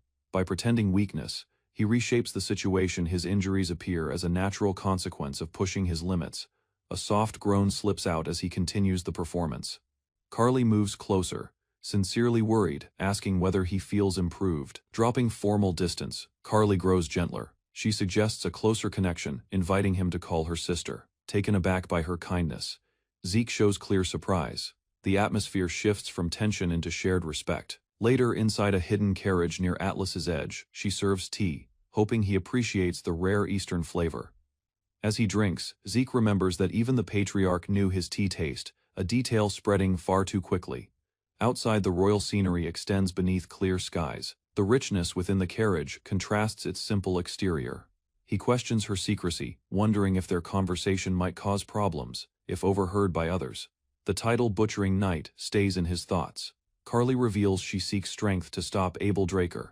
Zeke responds with concern. Carly calmly states her target is Abel, the second son of the Draker lineage. Speaking more quietly, she tells Zeke her story will begin from the very start. Although their house swore neutrality, Abel has broken it. He is already entangled in a national conflict. Carly explains that he supports the Rome Empire, standing against Alencia as an early strategic move. Zeke wonders if the Four Seasons fortress remains unaware. Carly states they know yet choose to overlook it. A divide grows within the Four Seasons fortress. Empire supporters in the elderly assembly secretly strengthen Abel's influence. Not everyone has turned, but the remaining elders simply watch, shielding themselves behind neutrality. Across from her, tension rises. Carly cautions that doing nothing will eventually spark widespread war. Zeke reflects silently. 3 years have passed since his regression, yet the conflict Abel caused still awaits ahead. He recalls when the sky burned red, under Abel's command. The Drakers unleashed fire and blood across the land. As they sip tea with quiet resolve, Carly declares her oath. She will gain the power to stop Abel. Abel's authority dominates the Draker order. He acts from the shadows, expecting unquestioned loyalty from his followers. True knights, she says, serve justice rather than power. Commitment to righteousness defines genuine strength. Her goal is firm. She will unite knights loyal to their conscience and spark rebellion within the fortress. Despite her abilities, she grants Zeke freedom. No obligation is imposed, only respect for his path as a pure-blood awakener. As he drinks tea quietly, Zeke reflects on her motives. Beneath her determination exists flexibility and empathy. The gap she allowed during their sparring session might not have been weakness, but a subtle gesture of kindness. Although she carries the Draker name, Carly's spirit radiates softness, powerful, yet humane within her beliefs. She cautions him about the cost. Standing with her could result in being labeled a traitor. Zeke stands smoothly and bows with unwavering resolve. His choice is settled, and doubt no longer remains. Even with limited experience, Carly speaks honestly. She shows a deep wish to stand beside him along the path of chivalry. A soft smile appears. Appreciation fills the moment as she silently thanks him for supporting her. As dusk falls across the Valhalla research facility, Zeke walks in with steady steps, mind lingering on discoveries from his previous life. A darker recollection emerges. Draker's corruption extended further than he believed, well before the war truly started. His former intention to leave the family had been driven by survival and escaping Abel's certain rebellion. Yet, encountering someone like Carly with the same purpose altered everything. Her existence made staying a reasonable choice. His earlier position had been imposed, the armor of a knight never suited his real self, yet necessity forced him to accept it. With eyes fixed on a digital map, Zeke traces his position through the labyrinthine corridors of Valhalla. He reaches the massive Great Central Library. The goal is simple: gain entry to Terracon's hidden vault of knowledge. Expansive halls stretch beneath a golden light. His footsteps resound as the system announces, destination reached. At the core, disappointment appears. The supposed secret library looks ordinary, lacking any meaningful insight. Shelves of old books reveal no signs, nothing rare, nothing strong, only hollow promises across polished racks. Uncertainty grows. If the system directed him here, then why does this place feel so plain and empty? Irritation increases. Hopes of powerful relics or concealed artifacts fade into the stillness of the archive. Just as regret begins to surface, a pulse activates beneath his foot. A hidden data restoration point reveals itself before him. Zeke moves back as luminous symbols emerge from the ground, indicating the activation of the hidden system. His eyes expand as a notification appears, confirming the presence of another administrator's secret archive. Understanding dawns: only someone linked to the system could discover a concealed repository like this. Several panels show instructions as the library connects directly to Zeke's system interface. Numerous categorized volumes glow in blue light, presenting manuals, techniques, and research documents. Instead of selecting at random, Zeke orders the system to choose what would most improve his development. He obtains a glowing book named Secret Technique of the True Dragon's Swordplay. While inspecting the cover, he notices its unclear origins and searches for the writer. Astonishment fills his face. The book was authored by Shelterin Draker, advisor to the Hero King. The vast chamber stayed quiet, washed in soft rays of early light. Its stillness held meaning, as though it awaited a secret long hidden to be revealed. Twin doors groaned wide as Shelterin Draker readied himself to reveal a legacy, the blade art of the true dragon.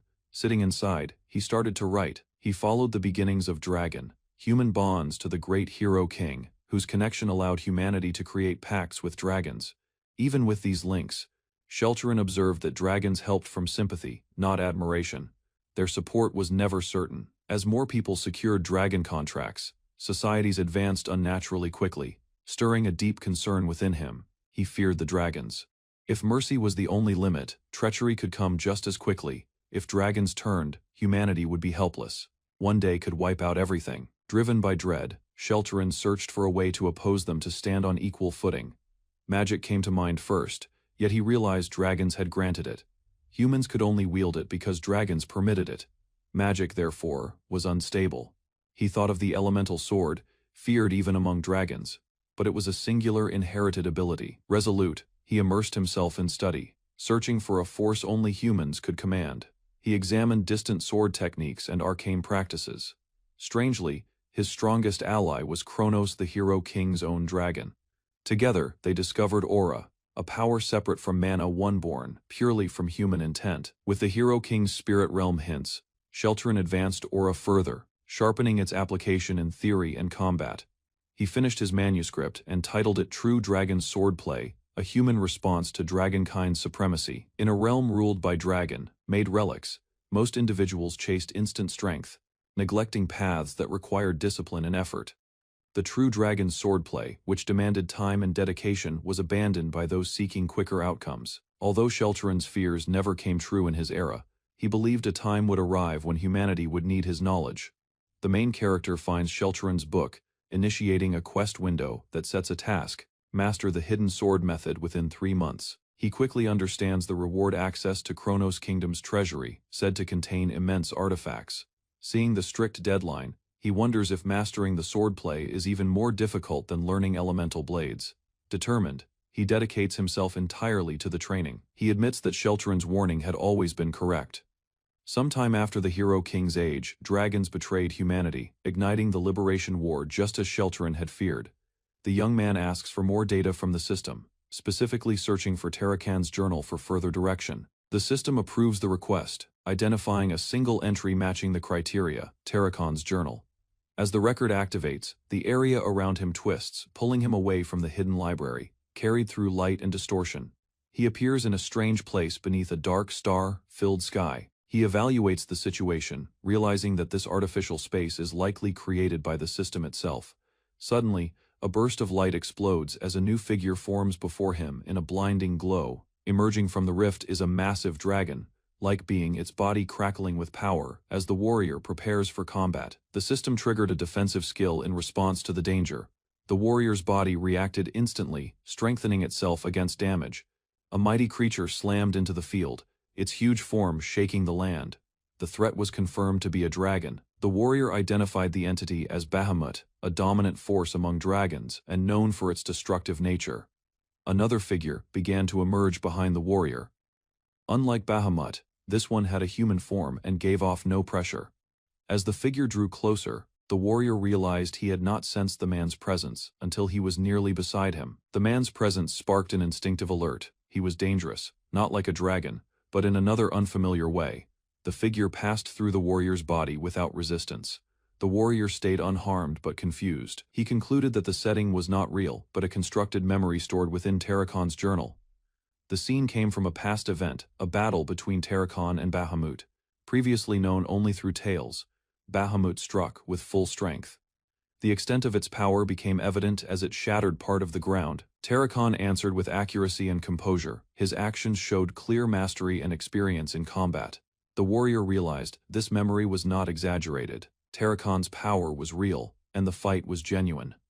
Bahamut kept pressing forward but noticed hesitation from Tarakan. The flow of the battle briefly shifted. Tarakan stayed silent and motionless. His body was ready, but his mind seemed conflicted. The system revealed their bond. Tarakan was Bahamut's contractor. The warrior began to grasp the deeper history. The warrior was stunned upon learning that Tarakan had once been Bahamut's contractor, similar to the bond between Kaiser and Kronos. He questioned the historical account, confused about how someone with such a bond had supposedly defeated Bahamut. Before he could think further, the memory broke apart, the world warped, pulling him violently out of the scene. Thrown into glitching space, he struggled to comprehend the sudden changes around him. Though Tarakan and Bahamut continued talking, the system's playback distorted their voices into incomprehensible noise. The warrior called on the system for assistance, but it failed to process his request, leaving him without answers. Suddenly, a flash carried him to another point in the memory. He heard earlier dialogue where people questioned the impossibility of a dragon betraying its contractor. This discussion suggested that betrayal wasn't only possible, it might have begun from the human side. A scholar spoke firmly, stating that while dragons could betray, the greater danger lay in human disloyalty. The scene changed to a chaotic clash, with Bahamut's form overwhelming the surroundings. The warrior finally realized the betrayal in the past had likely come from Tarakan himself. A turbulent rift widened, spilling warped light, as Zeke realized the real threat arose not from the creature, but from its summoner. The called entity came apart, its form dispersing into violet haze while Zeke remained, observing its disintegration. Residual power spread across the ground, while a far-off presence silently watched the diminishing aura. An abrupt surge burst forth, and Zeke shifted as a radiant object appeared from the anomaly. A dragon core hovered before him, encased in crimson, pulsing beats that echoed through the space. He identified it as Bahamut's heart and fang, questioning how such a fragment endured after the dragon perished. Examining his gloves, Zeke speculated their dragonhide composition might have responded to the relic. Shards of light erupted nearby as the surroundings warped once more. Soon after, everything disappeared, leaving him alone in the archive where the vision concluded. Drained, Zeke rested in the library, attempting to piece together the broken memory. Darkness spread outside as he chose to depart and reorganize his thoughts. He reviewed the journal again, but the key segment remained too damaged to interpret. Digging deeper, Zeke discovered another clue hidden within the documents. The authentic source of dragon-slaying arts originated from genuine dragon combat techniques. Tarakan had diluted it, reducing its strength until it lost the ability to slay a dragonborn. The altered sword method lacked the original might, yet when paired with natural traits, it could still harm dragons. Terracon lessened its destructive force, but enhanced its usability for real combat scenarios. Zeke examined the inconsistency between recorded myths and the concealed truth in Terracon's writings. Official accounts stated Terracon defeated Bahamut and restored peace across the land. This narrative matched the conventional heroic stories passed down through generations. Yet nowhere did it mention that Terracon and Bahamut once shared a contract. That omission was not accidental. It had been deliberately removed from history. Zeke obtained insight from a reliable contact who had studied the tale across various regions. The source verified that the contract was absent even in untranslated versions of the myth. No records mentioned agreements between humans and dragons, including those tied to legendary figures. The same questionable wording kept reappearing, hinting at deliberate historical alteration. Eventually, the investigator was directly warned by the Draker family to cease further inquiry. Zeke realized the Draker family had controlled information regarding Bahamut and Terracon. The reason remained unknown, but the obstruction was intentional. To reveal the truth, Zeke decided to return to the hidden archive. Zeke stepped into the silent archive, the doors sealing behind him with a faint sound. He sensed the strange stillness. The system's defenses should have denied any entry. A noise from above drew his focus. A masked individual moved quietly along the ledge. Zeke activated the surveillance system, initiating administrator privileges. 2 entities were detected, one inside, one outside the structure. Zeke wondered if the tracking hounds from the giant mountains had found him. He determined the attackers were likely unrelated to previous forest incidents. Instead, he concentrated on identifying who had sent them. The masked individual edged closer to a locked door, staying hidden from view. Zeke noticed the figure above, suspecting ties to Abel. He considered that Abel, despite their cooperation, might have sent an assassin. Zeke advanced to confront the intruder, gloves prepared for combat. The masked individual struck first, but Zeke stopped it immediately. Using superior strength, he retaliated and disarmed the opponent. Zeke made it known he possessed multiple methods to uncover the truth. The hallway erupted with movement as several masked attackers rushed in. Zeke evaded and countered, taking them down one after another. He closed the gap and dropped one foe with a precise blow. Another attacker charged, but Zeke deflected the strike and forced him back. After trading blows, Zeke recognized the assassin's fighting style. The masked man's actions were calculated, suggesting formal training despite his hidden identity. Zeke identified the distinctive blade technique, unique to the Gorka kingdom in the northern continent. The kukri weapon and stance confirmed the attacker as a Gorka ranger. Gorka rangers were elite units, often assigned secret missions by the central continent. Understanding their principles, Zeke knew they would reject assassination tasks, eliminating Abel as a suspect. Zeke observed the ranger's guarded posture, which differed from standard Gorka combat methods. Despite exposing apparent vulnerabilities, the attacker never attempted to exploit them. Zeke concluded the objective was not to kill him but to capture him. A projectile suddenly shot toward him from the side. He sensed movement outside. Someone else had joined the attack. Recognizing the object's nature, Zeke determined it was a sedative, meant to incapacitate him. Zeke inhaled the substance and felt his awareness begin to fade as his resistance ability activated. Despite the weakening effect, he chose to further test the bracelet's poison resistance. The system confirmed activation, yet his body still collapsed under the drug's influence. One masked attacker lifted Zeke's unconscious form toward an exit. Another individual arrived, preparing to escape with him. Elsewhere, a man watched the situation unfold, uncertain who orchestrated the abduction or for what purpose. At the outskirts of Atlas, the farmland rested silently beneath the morning glow, concealing the strain beyond its borders. Chains firmly secured Zeke Draker's wrists as he remained bound, the iron biting coldly into his flesh. Inside a shadowy chamber, masked sentries stood beside him. Across the table waited Cliff Lionheart, leader of the Reinhardt merchant group. Zeke knew him. In another lifetime, their roads had intertwined during conflict. The Reinhardt group, influential and tied to the Alencia kingdom, held reach far beyond its domain. Yet another war approached, threatening to turn both kingdom and empire into ruins. Back then, Cliff had delivered vital intelligence to Zeke before disappearing into the downfall of Alencia. Zeke never encountered him again, left only with doubt and resentment. Now Cliff expressed regret for the forceful capture, yet Zeke gave no response. Freed from restraints, Zeke rose, his aura composed yet authoritative. He brushed aside Cliff's attempts, slicing through formalities. Dark power pulsed. "What is it you seek?" he asked, gaze icy. Cliff observed his steadiness, far beyond what one so young should possess. Even hardened warriors would falter, yet Zeke showed nothing. Cliff understood he had already lost control before discussions truly started. Rather than replying outright, Cliff set down a sealed letter, requesting its examination. Zeke opened it with ease, unfolding the papers that whispered softly in his grasp. Rows of names and annotations described a plague spreading through southern lands, information too precise to overlook. His brows tightened as he read on. Cliff's eyes stayed fixed, waiting for any sign. One name on the page struck deeply Elena Stone. Memories returned. She had once been sick, but Liam, her child, had rescued her with Zeke's aid in that past life. Sheets scattered over the table as Zeke demanded an explanation behind this revelation. Cliff revealed the illness Rose disease, merciless and inevitably fatal, yet Elena survived, a phenomenon no healer could understand. Her case wrapped in enigma, a faint grin appeared. Zeke grasped Cliff's intent without further explanation. With death assured for others, the worth of a cure exceeded measure, immense leverage over nations. Still, ambition would not cloud Cliff if he realized who stood before him, something beyond mortal limits. The silence ended. Zeke confessed the truth: he had crafted the cure himself. A chair crashed back as Cliff leapt up in disbelief. Urgency consumed him. He pleaded to purchase it, offering any cost for possession. A lifted hand cut through the moment. The abrupt gesture stopped Cliff mid-begging. Composed and faintly amused, Zeke questioned the urgency before him. Suspicion followed. Cliff's actions didn't align with trade, it suggested deeper motives.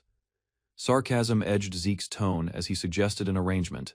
Hiding keen intent beneath a smile, clarity surfaced. Cliff's purpose wasn't wealth, it was to save someone. In exchange for the formula, Zeke asked for 3 favors, conditions unclear, yet unwavering. Interest grew as Cliff requested specifics. None were given, only that they would come later. Assurance followed swiftly. Zeke vowed not to demand anything excessive. With talk settled, Cliff signed the agreement while Zeke handed over the written remedy. Before concluding, Zeke hesitated. A question lingered: who was Cliff? Trying to protect, no clear answer came. Evasion followed, masked in merchant reasoning. Zeke pressed further. The evidence was obvious: this wasn't commerce, it was personal. Past behavior came into question: armed force, abduction, raw desperation. Cliff had crossed a boundary. Silence fell again as guilt settled over Cliff's stance. At last, truth surfaced: it involved someone from Alencia's royal line. Zeke demanded identity. Refusal came at once. Cliff would not expose the individual he intended to save. A flicker of surprise crossed Zeke's expression as he speculated. Yet the truth stayed concealed behind quiet. Echoes of the past resurfaced. Returning to Alencia meant certain death amid rising turmoil. Even aware of the risk, Cliff had chosen his route, one leading straight back to Alencia. Worn but unwavering, he spoke plainly. If death awaited, he would meet it on his own terms. Regret colored his words. No more could be revealed, yet his resolve remained firm. Something had shifted. Zeke noticed a spark in Cliff's gaze, no longer dimmed by hopelessness. Alencia, though fragile, resisted against the Empire, its political state fractured and unstable. Conflicts between races and internal frailty left the kingdom exposed, divided by unrest. Still, a chance remained. Time existed before full war. Cooperation with Alencia could hold value. With a steady motion, Zeke dismissed the secrecy, prepared to continue regardless.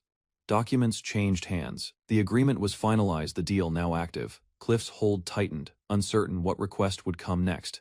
To his surprise, the demand was simple: Zeke wished to be employed. A grin appeared. This was not merely a favor, but the beginning of a calculated step.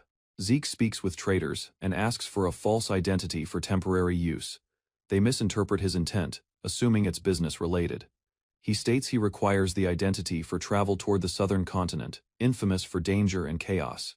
He stresses he can't risk errors. Zeke notes that the Reinhardt merchant group holds enough power to handle even the criminal syndicates in the area. The blonde trader agrees with Zeke's logic and proposes his cousin's name for the false identity, which won't draw suspicion. Zeke requests steady transport to the south, a residence, and large storage capacity, tossing gold coins onto the table confidently. He brings up the kidnapping that led him here, implying they owe him. The trader reacts angrily to his boldness.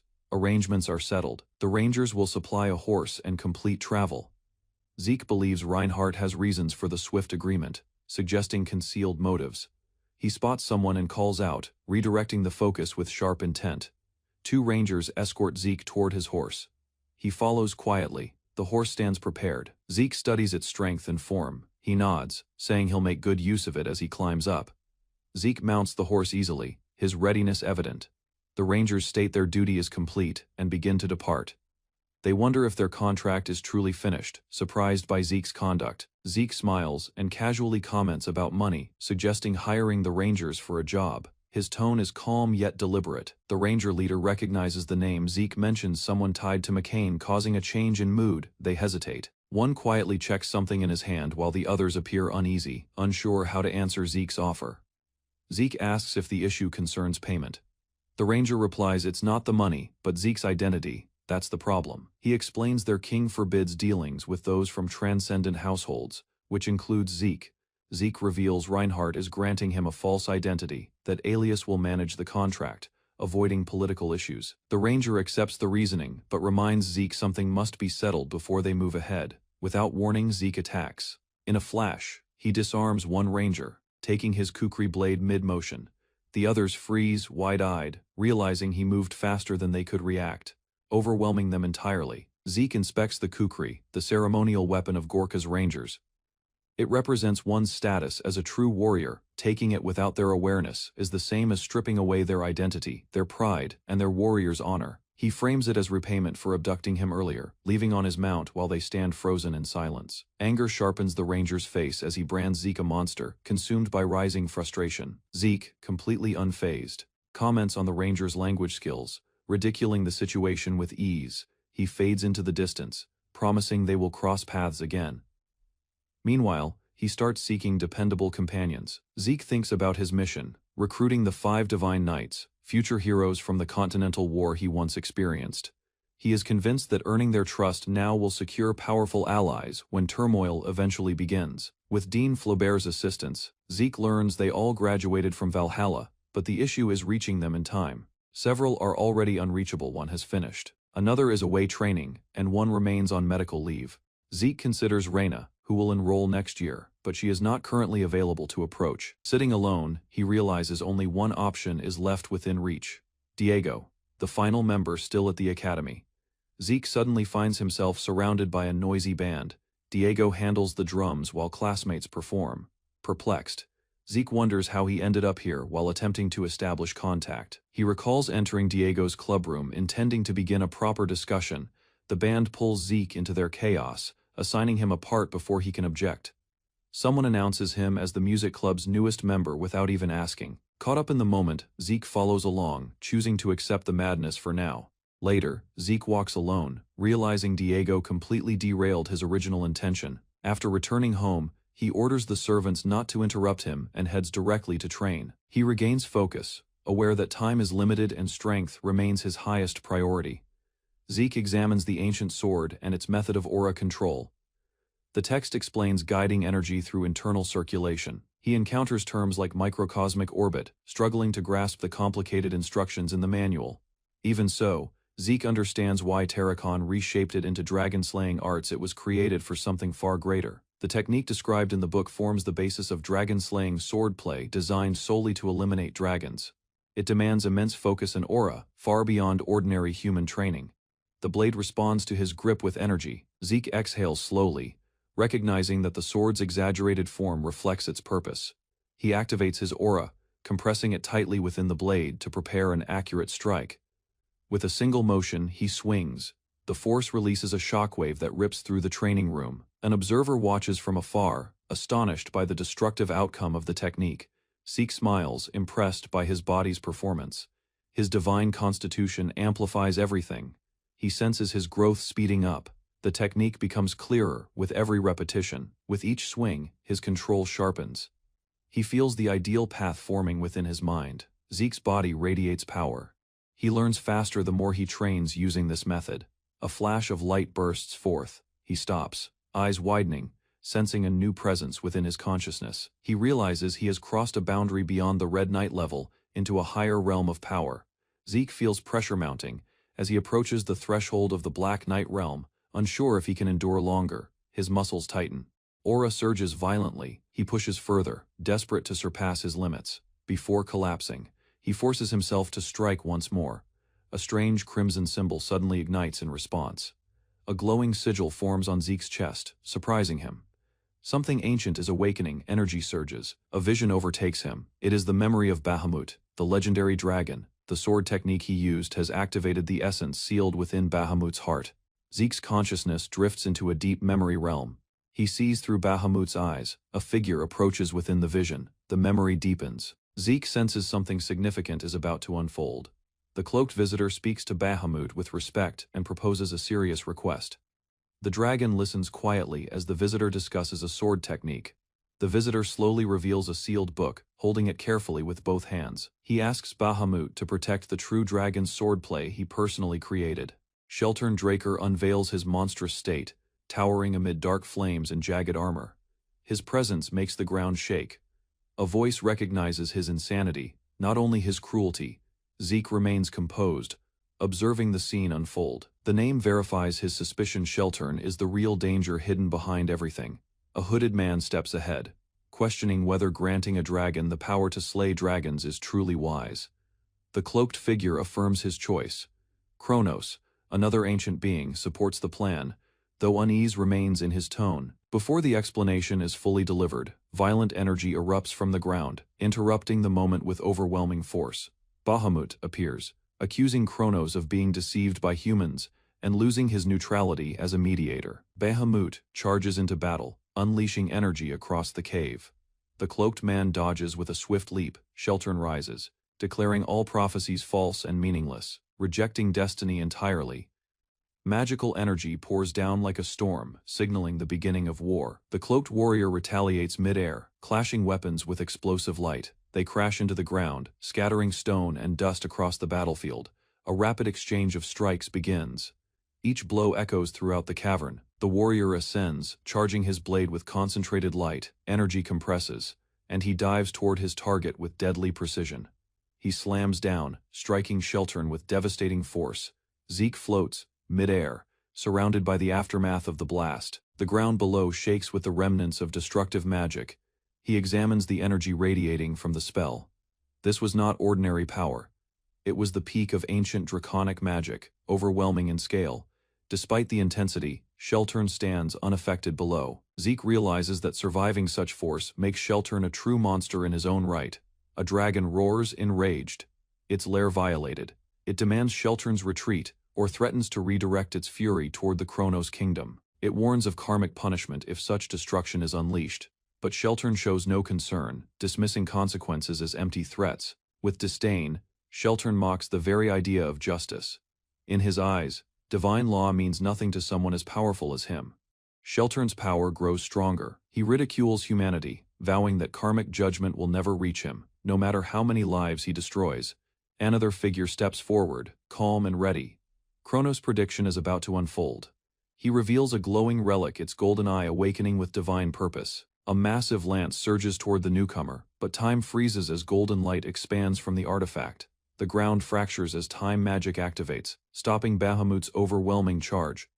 Sheltern scoffs at the notion of resisting him with borrowed power, mocking the effort as pointless. Golden energy surrounds the battlefield, casting a shield over the caster. Zeke watches, stunned by the sudden halt in violence. He realizes the attack. Bahamut's destructive charge was completely stopped. The cloaked figure stands firm. As the dust settles, he senses something greater at play. This was no ordinary spell. Golden chains of magic bind Bahamut's massive form. His limbs strain against the force, locking him in place, unable to move forward. Zeke observes carefully. Sheltern's spell is restraining Bahamut entirely. The pressure in the air thickens as power balances shift. The cloaked figure raises the clock artifact. Zeke realizes the source of the restraint lies in Kronos' divine time magic. Sheltern dismisses the artifact's threat, questioning if mere divine tools can stop him. Zeke reflects on Bahamut's earlier reaction, realizing the clock must be a sealed relic infused with Kronos' raw authority. Suddenly, Bahamut roars and shatters the binding spell. Zeke braces himself as magic flares violently. Dust bursts from the collision. Bahamut slams into the battleground, his talons tearing into stone. The dragon stares ahead, snarling Sheltern's name with intense hostility. He insists to learn if the vision given to him was true, a prophecy too precise to ignore. Sheltern affirms it. The vision was Kronos' prophecy, the exact reason he holds the dragon-slaying technique. Bahamut damns the destiny they're tied to. He doubts the agreements between dragons and humans as flawed. Resigned, Bahamut orders Sheltern to give over the sword technique that could kill dragons. A magical tome drifts into view, shining with cryptic markings. It contains the ancient secret True Dragon's swordplay. The tome lands before Sheltern, its seal shattered. The trade is now irreversible. Bahamut praises the preparation. Sheltern had done all this not for conquest but to defend the world. Bahamut sneers, ridiculing the notion of protecting the world. He accuses Sheltern of favoring humanity over all else. Sheltern stays silent, accepting the judgment without resistance. He takes the magical book and walks away. Though the prophecy stays uncertain, Sheltern believes humanity will eventually rise through aura alone. Bahamut warns that if humans awaken such power, he will destroy them himself. He views aura as a force too great for weak beings. Sheltern admits forging the dragon-slaying sword out of fear, but in the end, he trusts both Bahamut and Kronos. He remembers Kronos' words that one day even Bahamut would find someone worthy of trust. The dragon's thoughts echo, "You will find a contractor." The phrase lingers in his mind, left alone. Bahamut reflects silently, the chamber now dim and still. He scoffs at the idea of opening his heart to a human. The notion seems absurd, nearly offensive, yet deep inside, doubts remain.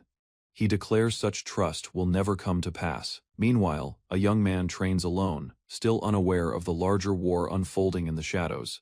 Zeke, reflecting on Bahamut's hatred, understands the dragon's pain. He senses it through the heart he touched. Despite that understanding, Zeke stays confused. He can't grasp how such power or hatred took root. He continues studying in secret, chasing answers from Bahamut's memories and training in the dragon-slaying arts. The truth about Tarakan's altered history weighs heavy. Zeke vows to uncover it, and one day wield the true dragon swordplay. A sealed letter arrives, confirming the completion of Zeke's first request through Reinhardt's contacts. He had asked for a false identity that would allow him to act freely without suspicion. Unexpectedly, he's assigned the role of deputy manager for the Reinhardt Merchant Group Southern Branch. Zeke looks toward the window, sensing something significant has shifted. Outside, he acknowledges the arrival of a message, bearing pigeon with calm certainty. The pigeon carries a reply. Kitty has made her decision, and is ready to move forward as well.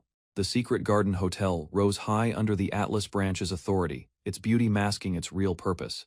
Beyond its decorated entrance, the VIP lounge bar provided a discreet meeting space hidden from public sight. Zeke stepped inside, greeted by a woman who spoke as if they were already allies. Zeke shifted his gaze toward the night skyline, briefly lost in thought. He had visited Atlas before, yet the gentle lights now felt unfamiliar.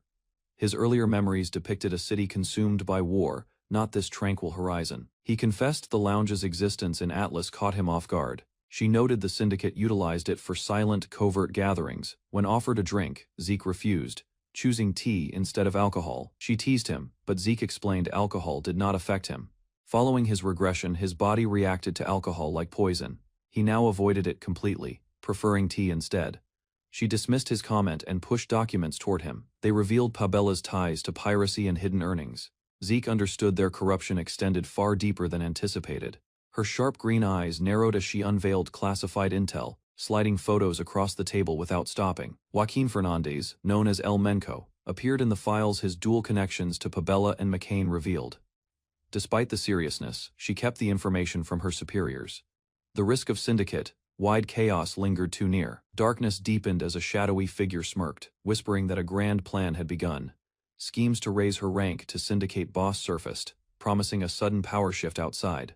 Rain tapped against rooftops. As Zeke finished the final portal sequence beneath an umbrella, his technique avoided direct portal jumps, preventing karmic suspicion from targeting him. Only a few held the magic to craft such illusions. Even Nirvana couldn't detect the deception.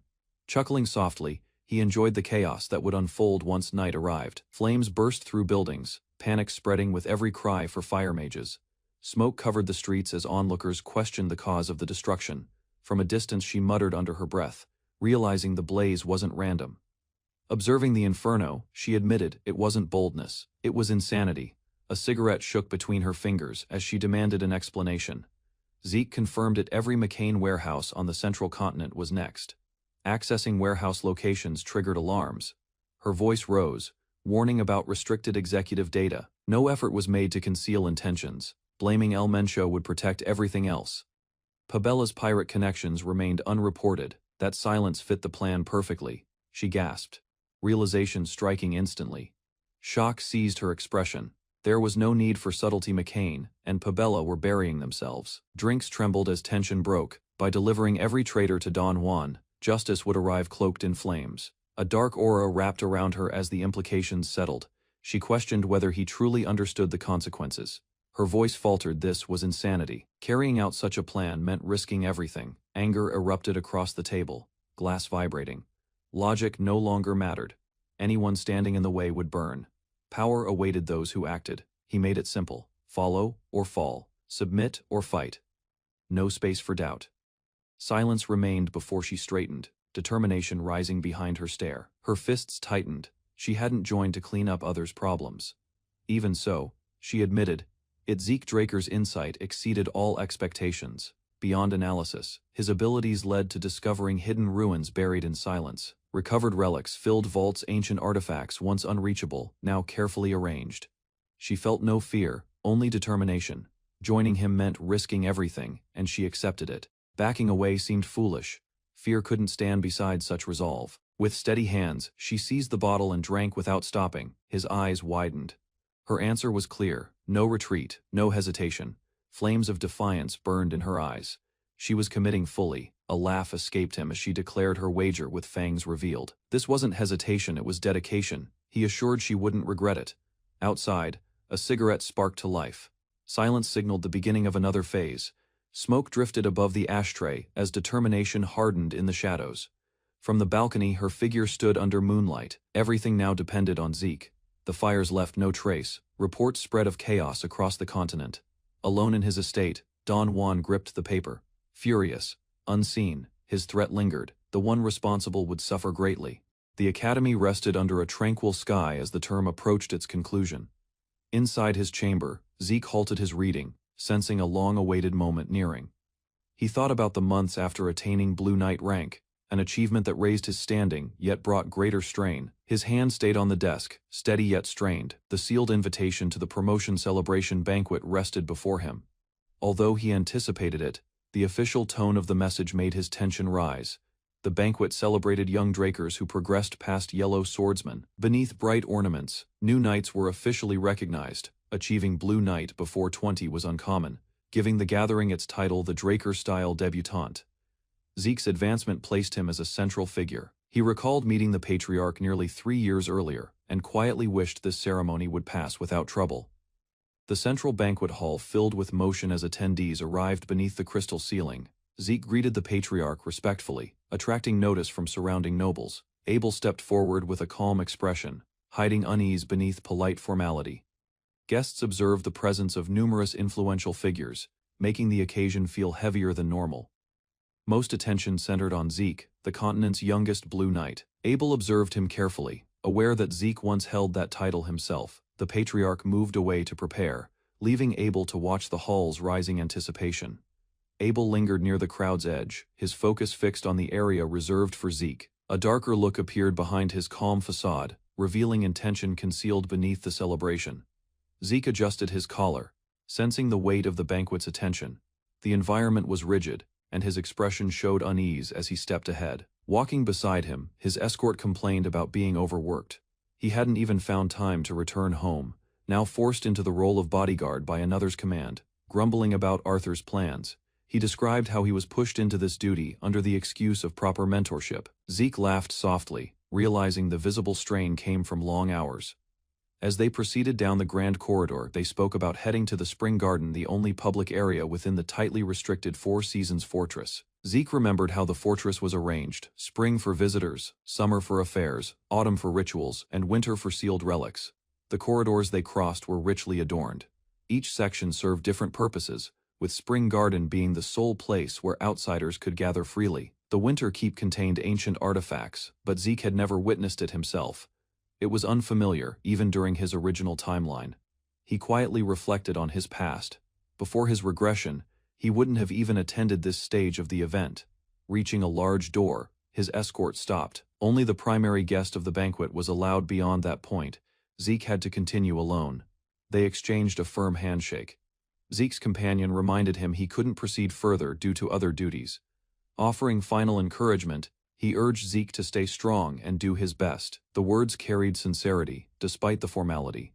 Zeke smiled faintly. It felt reassuring to have someone genuinely care for him, even if expressed awkwardly. The banquet hall shifted attention. Banners hung in tribute of the rising star, now entering Zeke Draker. With steady steps, Zeke descended into view, drawing reactions from noble guests who recognized his swift rise. Whispers spread among the crowd. Not only had he reached Blue Knight rank early, he had even surpassed Abel's academy records. At the center of the hall, Arthur Draker formally announced Zeke's first step as a knight.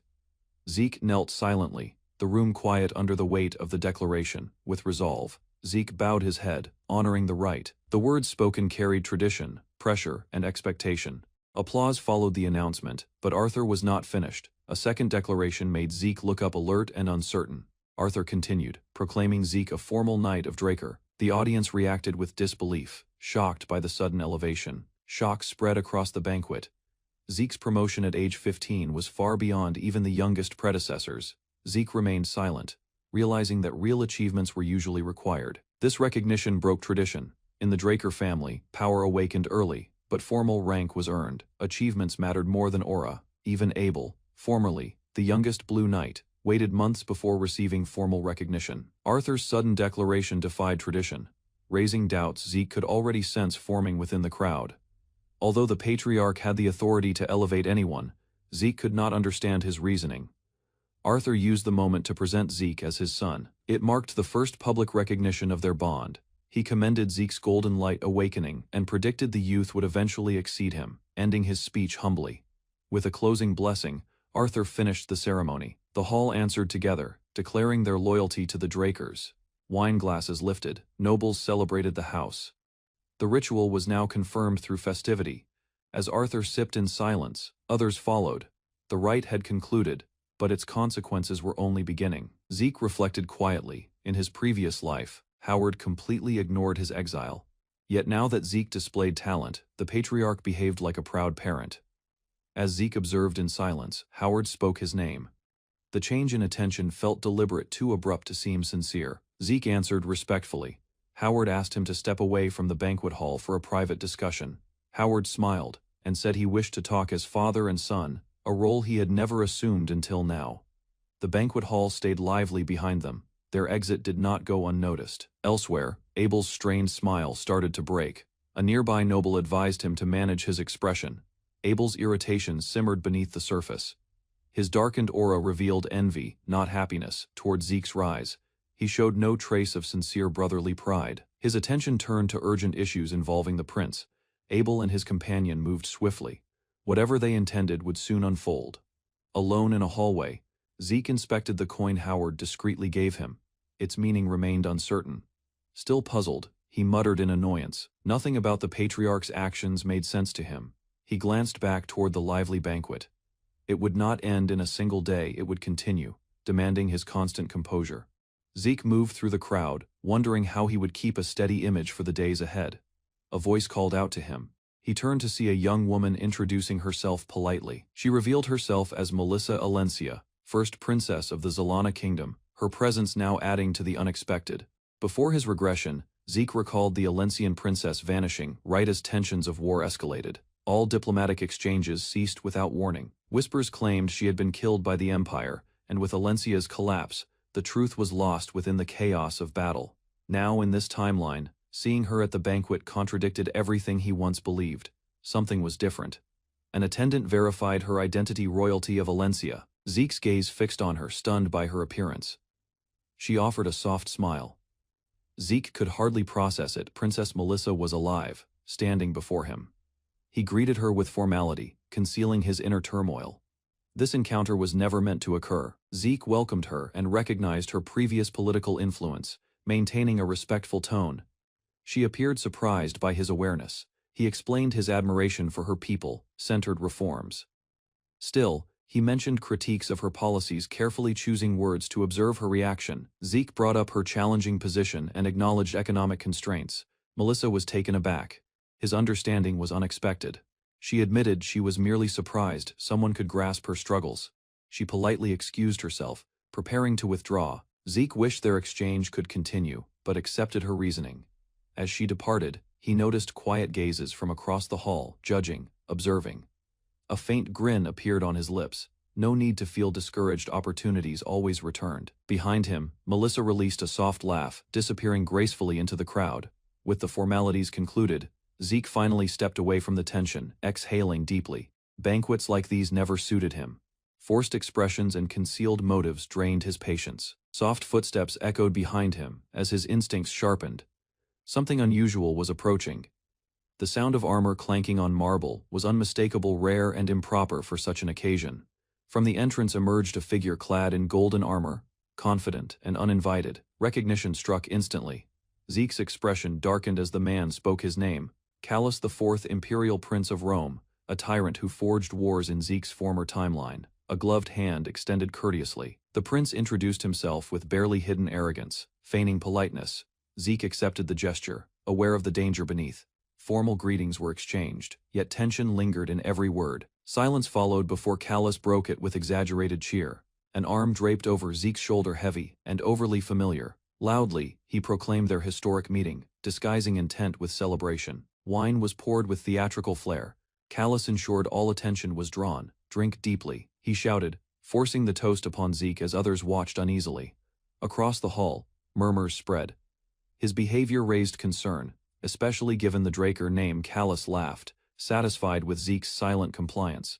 His tone carried pride and recklessness. The cheers stopped when Abel approached his presence calm and authoritative. Rather than participate, he requested a private discussion, sparking Callus's curiosity. With a nod, the prince agreed. They departed calmly, leaving the hall quieter. Still seated, Zeke observed the shift. Doubt stirred beneath his composed smile, nobles whispered. Despite the spectacle, their admiration now shifted toward Abel. This was no coincidence. The interaction between Abel and Callus revealed familiarity. More than allies, they behaved like conspirators, concealing nothing from each other. Suspicion deepened. War might be nearer than anyone dared believe. Abel's confident demeanor revealed everything. Something greater was unfolding behind the scenes. Beyond the palace, silence masked danger. Zeke could not afford to ignore it. With a token in hand and his mind resolved, he moved. Time was limited. From across the decorated table, Arthur questioned Zeke's progress toward becoming the continent's strongest, complimenting the banquet's success. He shifted tone, urging Zeke to call him father in private. Those words echoed strangely. It was the exact phrase Carly once used, too precise to ignore. Realization struck suddenly. The same unease he felt with Carly now became clear. Abel's influence was growing evident. He had even begun swaying the elders. Yet if Arthur noticed this and remained silent, it meant he had chosen a side. Zeke wondered if Carly's name had been used to manipulate him. Was it intentional? Regardless, the truth was undeniable. Arthur had aligned himself with Abel. With a calm tone, Zeke acknowledged this shift, concealing his doubt behind composure. Arthur presented a reward, a sign of encouragement, and slid it toward him confidently. The medallion held power. It could grant access to the legendary Winterkeep's treasure, a rare vault containing priceless relics yet also filled with worthless distractions. Zeke accepted the caution and prepared to leave. Plans formed quickly in his mind. His path led beneath the surface, into the sealed vault of the Dragon Slayer's Winter Keep. Whatever purpose lay behind the gift, he resolved to use every resource available to him. Zeke reached the vault entrance, welcomed by attendants who had been waiting. The massive enchanted doors stood in stillness. He received a briefing on the treasury, more than 17,000 artifacts, accessible solely by token. Entry had no time limit, but permitted only once. Seeing no guards present, Zeke questioned it. The staff calmly answered it wasn't required because of the protections installed. Magical defenses comparable to the Patriarch's chamber safeguarded the vault. Every artifact within was bound and monitored through magic. Chains and enchantments secured the artifacts. Stealing them was impossible. What appeared unprotected was actually highly secured. Zeke placed his token into a slot. The system recognized it, activating the vault's internal mechanism. Huge doors parted, unveiling a chamber filled with towering shelves of artifacts. Zeke's eyes narrowed as he absorbed the vault's immense scale. He muttered that it was excessive, typical of the Draker clan's arrogance. Alone, he understood identifying artifacts manually would take days. He requested system assistance, activating Dragon Eyes as directed. Grasping the connection, Zeke smirked. This system belonged to him to command. Activating Dragon Eyes, he pinpointed the artifact's shadowless steps. He moved quickly, testing his skill in navigating the vault. Artifacts illuminated on the mini. Map 17 located. Zeke proceeded efficiently, Far more artifacts remained than anticipated. He refined the filter, excluding basic items, consumables, and unidentified materials. Even after narrowing, the choices were overwhelming. Another condition removed all swords weaker than the Stygian blade. Items quickly disappeared from the list. One unknown entry remained, yet its details failed to appear, raising suspicion. Following the coordinates, he advanced swiftly through towering shelves toward the marked point.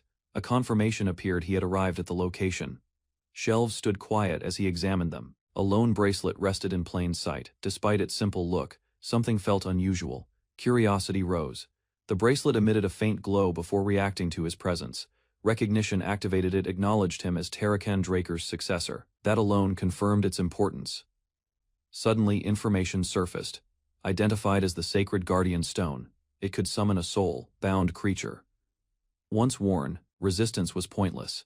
Attempts to remove it failed. He was bound by lineage. Frustration grew. He hadn't checked all artifacts, and now plans risked disruption. Instead of panicking, he reconsidered. If this belonged to Tarakan, its worth likely exceeded most items here. Command confirmed. Activation of the Sacred Guardian Stone began immediately. Light burst forth. A powerful summoning circle formed in mid-air, seeking a match. Lightning struck across the chamber. Roars echoed his soul creature had arrived. Lightning surged through the vault, cracking the floor and walls as energy gathered into shape. A majestic creature emerged from the storm, its mane flowing with currents of thunder. Identified as a holy creature, draconic steed, its immense aura spread across the chamber. Eyes widened in amazement. The creature's presence resembled a dragon, yet maintained noble composure. Questions arose: how many such artifacts had Tarakan secretly possessed? A touch from the creature silenced them. Connection formed instantly. Though strangers, it felt like a reunion bound by fate. Warmth spread. Familiarity flowed between soul and steed, silent but powerful. Instructions appeared granting a name would seal the bond and allow future summons. Bucephalus was given. A gentle nudge confirmed acceptance. Energy resonated through the horns. Naming the creature triggered new data, king of the draconic steeds. Still, uncertainty remained. Before thoughts could settle, Bucephalus leapt, throwing its master upward without warning. A startled shout echoed. Trust needed to catch up with action. Instead of escaping, the steed circled back, kneeling to offer a ride, mounting smoothly.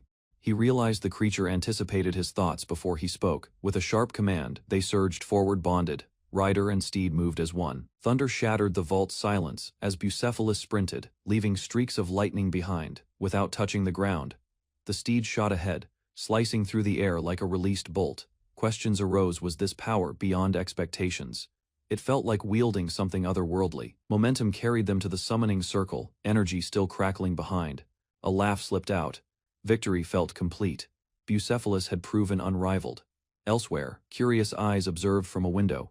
His display had not gone unnoticed. Reflections came later. Many artifacts held worth, yet some were meaningless beneath their shine. Before activation, the bracelet appeared as junk ignored, unlisted. Arthur might have viewed it that way. Realization emerged. By pure chance, an unrecognized treasure had reached its rightful successor. Confidence returned. Regardless of how it was obtained, this was a major gain. Time to rest. He had earned it. A long day of trials ended in victory. As he moved to depart, a strange greeting stopped him. Formality, unexpected and awkward. Under a hood, the visitor introduced himself, Cliff Reinhardt, respectful in tone. Tension increased. Zeke asked him to avoid contact in public. His plans depended on secrecy. Cliff agreed but explained urgency. Someone significant had requested this meeting. A woman removed her hood, revealing blue hair. Calmly, she introduced herself to Zeke in the grand hall. She claimed leadership of the Reinhardt merchant group. Speaking with composed authority, her identity was revealed: Melissa Alencia, first princess of the Alencia kingdom, concealed beneath a merchant's title. Zeke encounters a hooded woman who discloses herself as Princess Melissa Alencia, the rightful leader of the Reinhardt merchant group. He had previously guessed her identity, noticing clues from earlier incidents. Melissa had lately disappeared from international affairs, but resurfaced at Zeke's advancement banquet. The timing of her return aligns with the unexpected recovery of a rose disease victim. Zeke links both incidents, understanding beyond mere coincidence. Melissa admits his perception and shifts to the true purpose of their encounter. She sets papers on the desk, asking for Zeke's support before explaining further. She tells him to review the files first. The rose disease has resurfaced, emerging near the Alencia kingdom's frontier. Zeke studies the papers with growing unease. He questions the alarming results written in the report. The illness is verified to be a magical construct. The Nirvana family's research confirms the information's authenticity. Zeke understands the disease is artificial and spreading quicker than before. He starts to wonder what his regression has actually altered. Zeke examines the map and red indicators showing the expansion of the Rose disease, which started along the border of two empires.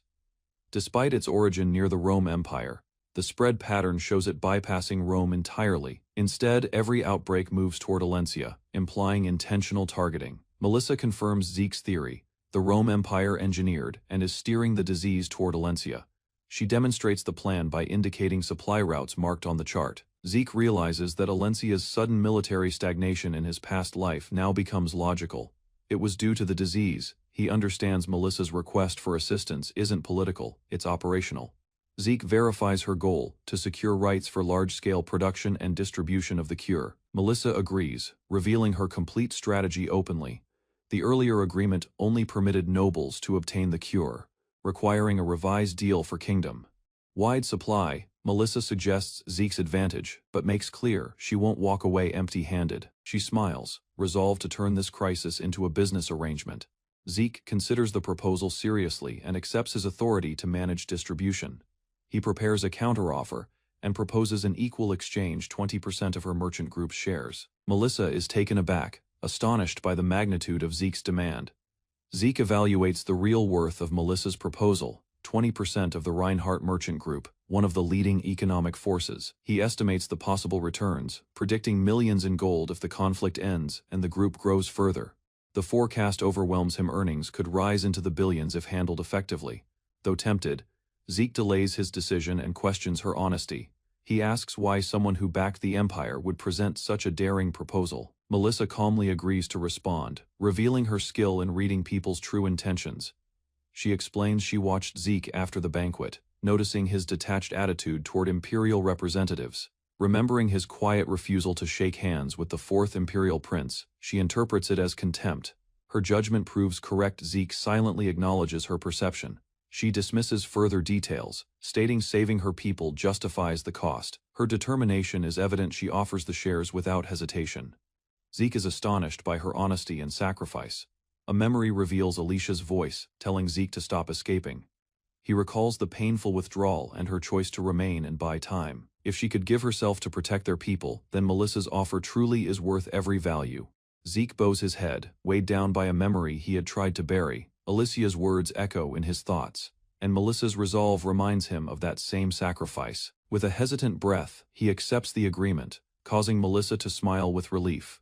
As she gets ready to leave, Melissa asks him to keep her identity hidden.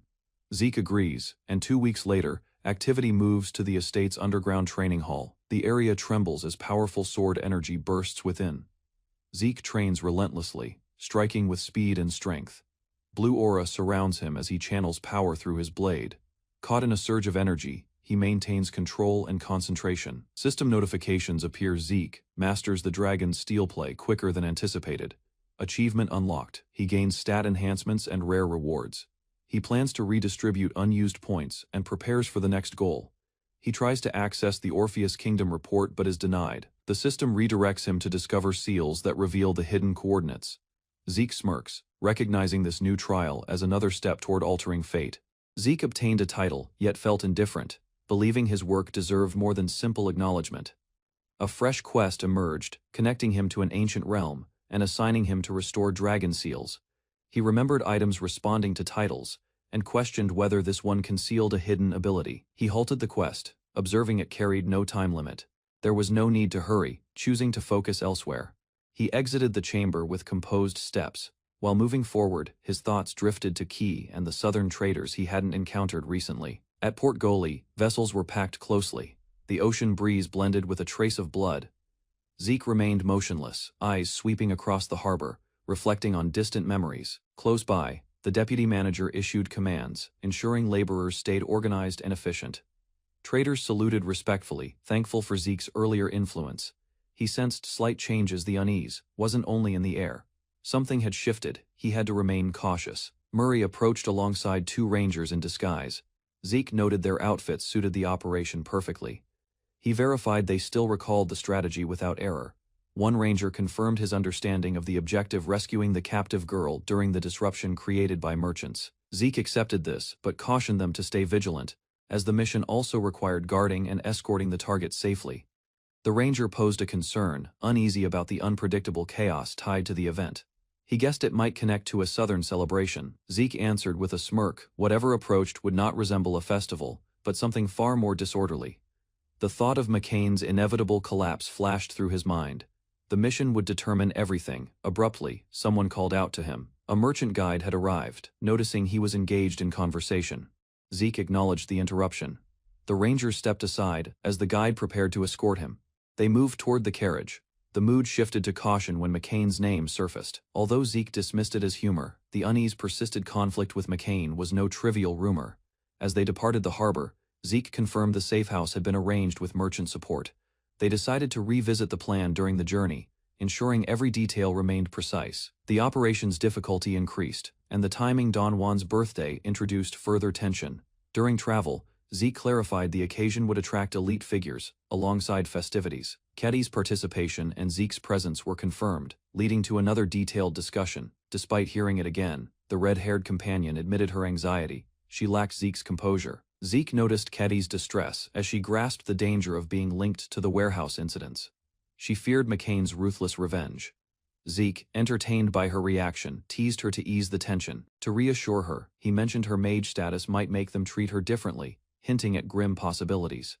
He joked that magic users were thought to repel curses, implying she might be preserved for profit. Key shrieked at the unsettling image, picturing necklaces as severed fingers collected from victims. Zeke found amusement in her dramatic fear, yet Key pleaded for a peaceful burial if captured. Zeke's expression dimmed as memories surfaced. No one understood the South better than him. He had once strengthened McCain's empire as an assassin before tearing it apart internally. Taken as a runaway scholar, he had been sold into McCain's harsh Soma fields. On the plantation, survival relied on submission. Zeke obeyed, harvesting Soma under strict watch. Later turned into a living shield. He endured numerous battles, likely surviving due to instinctive regeneration. His endurance secured him a new position, Don Juan's personal killer. As an assassin, Zeke became precise in eliminating targets, even defeating purple knights with toxins. However, blue knights resisted him, using aura to cleanse poison, making direct kills nearly impossible. Even so, Zeke perfected exploiting minor weaknesses. Even blue knights couldn't avoid his precise strikes. After eliminating over a dozen blue knights, Zeke established himself as a leading assassin within McCain's cartel. With increased influence, he crushed rival factions, and was declared Don Juan's successor. Yet on the day of the announcement, Zeke slaughtered every executive, including Juan, and disappeared. The blood-drenched chamber marked the conclusion of his connection to McCain. Now seated calmly in the carriage, Zeke regarded it all as history. His companion interrupted, demanding truths he had long ignored. Key accused him of acting as McCain's informant, doubting his motives. She worried about becoming leverage to control the syndicate. Her reaction amused Zeke, reminding him of the past as he teased her quietly. They reached Don Juan's estate, where a lavish gathering was unfolding. Inside, the mood was refined yet tense, filled with elites and mercenaries. Kesey and Zeke formally introduced themselves, entering a dangerous environment. Zeke observed the varied crowd: former assassins, rangers, and criminals. It wasn't solely McCain's followers. The entire underworld had assembled in one place. Behind the hall, a hidden chamber awaited the real negotiations. Katie and Zeke were presented to Don Juan, who greeted them arrogantly, surprised by Katie's identity as a female mage. He allowed them to speak, prompting Katie to mention the warehouse fires as a bold opening. Her remark created tension among those present, their responses revealing shared concern about the event. Don Juan acknowledged the fires casually, then shifted into a more threatening demeanor. He demanded her reason for mentioning it, casting a heavy silence over the room. Key hesitated, unsettled by the sudden pressure, while Don Juan's intent sharpened further. Inside a vast chamber, a solitary woman accused someone within of being a traitor behind the warehouse fires. Her statement ignited fury. A man rose, hurling insults and branding her delusional. Before he could move further, he was suddenly struck down. Silence spread as a fist hit the table. An authoritative figure ordered her to answer for her claims, challenging her right to speak. Zeke advanced, gripping Joaquin at knife point, presenting himself with absolute composure. He exposed Joaquin's real identity, El Mencho, dragging him into the open before everyone. Joaquin faltered, realizing Zeke had uncovered truths even their leader had overlooked. He shouted at the guards, demanding immediate action and protection. Frustration grew as he cursed their delay and questioned their loyalty. The guards froze, uncertain how to act under such tension. The red-haired woman remained quiet, carefully observing the moment. A man granted Zeke permission to speak without restraint. Zeke stepped fully forward, overpowering Joaquin before anyone could intervene. He introduced himself to Don Juan, steady and fearless. Zeke pledged his support, offering to reveal the complete betrayal. From the head seat, Don Juan addressed Zeke Murray, noting his unexpected arrival. Composed yet firm, Don Juan remarked on the irony that Zeke brought a weapon instead of a gift for his birthday. The guards evaluated the scene, but Zeke's position made any move too risky for Joaquin's life. With subtle mockery, Zeke highlighted how suspicion had been wrongly placed on him, while the true spy stood trusted. Joaquin lashed back, accusing Zeke though doubt lingered in his voice. He quietly formed a magic circle, and Don Juan countered with a spell of his own. As he lit his cigar, Don Juan examined a summoned report. He confirmed the files contained undeniable proof of treachery. Joaquin had secretly partnered with a syndicate, working with pirates from Pabella. Shock rippled across the hall at the mention of pirates. Zeke noticed the atmosphere shift. Southern leaders harbored deep hatred for pirates. Memories of past assaults gave them reason to act swiftly. Don Juan, remembering how pirates killed his family, could not ignore the truth. He studied the report and image, struck by its precision. Joaquin cursed in disbelief, realizing Zeke had revealed everything: names, dates, and the agreement's details. Cigar ash drifted as Don Juan weighed his decision. Suspicion alone was not enough. Though thankful, he questioned if Zeke expected him to betray someone he once called brother. Zeke had foreseen this. His gaze sharpened. He was prepared to present stronger proof. A summoned spirit, faintly glowing, answered his call. El Mencho's true essence began to appear. Joaquin's face twisted as the spirit spoke, admitting full responsibility for betraying McCain. Shock shattered Don Juan's composure. Silence filled the room as trust collapsed. He rose slowly and approached. Words no longer mattered. In a swift motion, blood spilled. Joaquin was cut down without hesitation. His body fell. Crimson pooling beneath him, judgment carried out instantly. Blade in hand, Don Juan declared the traitor's death an act of duty, not certainty. Zeke quietly reflected that belief in loyalty could be turned into a weapon. Justice here was not purite, it was practical. Power dictated truth. Truth itself was secondary. Necessity ruled the moment. Don Juan acted because he had no choice. The warehouse damage and Key's testimony left no space for mercy. Ultimately, Zeke's manipulation ensured El Mencho's downfall. Victory came through strategy, not force. Amid the turmoil, the revelation that Pabella were pirates shocked everyone further. Don Juan stayed composed, analyzing each layer of betrayal with chilling precision. His subordinates, however, wavered. Fear and doubt fractured their unity. El Mencho's confession lingered. There was no path back. Allowing him to live risked chaos. Authority demanded sacrifice. Zeke, observing quietly, acknowledged Juan's unwavering ruthlessness. Blood dripped from the cursed blade as Don Juan activated its power. Scarlet energy wrapped around him, enforcing judgment. Key's report matched reality too closely. Panic began spreading. A sword struck the written confession.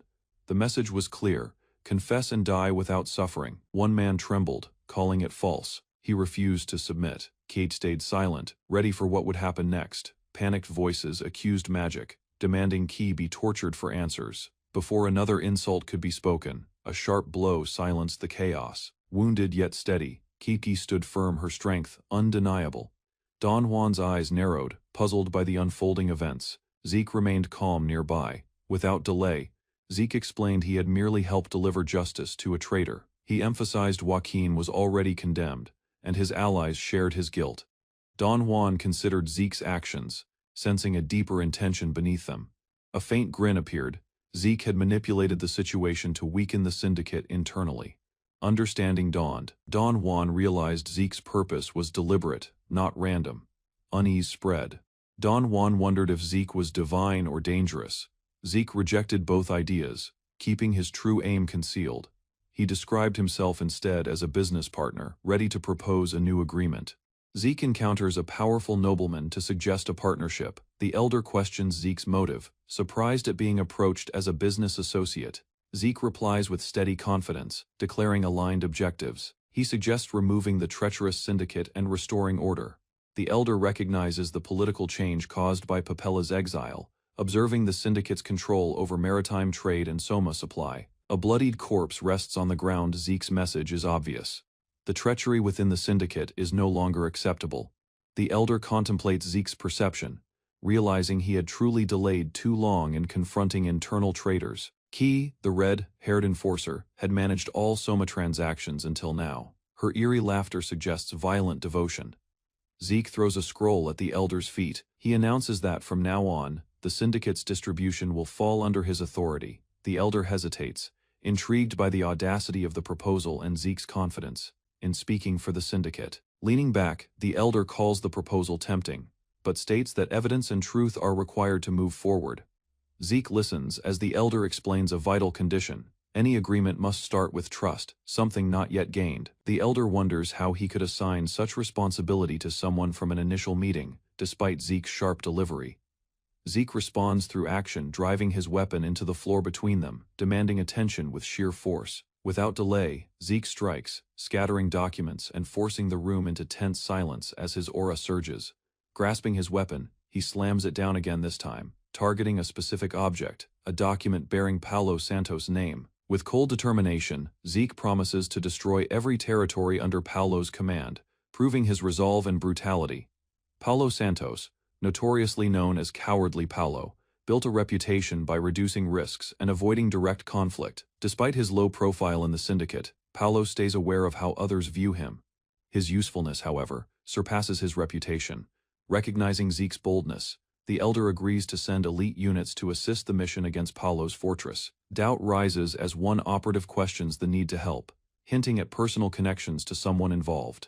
Plans change. Quickly, McCain assigns himself and Key to protect the hostage, a decision that reveals hidden motives. Zeke observes quietly, recognizing the strategic move disguised as protection.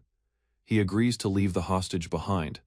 Darkness covers the distant outline of the Papella cartel's central factory, a crucial soma production facility. A raised hand stops the strike team's advance. Zeke's infiltration plan is about to begin.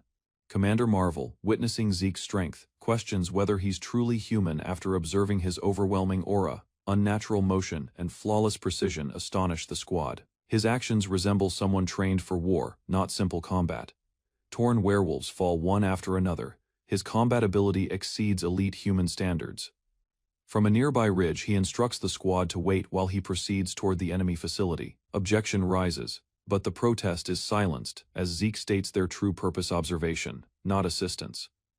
From his position, he studies the factory's structure, ready to strike alone, while eyes observe his every movement.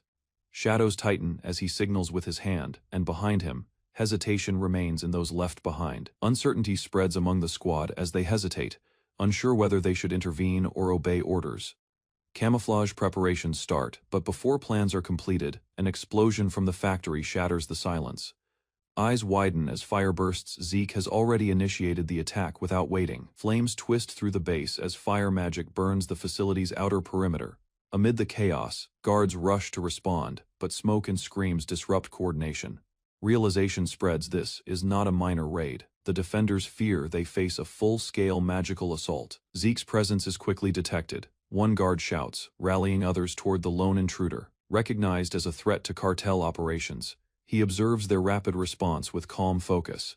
Instead of retreating, he charges forward, forcing them to break formation. Fiery spheres gather around his blade as he channels the elemental sword technique. Blazing waves follow his strikes, engulfing several enemies in bursts of heat and force. His advance leaves scorched ground behind, clearing a path deeper into the enemy fortress. With narrowed eyes, he identifies the true obstacle: a magically enhanced tank advancing to intercept.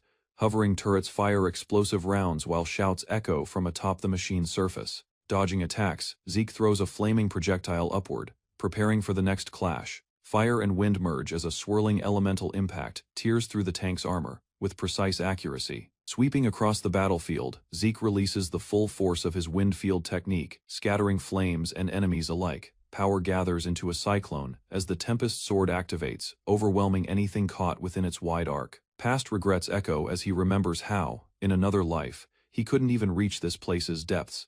Now explosions clear his path as the ground fractures, revealing the hidden entrance into the inner compound. Within the basement, scattered corpses mark his path, signs of silent execution and precise advancement.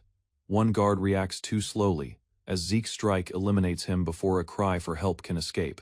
After defeating several more enemies, he concludes the true leader must be nearby, watching from below. With silent steps, he descends toward the final chamber, ready to confront the one behind the operation.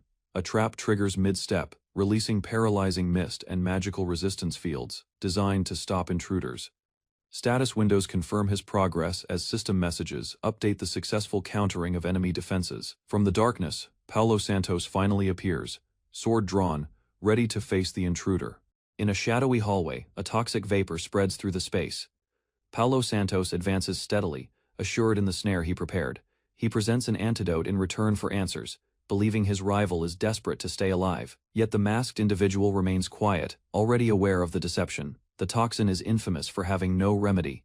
The fumes persist, lethal and widely recognized across the South for ending lives within minutes.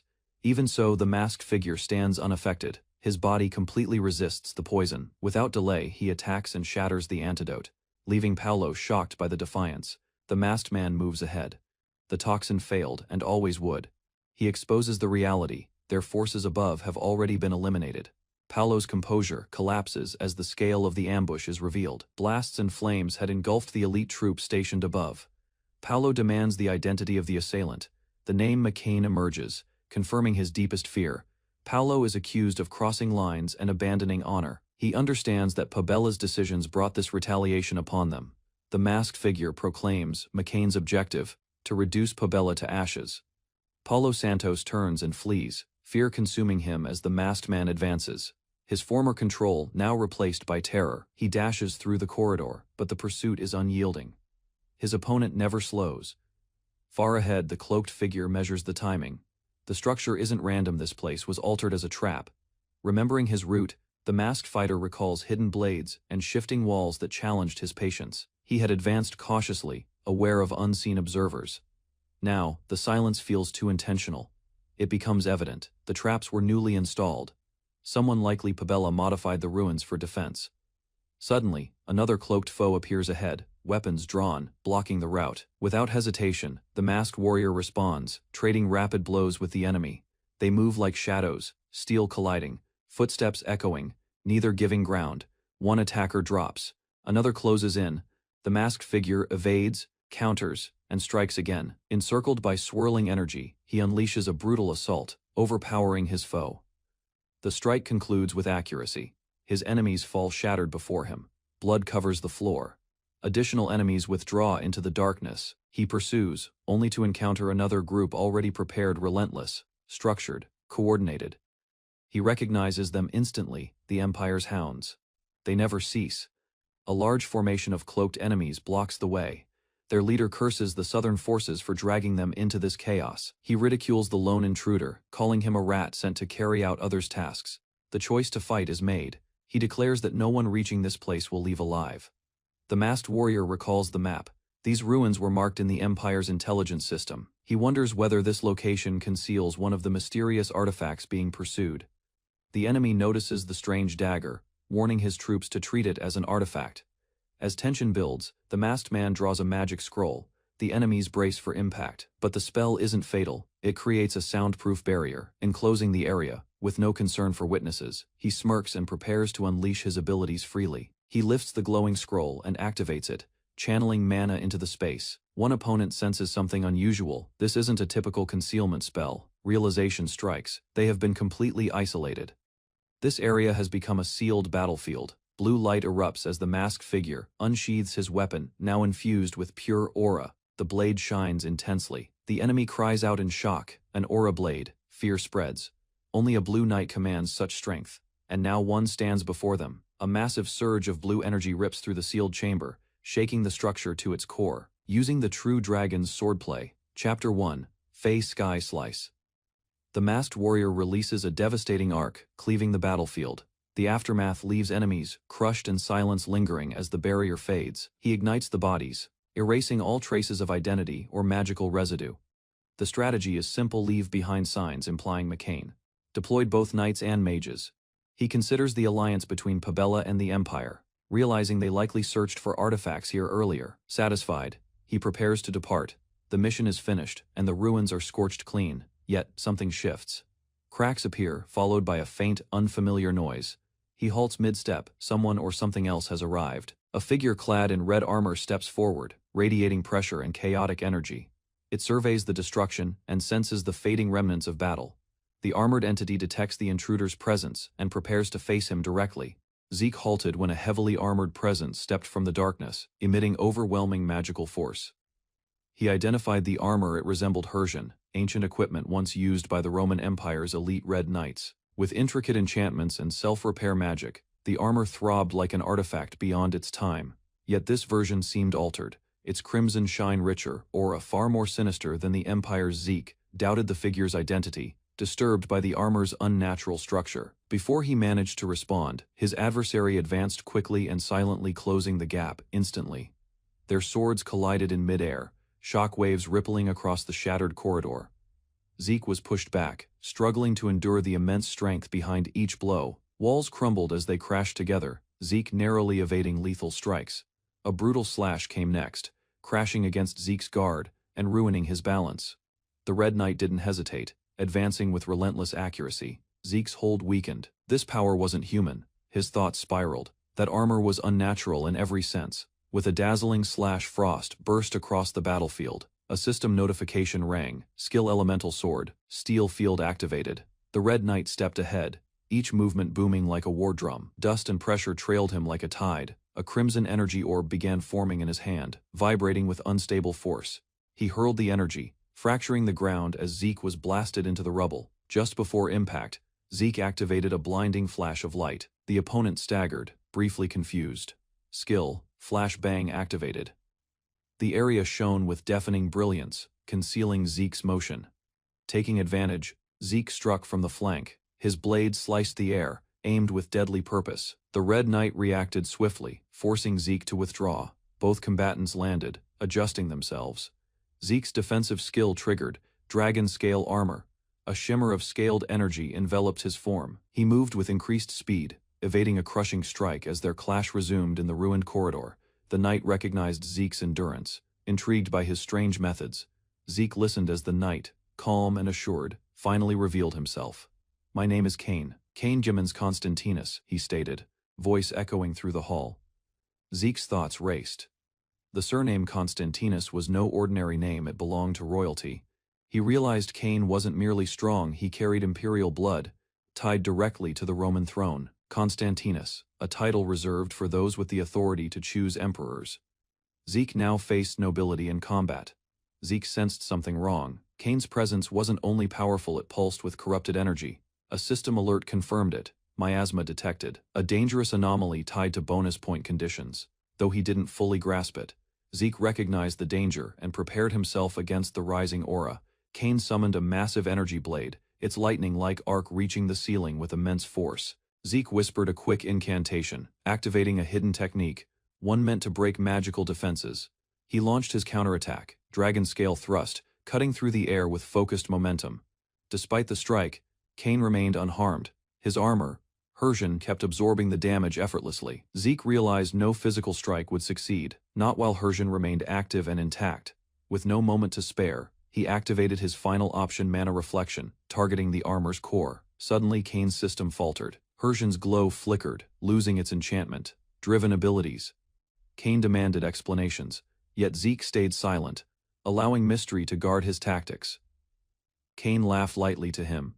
Uncovering an enemy's secrets was part of the excitement of battle. They rushed again, blades collided with explosive force, elemental energy spilling from every strike. A final surge erupted. Cain's crimson aura clashed with Zeke's blue, shaking the battlefield. The chamber fractured under the strain. One final strike would determine everything. A surge of red lightning burst from Cain's body, tearing through the air as he unleashed raw destructive power. The ground split from the impact, and Zeke was hurled across the chamber, weakened and injured. System alerts confirmed a terrifying escalation. Cain's miasma had reached administrator, class level, surpassing safe limits. Cain calmly noted Zeke's technique as belonging to the Draker lineage, recognizing the force that disrupted Hersian. He explained that only mana, severance from the Draker bloodline, could interrupt Hersian's functions. revealing deep understanding. Kane also recognized Zeke's sword style as a dragon-slaying art, a rare ability closely tied to Draker's secrets. Zeke realized that dragon-slaying techniques had somehow reached those serving the Empire. He understood Kane's connection extended deeper than expected, threatening the secrecy of his family's forbidden arts before he could respond. Kane's blade pierced him once more, corruption rapidly spreading through his body. Zeke collapsed from his wounds, unable to resist the spreading miasma or Kane's relentless assault. Kane stood quietly above him, his figure steady within the pillar, lit ruins of the chamber. With cold finality, Kane ended the battle, watching as Zeke's strength faded into silence. Within a quiet chamber illuminated by thin rays, the crimson-clad fighter remained above a defeated foe. He lowered his weapon, offering final honor. Turning aside, he assumed the fight completed. The motionless body behind him stayed unmoving. A slight tremor went unseen. The foe's body began to shimmer faintly with lingering power. The fallen man's eyes opened. His body surged with renewed strength, catching the Crimson Knight off guard. A rare elixir had triggered, restoring all injuries instantly and replenishing stamina. He retaliated with full strength. The Crimson Knight barely evaded, shaken by the abrupt reversal. Despite recovery, the fighter coughed blood. Excessive skill use pushed his body near breaking. System warnings signaled extreme fatigue, and his sight blurred. He forced himself upward, refusing to collapse. Emergency shutdown initiated to preserve his body. His awareness dimmed. He whispered territory before going still. Regaining consciousness moments later, he noticed the fallen elixir nearby. Injured and desperate, he reached toward it. He required power. Now, golden energy burst around him, shaking the earth. Dragonkin ability triggered, his body restored and altered. He rose, no longer human, prepared to battle again. Power flowed through his body. The system confirmed his absorption of a demonic lineage, enhancing his skill to lightning tier. Electric strands wrapped around him, crackling fiercely. His body trembled as the change finalized. He gasped, overwhelmed, yet alive. Realizing how near he was to death, he noticed a crimson armor glowing nearby. The system identified the armor. A prompt appeared, offering to bind it with him. With reluctance, he agreed. The armor reformed and adjusted perfectly to his frame. Feeling its lightness, he tested movement. The functions reacted to his intent without delay. Though strong, he feared detection. He chose to remove the armor temporarily to avoid exposure. Injured and alert, he intended to withdraw. Suddenly, a foul odor halted him. He followed the path. The stench of blood and bodies led deeper into the ruins. He uncovered a hidden laboratory. Devices and chambers lined the walls, glowing faintly. Human trials were ongoing. Fury filled his gaze. Detected by guards, alarms sounded. Enemies rushed forward to intercept. He charged ahead. Poison spells struck instantly. The system detected lethal toxin. He injected an antidote during combat. Despite the threat, he advanced. Flames and chaos lit the lab behind him. Among the burning wreckage, he searched for the lab's remaining research files before they vanished. A sudden memory resurfaced, a cold face responsible for the human trials. Through the fire, the figure emerged. It was the man who had begun everything, the one he had sworn to face. Without pause, he rushed with his aura blade glowing blue. The robed opponent recognized the weapon and began casting a powerful incantation. The two forces collided, blade against magic, sending shockwaves through the chamber. The mage retaliated with synchronized magical strikes. Studying the patterns, the fighter realized the spell formation mirrored mana. The system confirmed activation of mana reflection. The mage, shocked, questioned his lineage. The mage panicked and summoned a monstrous entity. A synthetic chimera appeared, roaring as it emerged from a summoning portal. The mage declared it unstoppable, even for a Draker, and commanded it to kill. The beast charged first, forcing the fighter backward with relentless blows. He moved swiftly, evading and countering with his blade at every chance. Lightning began forming beneath his feet, signaling the next stage of his power. The chimera attacked, but the fighter responded with a ground-breaking counter charged with lightning. He dashed upward, avoiding the claws, channeling his energy through precise movement. Using shadowless steps, he moved behind the creature, preparing his next strike midair. He slashed downward, landing a hit, but the creature reacted instantly, with no weak spots visible. The enemy's overwhelming size pushed him back. He realized the battle would consume time he could not afford to lose. Trading rapid blows, he searched for an opening in the beast's rhythm. A prompt appeared: innate authority, draconic control available for activation. He considered dominating the creature instead of destroying it. sensing a unique connection. Zeke triggers his draconian ability, and a radiant dragon eye appears above. Immense force spreads outward, commanding obedience. The dragon, feeling immense supremacy, fixes its gaze on Zeke. Terror seizes its form as the presence slams down. Weakened by the force, the dragon falls. System alerts verify fear has settled in, and dominance is reinforced. The system prompts to enable dragonic control. Zeke accepts instantly, beginning the domination sequence. Chains of radiant energy burst outward, coiling tightly around the dragon. Its body writhes fiercely in defiance. The domination finishes. The dragon quiets, its spirit shattered. Zeke stands before it, triumphant and composed. A cloaked individual observes, stunned. His connection with the dragon is severed. Panic consumes him. Understanding treachery, his expression contorts in fury. He curses Zeke silently. His body drops. Zeke watches calmly, analyzing what just occurred. Zeke learns the man was Gurav al-Rumani, a Scorpion clan chief. The dragon nudges him softly. A notification appears, asking for a name. Zeke consents, realizing named dragons can be summoned freely. He names the dragon Gurav. A fresh connection is established. The system logs the summon. The creature answers with a deep growl. Elsewhere, a man applauds. He utters Zeke's name, now conscious of his existence. A senior elder, seated with composed authority, recognizes Zeke for removing the traitor Paulo. His tone remains respectful. Zeke responds steadily, stating he honors his promises. His eyes remain firm, reflecting quiet resolve. The elder conveys trust, stating fighters like Zeke merit respect. He says he values strength like his own offspring. Zeke lowers his head, saying he wants equal treatment. His posture is steady and intentional. A memory interrupts scenes of betrayal. A wounded youth recalls being used as a tool, not family. His mind turns vengeful, eyes burning with anger. He vows to kill the elder personally. Returning to the present, Zeke is told to inspect a gift, supposedly a reward. A rival figure smirks in a shadowed room, crates piled behind him. Zeke observes carefully.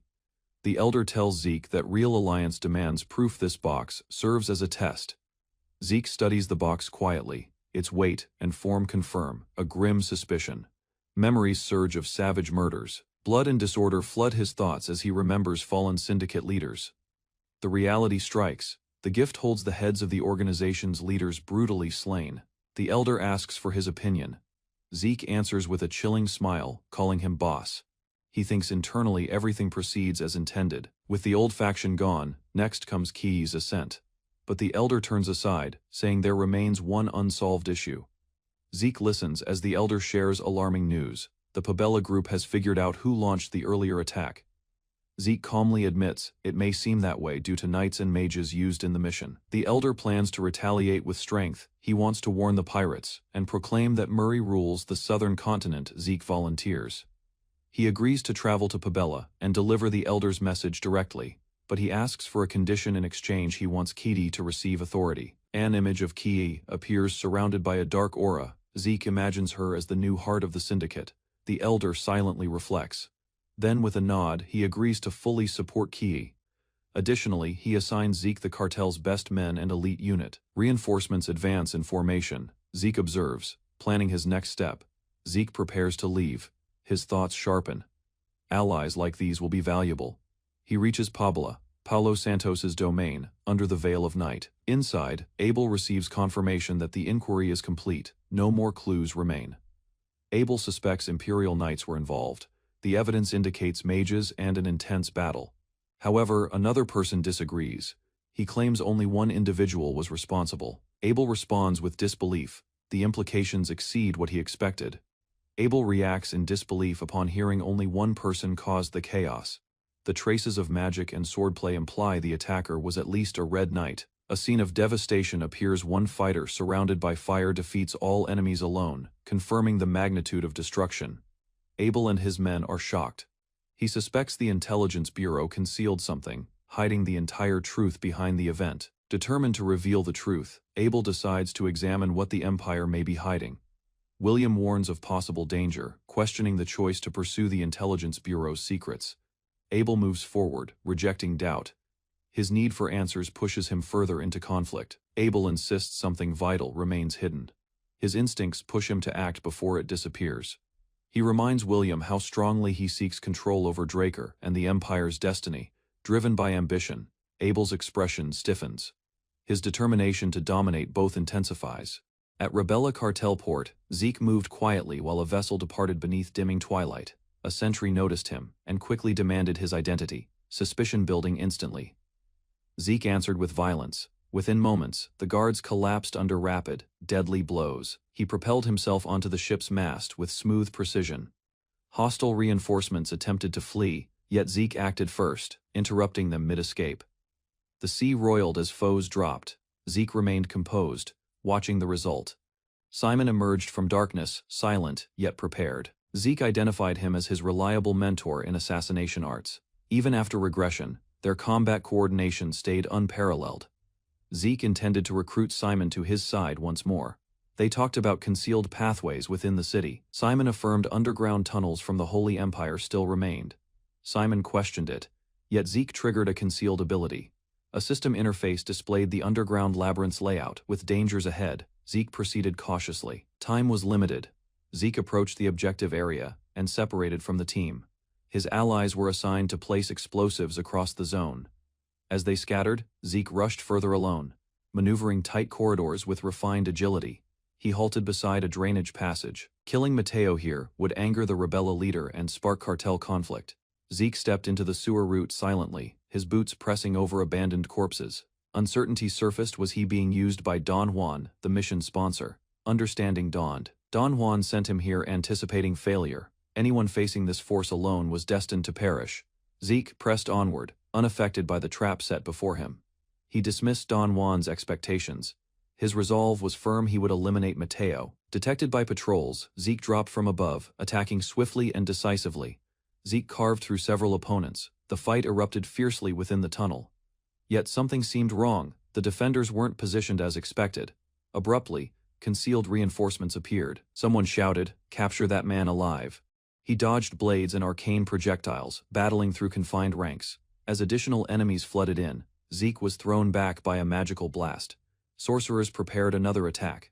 Zeke clenched his teeth, bracing for the next hit. Zeke activated his technique, swift steps, and surged ahead with explosive speed into enemy ranks. He launched above them, weapons shining, cutting through incoming strikes mid-air. Amid chaos, elemental blades swept the battlefield, trapping enemies within a wind-infused barrier. Encircled by spellcasters, Zeke issued a final warning before releasing his true strength. Dragon's dignity ignited, golden energy radiating as his aura darkened. His eyes burned with rage. The enemy wavered, facing retreat or inevitable death. As bodies dropped, Zeke examined the aftermath. The assailants belonged to the Empire, puzzled by their presence in the south. He sensed something more sinister developing. A voice resonated above. Zeke wasn't merely interfering, he was endangering the plan. Zeke turned. A hooded figure had observed unnoticed, now revealing ominous power. Dark magic surged as the figure raised corpses, flooding the ground with undead. A cultist roared, "We'll claim your soul." Intruder. As their forces advanced, Zeke battled zombies, cutting them down while assessing the mage's strength. A powerful black mage without affiliation stood at the core. That created further mystery. With narrowed gaze, Zeke prepared to conclude this swiftly before more secrets emerged. Zeke destroyed a wave of tainted zombie knights, their dark power crumbling under his blows. System alerts verified their defeat, granting him karma points repeatedly. Smiling, Zeke moved smoothly through more enemies, collecting points with each precise strike. He paused as the system sounded again. The last wave appeared finished. Across the chamber, the dark mage remained still, silent, then dissolved into shadowy mist. Zeke watched the figure disappear, irritated. The enemy escaped without evidence. Zeke moved forward along the corridor, resolved to complete his task. He advanced through the vast hallway, nearing Mateo's chamber. He calculated the timing. Mateo would arrive shortly. Zeke planned to face him directly. From above, Simon arrived with perfect timing, weapon ready. He descended from the ceiling, regrouping with Zeke at the planned strike location. Their gazes locked, no words required. The final stage was about to commence. Zeke Draker confronts Simon, after tracing him far inside the enemy's headquarters. The encounter occurs within a vast chamber illuminated by gentle light. Zeke's arrival indicates a critical objective, not merely an ordinary meeting. Simon understands Zeke was dispatched to kill him before he might turn into a threat. He links this move to Don Juan's broader scheme, Simon's composed facade conceals tension as he infers the real purpose behind Zeke's presence. Simon strikes first, aiming for a precise execution. Simon discloses that Don Juan's strategy involves eradicating the favela cartel, and that someone like Zeke does not deserve a role in the coming order. Simon defends his value, stating that without him, they would have failed a crucial agreement with the Western Syndicate. Even so, he is now considered replaceable. Zeke displays no doubt, affirming his devotion to the assignment. Zeke issues a system command which gets approved by the administrator. A passive recovery skill is disabled, indicating that this battle is intended to be final, with no healing for Simon.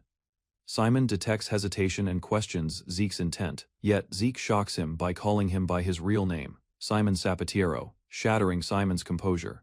Zeke keeps exposing Simon's concealed history and his ties to Don Juan.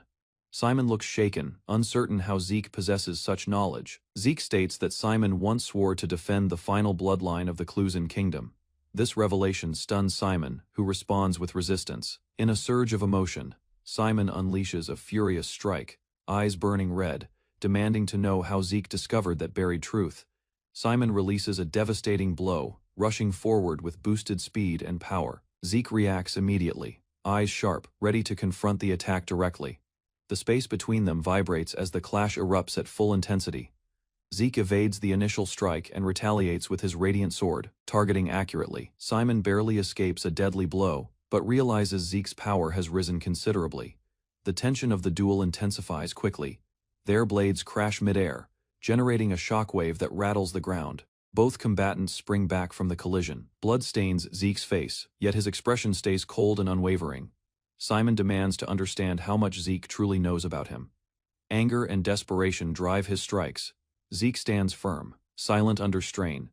In a brief moment of tense silence, Zeke finally answers. His voice pierces through the turmoil. He declares his identity, not with pride, but certainty shaped by purpose. Zeke unveils his heritage as a direct heir of the Draker lineage. His name, Zeke Draker, is spoken with steady conviction, unsettling Simon's resolve. Simon recoils at the name, recognizing its significance. Images of a kneeling knight before a superior figure flood his thoughts. He links Zeke to the legendary youngest Blue Knight. The idea unsettles Simon, aware of the political consequences. Yet Zeke explains that this task is personal and separate from his family's influence.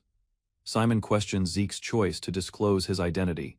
Zeke, composed, despite the danger, suggests that certain truths must be revealed, even if they risk everything. Zeke initiates a sudden assault, forcing Simon into a guarded position. Sparks scatter as their weapons clash again in rapid, precise exchanges. The force of Zeke's attack pushes Simon backward. Zeke pauses during the assault, calling out to Simon. He urges him to oppose Don Juan and join him instead. Zeke offers something beyond survival, a chance to defend what Simon once cherished. Zeke vows to protect the last royal bloodline of the Cuzco kingdom and aid in rebuilding the fallen realm. Simon, stunned, struggles to comprehend what he hears. Zeke recognizes Simon's skepticism, admitting his proposal is difficult to accept. Still, he highlights the hopelessness of staying under McCain's rule, hinting at deeper treachery. He outlines the consequences if Simon follows Don Juan's command to kill him. The Fabella forces would retaliate with massive force. Zeke questions Don Juan's allegiance, revealing a harsh reality. Simon, recalling numerous battles, admits that no help ever arrived. They were always abandoned to survive alone. His loyalty starts to fracture under the burden of truth. Zeke recounts the events after Cuzco's downfall. The Fabella cartel took over their territory, exploiting the disorder without facing serious consequences. He explains the necessity of safeguarding the final royal bloodline.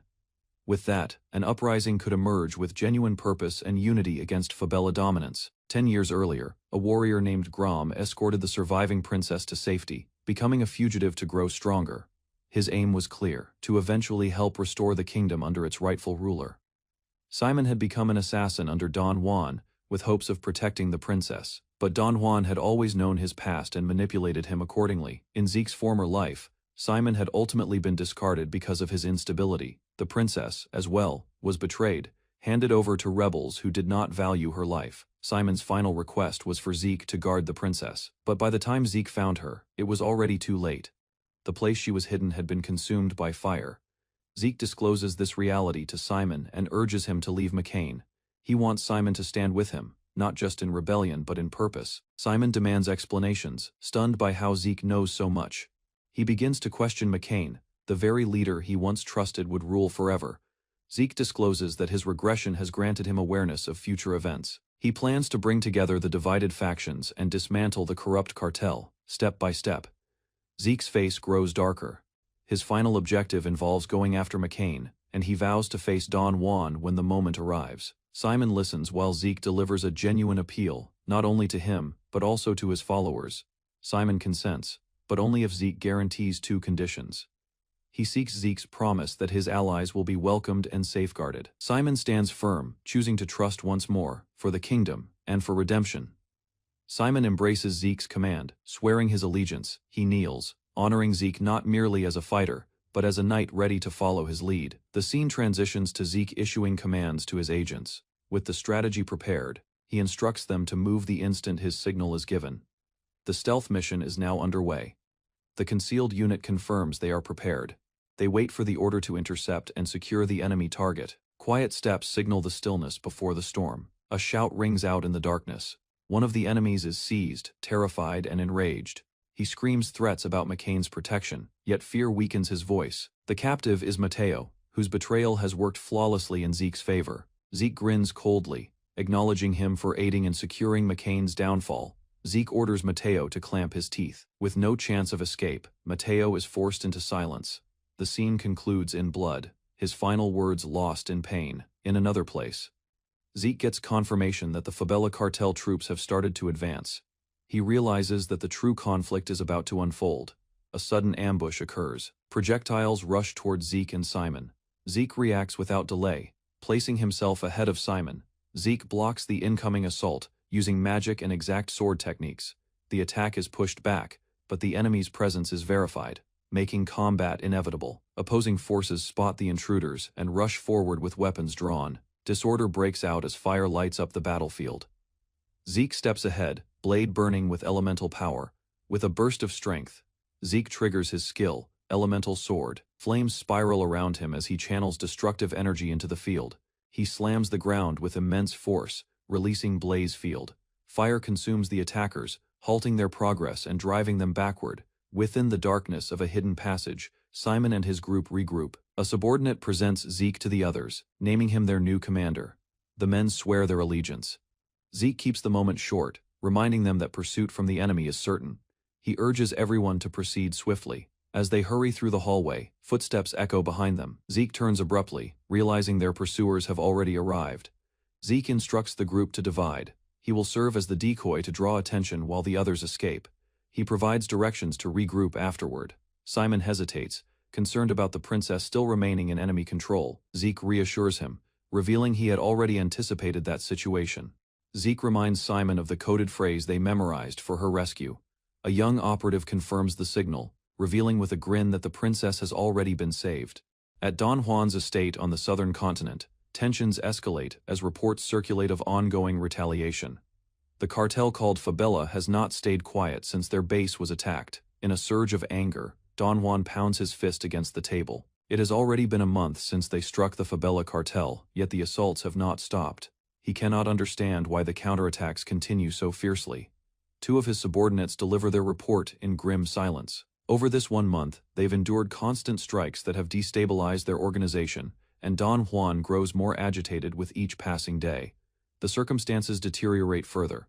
Half of McCain's executives have been slain in the conflict. The resulting power gap has left the syndicate exposed, and everyone in the room senses the burden of that loss.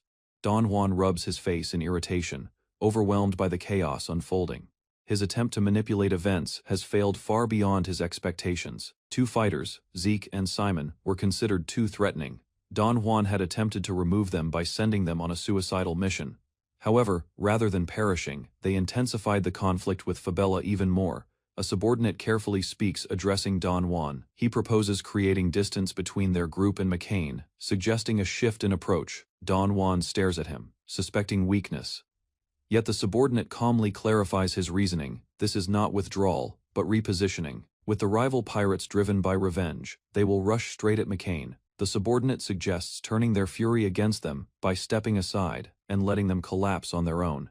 A subordinate recommends gathering the enemies together and attacking in one strike. He suggests Don Juan move to his villa in Taiwan to oversee operations from a secure location. Don Juan weighs the strategy. The burden of recent mistakes lingers in the air, but the notion of coordinated retaliation appeals to him. He agrees with a subtle nod. Don Juan addresses his assembled men with authority. He states that hardship has always shaped their strength, and this time will be no exception. The men respond in unified agreement. As the meeting concludes, several members quietly depart. One of them pauses briefly, looking back at the now vacant room. The man is suddenly taken by surprise. Zeke appears, quickly draws a blade and cuts his throat. The traitor gasps in shock, begging for mercy. The dying man admits he was only obeying Don Juan's commands, but Zeke ignores him, delivering the finishing strike. With the task done, he disappears into the darkness, satisfied with the result. At Don Juan's villa in Taiwan, armed guards secure the surroundings. Preparations for the next step are underway. Don Juan steps outside, fury burning within. He reflects on how close his enemies came to finding his hideout. Driven by vengeance, he prepares his counterstrike.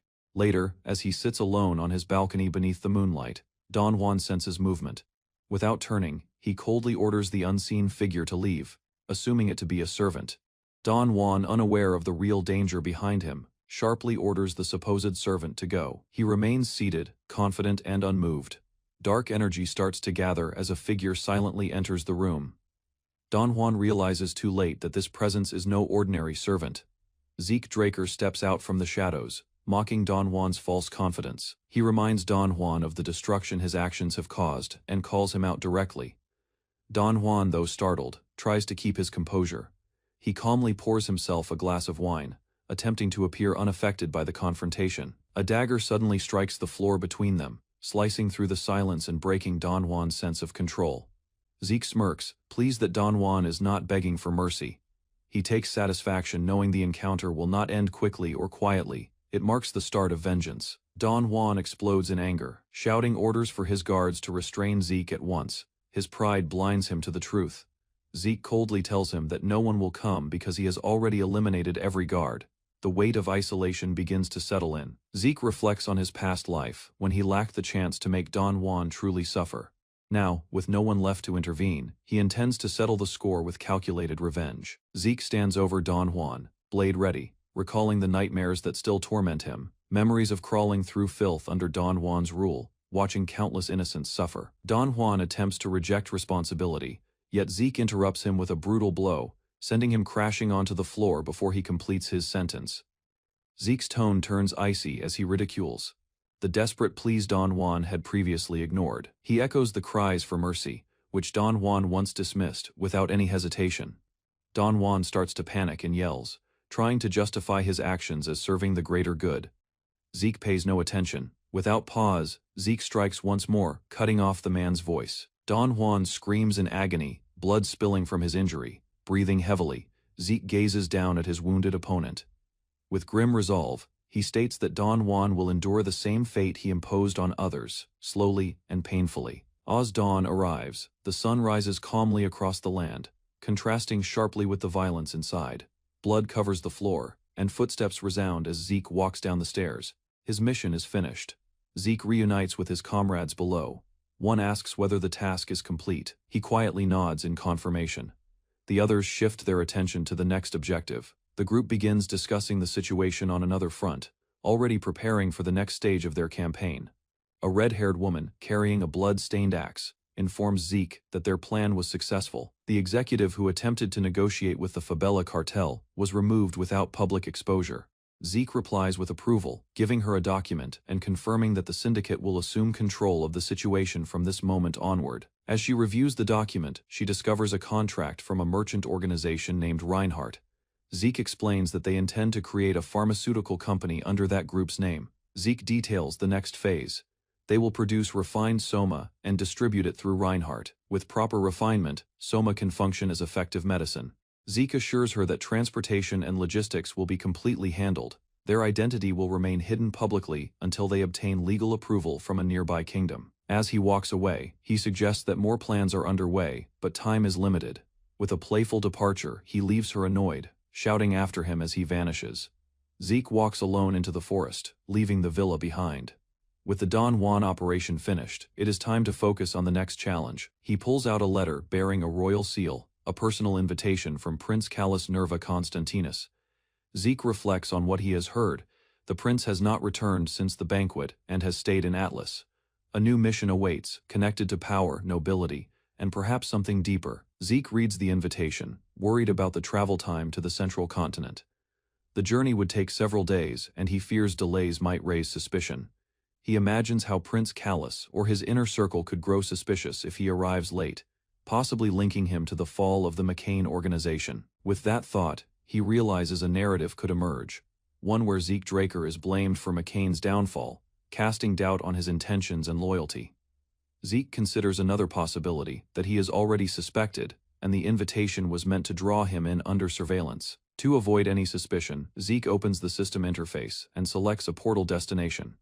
He chooses to create an alibi by arriving early through untraceable means, using 600 system points. Zeke activates a portal to the Atlas Ruins area. With the glow of the circle beneath him, he disappears toward his new destination. At the Atlas Hotel's Sky Lounge, the city lights shine brightly as guests gather inside. Zeke's arrival is expected. As he enters, voices call out, recognizing him. Prince Callus greets him warmly, as though nothing were wrong. Then, another familiar face appears, Abel Draker. Zeke stands still for a moment. This meeting marks the start of yet another complex chapter in his mission. Zeke Draker stands before Prince Callus, politely acknowledging the royal summons. His posture is formal, and his demeanor steady, as he asks for the purpose behind the sudden meeting. Prince Callus, relaxed and flamboyant, explains that the issue is serious. With sudden theatrics, he dramatically reveals a liquor bottle, catching Zeke off guard, and shifting the mood of the meeting. Callus recalls earlier rumors about Zeke's reckless behavior. He believes Zeke, unlike other knights who cannot handle their liquor, might be suited for a night of drinking. Zeke quietly reflects on the impression he unknowingly gave during his younger years. In another part of the gathering, Abel Draker observes silently, noting the presence of Zeke. He considers the likely topic of discussion between them and suspects, that Prince Callus's invitation may have hidden intentions. Abel's eyes narrow with focus, clearly intending to speak to Zeke privately. Meanwhile, Prince Callus offers a drink, casually brushing aside formalities and steering the night toward celebration. Zeke accepts the drink without hesitation.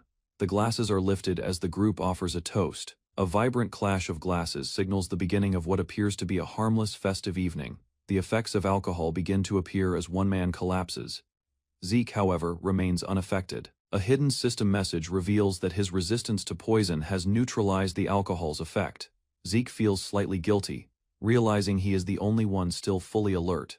While others falter, he remains composed, holding his drink and quietly observing the situation. Abel approaches Zeke, apologizing for interrupting his training. Zeke reassures him, and Abel, relieved, joins him with a drink, hinting that a more serious discussion is about to begin. As Zeke raises his glass, he reflects on Abel's unexpected choice to confide in him. The moment feels intentional, not casual, suggesting something far more meaningful behind the words. The atmosphere shifts. Zeke realizes that Abel intends to speak about something significant. Their secluded position and Abel's serious demeanor confirm that this is more than idle conversation.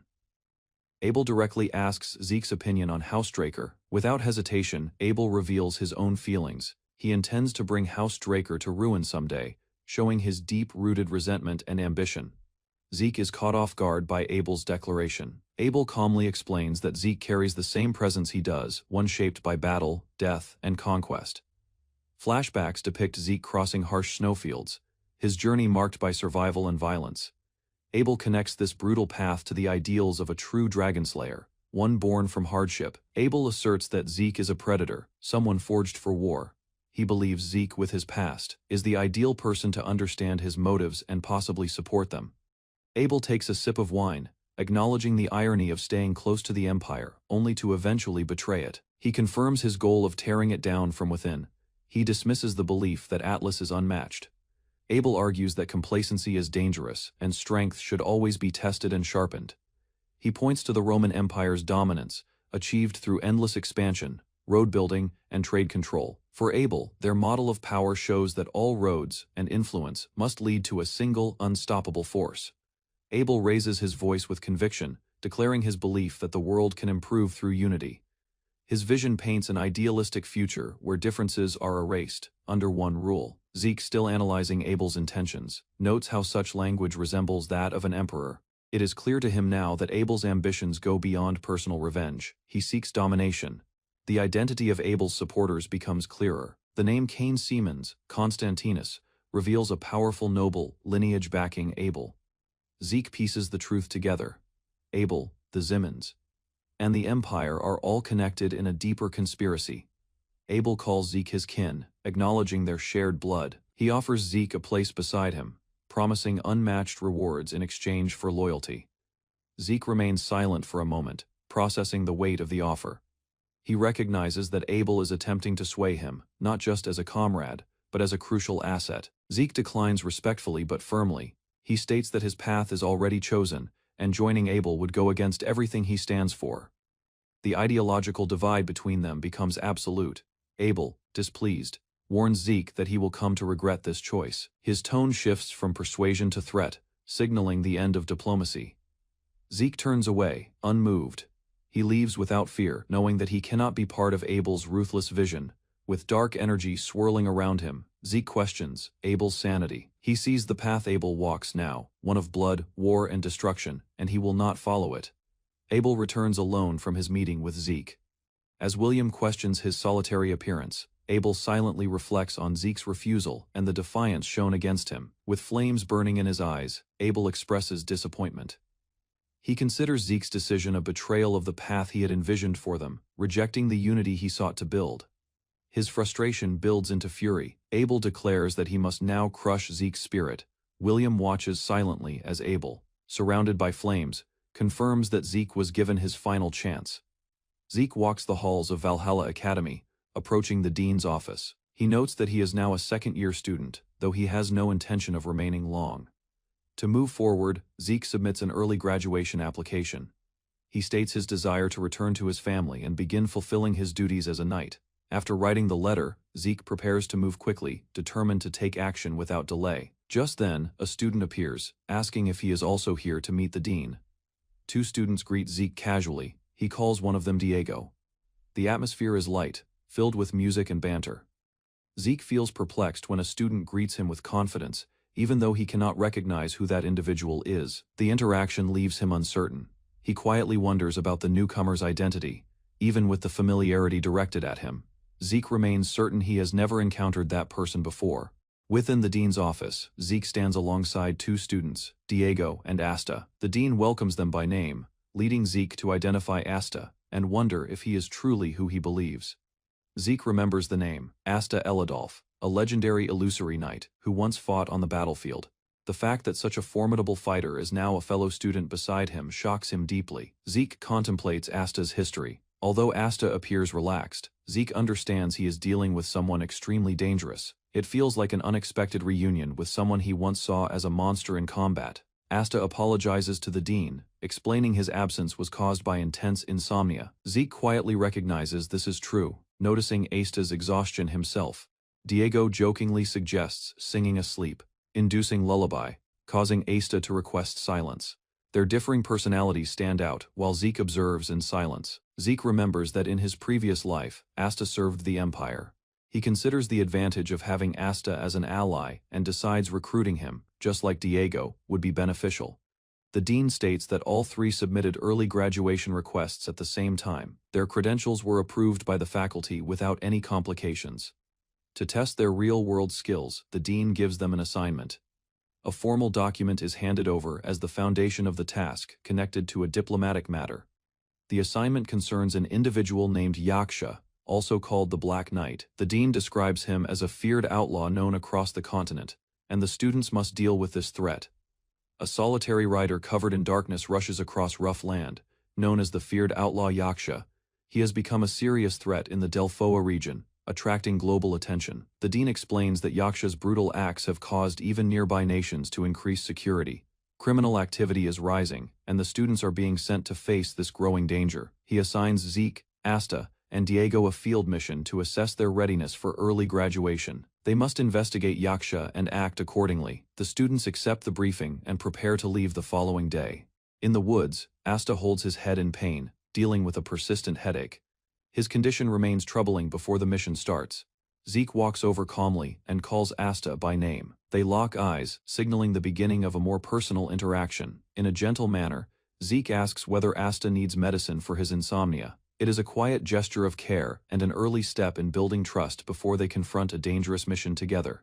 Asta notices Sir Zeke's fatigue and sleeplessness, while maintaining his own confidence, his calm expression suggesting concealed power and a rare remedy for Asta's ongoing affliction. Asta confronts Sir Zeke with uncertainty, weighed down by ineffective cures, while Zeke proposes help with assured purpose, his stance firm, implying his technique diverges from standard healing methods within the academy significantly. Asta stays unconvinced, but listens, remembering many failed solutions, while Sir Zeke presses forward with his method, suggesting a deal that might tie Asta through later commitments and lasting reliance strongly. Sir Zeke reveals his technique suddenly, unleashing measured force that hits Asta, overpowering him at once, showing that his remedy depends on severe action instead of typical medicine, pushing Asta into unconsciousness effortlessly. Asta falls as the ground dust settles around him, his body slack and awareness fading, while Sir Zeke remains steady, showing authority over the moment and belief in the success of his extreme method. Later, Asta wakes revitalized,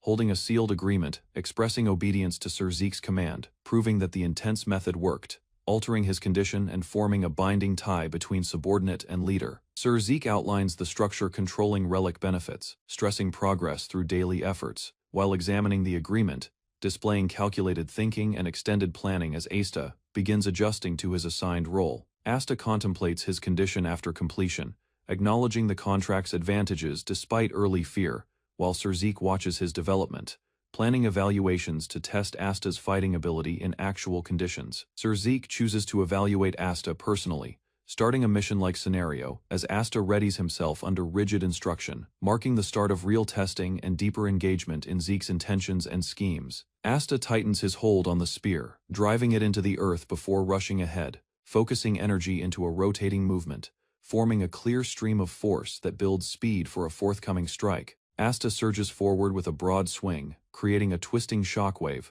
while Sir Zeke observes quietly, studying the form's composition, recognizing the strength behind the action, despite its simple execution. Sir Zeke recognizes the strike's potential, while Asta commits entirely, delivering a direct blow without pause, eager to demonstrate his worth as the force of his attack slices through the air toward Zeke. Sir Zeke adjusts his footing fluidly, dodging the strike with slight motion, noting Asta's dependence on reach and strength, identifying the imbalance between attack and defense in Asta's present combat style. Zeke predicts the movement, preparing a response, choosing to take advantage of Asta's forward drive, while subtly triggering a motion skill meant to shorten distance and reposition with accuracy and swiftness. Zeke performs his technique, vanishing from Asta's direct sight, appearing at a favorable position, using swift steps to pass Asta's guard, preparing a decisive retaliation from an unforeseen angle. Asta responds swiftly, turning to block as Zeke's strike falls, lifting his weapon to counter, though the abrupt repositioning forces him into defense under mounting strain. Zeke's blow connects with controlled impact, breaking Asta's guard, pushing him backward, while staying composed, displaying superior skill, timing, and control throughout the short encounter. Asta struggles to regain stability, realizing the difference in their strength, while Zeke remains prepared, keeping distance, indicating the assessment continues and more progress is required from Asta. Asta steadies himself as Zeke's blade descends, the collision sending force into the ground, cracking the terrain, while Asta fights to keep balance under the immense pressure of the falling strike. Asta attempts a counter during the clash, lifting his spear upward, but Zeke's force prevails, pushing Asta back, his footing weakening as the gap in technique and control becomes clearer. Zeke studies Asta's weapon during combat, identifying flaws in its structure, while sustaining offensive pressure, showing precise control and rising interest in the evolving battle exchange. Zeke lifts his weapon overhead and unleashes a broad strike, releasing a compressed wave across the field, slicing through the air accurately, while Asta prepares to respond from afar. The strike moves swiftly across the land, forcing Asta to shift position rapidly, while Zeke continues pursuit, demonstrating control over distance and pacing, maintaining pressure without revealing weaknesses in his form. Zeke closes in once more, starting another sequence, while Asta predicts the motion, preparing a response, though hesitation lingers, as he struggles to adjust to Zeke's steady offensive tempo. Zeke releases a polished sword technique, focusing energy into a precise attack that cuts forward, showing accuracy and efficiency, as the strike advances with controlled force toward Asta's location. Asta defends with a counter-movement, redirecting the incoming energy while delivering a crossing attack, attempting to reclaim control, blending motion and timing to interrupt Zeke's relentless offense. The confrontation escalates as both strikes collide, releasing a burst of energy across the field, while Asta advances with resolve, attempting to bridge the gap through persistence and adaptation. Asta lies on the ground, gazing at his shaking hands, understanding the vast difference in strength, while remembering the force of Zeke's blows and questioning the origin of his power. Sir Zeke walks beside Asta quietly, explaining the weaknesses in Asta's technique, pointing out the bluntness of his spear use, stressing inefficiency rather than lack of effort in battle performance. Zeke's aura darkens as he reflects inwardly, recognizing Asta's flaws while deciding more training is needed, his thoughts sharpening with intent as he prepares for upcoming trials and duties. Sir Zeke reaches his residence, welcomed formally by his servant, maintaining composure while shifting from training to personal matters, indicating his influence and standing within an orderly household setting. The servant informs Zeke about a visitor, standing with discipline and courtesy, while Zeke acknowledges the notice, showing readiness to manage affairs beyond combat with equal composure. Inside the residence, a guest examines the surroundings with curiosity, while Zeke approaches with familiarity, suggesting previous connection, setting the foundation for a conversation involving important concerns. The guest outlines a situation concerning a weapon,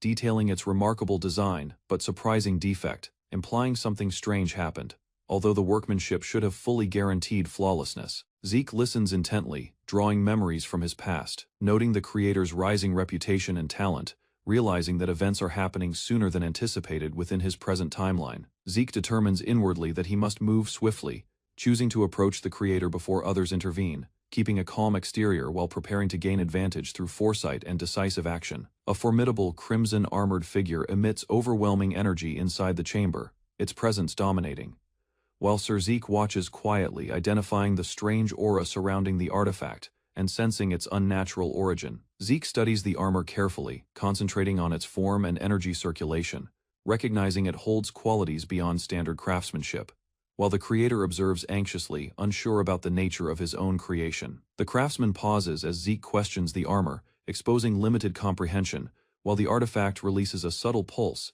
hinting at hidden power that remains not yet completely discovered or controlled. Zeke asks for a thorough examination, maintaining composure, while the craftsman immediately agrees, eager for approval, cautiously presenting the armor piece, hoping to learn its true nature through Zeke's understanding. Within the estate chamber, the craftsman apologizes and expresses uncertainty, stating no existing artifact resembles this construction, while Zeke listens closely, evaluating every detail to determine the material's identity. The conversation progresses as Zeke raises specific questions about composition and purpose, reducing possibilities, while the craftsman struggles to respond, exposing the limits of his current knowledge and practical experience. Zeke remembers a prior encounter, recalling a similar defensive occurrence, connecting the armor's capacity to repel aura-based attacks, identifying a rare trait associated with a legendary substance. The craftsman reacts in astonishment as Zeke explains the significance, realizing the armor's defensive strength far surpasses expectations,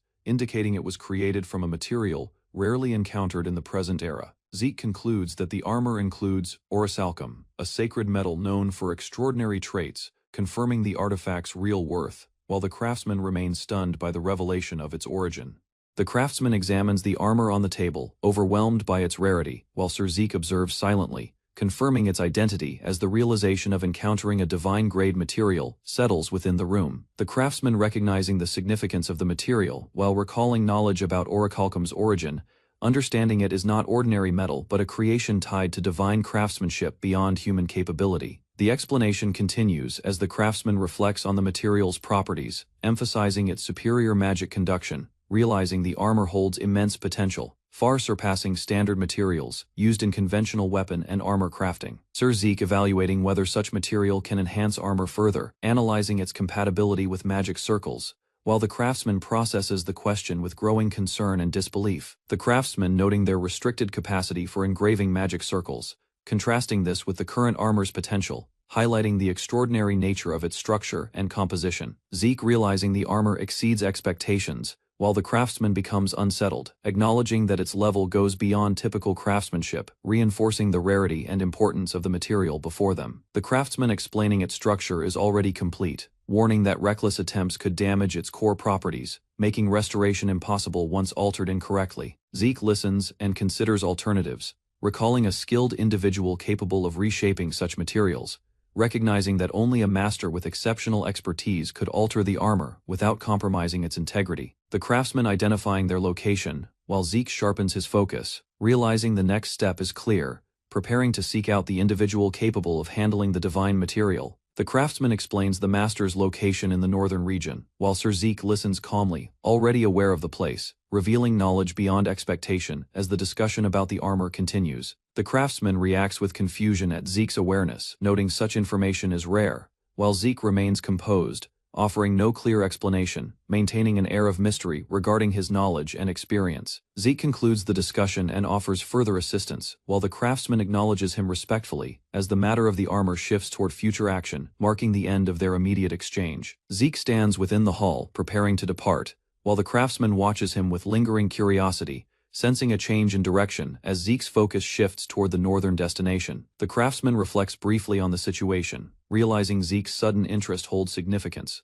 while Zeke silently plans his next steps, prioritizing tasks before leaving for the distant northern territory. Zeke walks forward with determination, leaving the estate behind.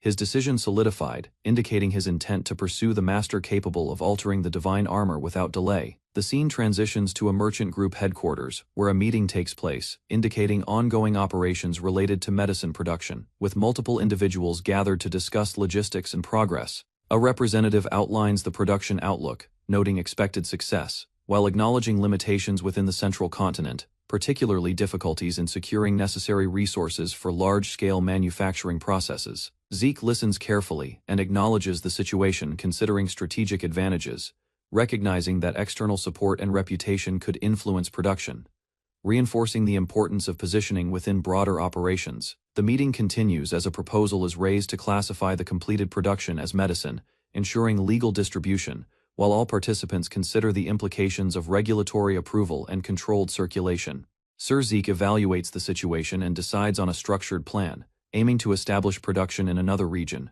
ensuring efficiency while maintaining control over distribution through an organized merchant network. A participant raises concerns about limited resources and insufficient influence, explaining current constraints, while suggesting financial support is necessary to proceed with construction and secure required materials for expansion. Sir Zeke dismisses concerns calmly, explaining alternative methods to compensate for lacking magic power, focusing on resource distribution strategies, while distancing his actions from family involvement and authority. Zeke asserts independence, declaring personal responsibility for funding, while maintaining a composed demeanor, indicating confidence in his financial capability and strategic planning without relying on external support. Zeke presents a document connected to the current discussion, placing it before the group, signaling a decisive step forward, as attention shifts toward reviewing the contents and understanding its significance. The document reveals hidden information about secret activities, exposing connections between powerful factions, suggesting involvement in dangerous practices that threaten stability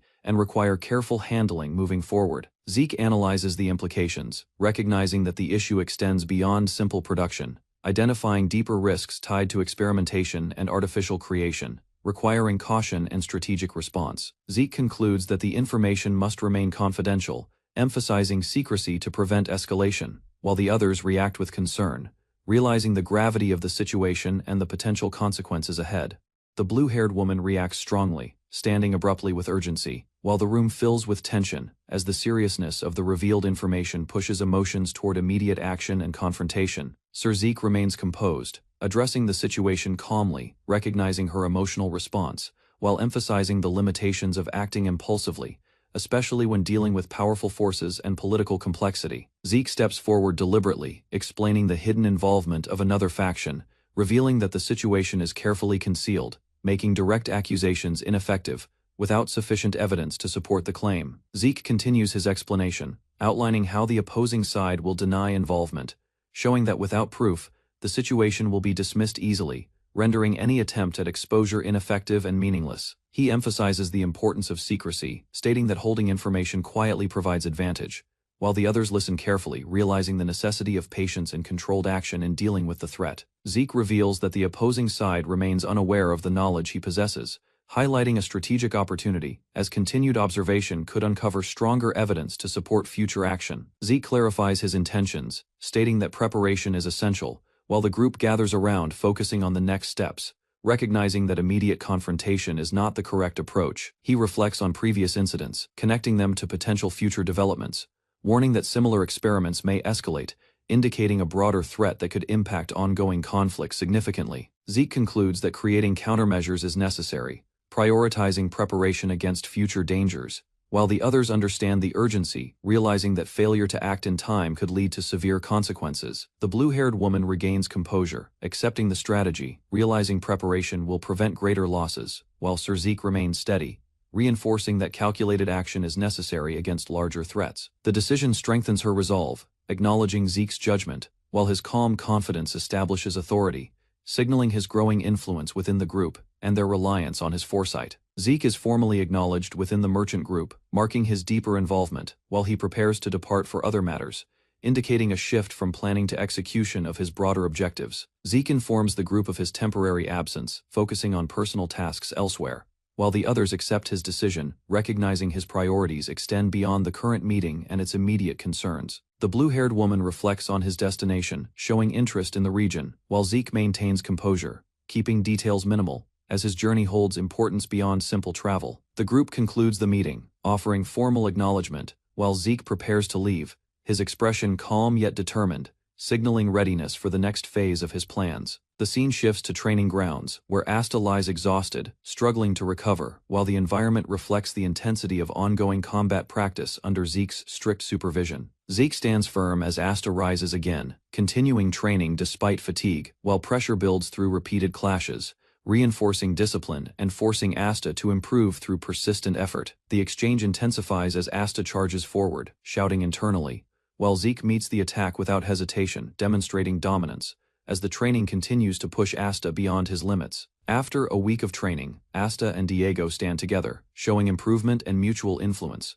their coordination and mindset gradually aligning as repeated combat sessions strengthen both their skills and understanding. Diego moves dynamically across the training hall, engaging in practice with renewed focus, while Asta responds with improved awareness, both adapting through continuous sparring and learning from each exchange. A figure approaches the training area, drawing attention, as the atmosphere shifts from routine practice to anticipation, signaling the arrival of someone important within the academy environment. The professor enters the hall with authority, facing the group directly, while the students gather, sensing the seriousness of his presence, and preparing to receive important information regarding their future. The selected students stand together, processing the announcement, recognizing the significance of the opportunity, while understanding the responsibility and expectations tied to representing their academy externally. The professor declares his involvement, stepping forward with resolve, indicating direct supervision, while the students acknowledge the situation, realizing the journey ahead will test their abilities beyond training grounds. A steam locomotive slices along a wooded route. The trip forms part of an authorized assignment known as the Black Knight Yaksha. Within the carriage, the fair-haired commander sits steady, briefing the cadets about the task. He clarifies that students cannot be deployed on assignments independently, and there are key details they must grasp before reaching their destination. The commander asks the team what they know about Delpho, the land they are approaching. Zeke replies that they received a simple overview during lessons, although the specifics remain unclear. Zeke explains that unlike most regions, Delphoa places mages above all others. His comment suggests the hierarchy they will face, where magical ability surpasses conventional positions. The commander concurs and adds that Delphoa operates under a distinct military structure. Knights there function mainly as protectors, unlike the typical aggressive fighters in other lands.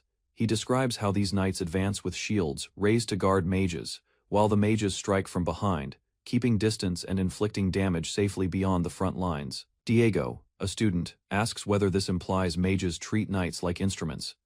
The commander answers that it is a fair point and that Delphoa's knights are trained precisely for that duty. Diego continues, noting that the kingdom's elites, especially mage lineages, often look down on outsiders and regard non-Delphone mages as lesser. As the train nears the city, the commander cautions them not to be shocked by Delphoa's mages, who are widely known for their arrogance. The students reach their destination and are greeted by a regional mage instructor, who introduces himself as Anders, a representative of Wahala's academy. The reception is formally polite. A man clad in heavy armor presents himself as Jorge Otter, leader of Delphoa's 8th Knight Order. He shows surprise at meeting someone sent from a renowned mage lineage, clearly aware of the group's importance. The blonde commander supports the cadets beside him, emphasizing their skill and dependability. He reassures that there will be no issues with the mission ahead, which Jorge accepts with a firm nod. As they get ready to depart, confusion spreads among the students when Jorge is addressed as captain, even though he had already introduced himself. Diego, confused, questions the contradiction. Zeke quietly signals Diego to stop, reminding him of the hidden complexities within Delphoa's rank system. The true captain apparently has yet to arrive and is not Jorge. A refined individual finally emerges from the carriage, carrying authority and a chilling expression. His mere presence shifts the atmosphere. The real mage captain has appeared. The students watch the mage captain in silence while Diego struggles to conceal his reaction to the man's haughty look. Zeke cautions him once more to remain silent. Zeke internally observes that the armored knight, Jorge, behaves submissively toward the mage captain, exposing Delphoa's hierarchy where mages dominate knights. Jorge uneasily tells the group that the mage captain will travel separately, leaving the students to arrange their own transport. As the carriage bearing the mage captain leaves without them, Diego and the others stand confused and stunned by the clear disregard for their presence. Unable to restrain himself, Diego shouts in anger, feeling deeply disrespected, as if they were beneath notice. He keeps venting, unable to believe that a mission meant to be cooperative begins with such disrespect.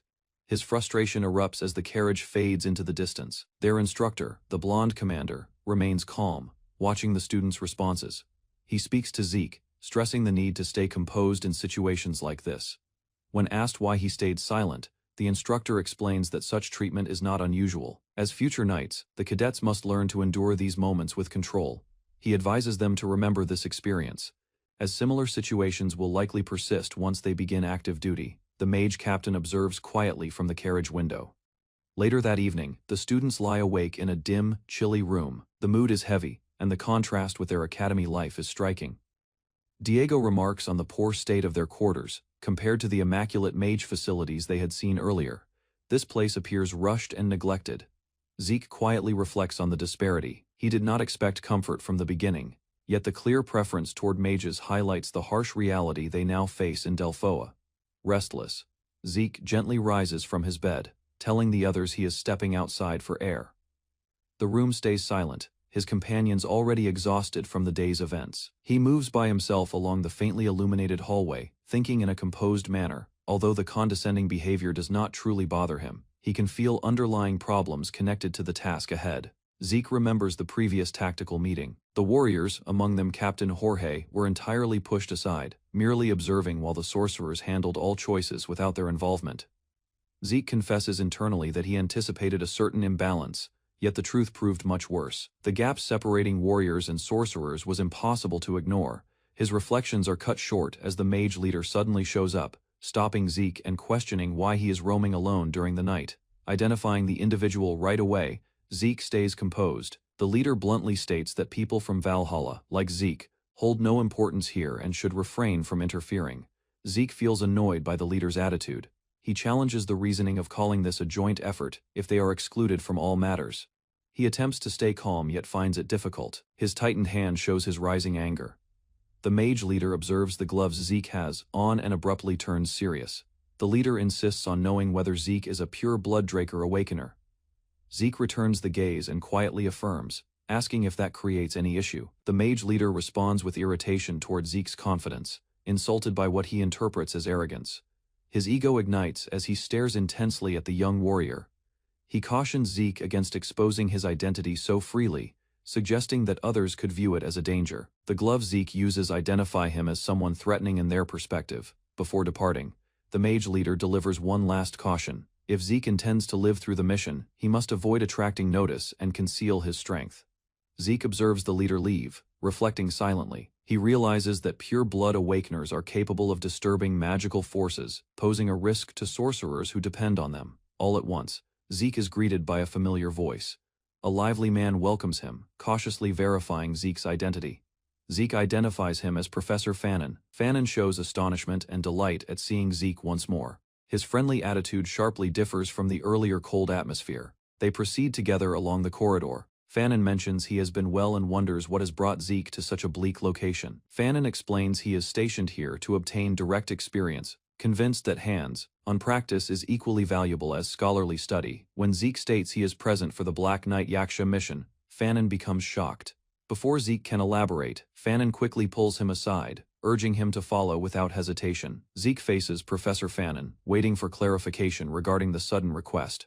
Fannin pauses briefly, then speaks seriously, cautioning Zeke about the following day's operation. Fannin informs him clearly that he must not join. The operation, although sanctioned, holds a concealed objective, one that brings significant risk.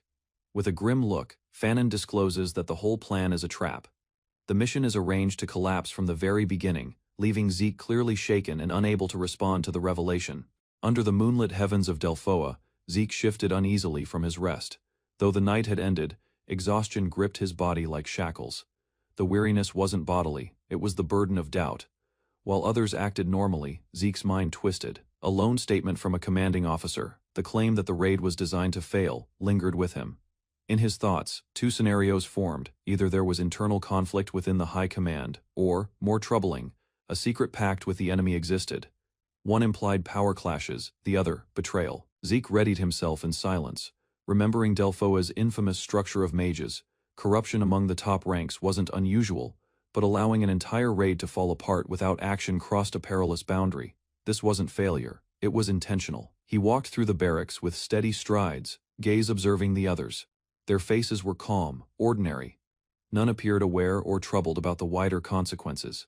He dismissed the first idea of chaotic leadership. The clearer conclusion now pointed to a partnership between someone within the command and the attackers themselves. Zeke refined his thinking. He needed to accept that this was no coincidence.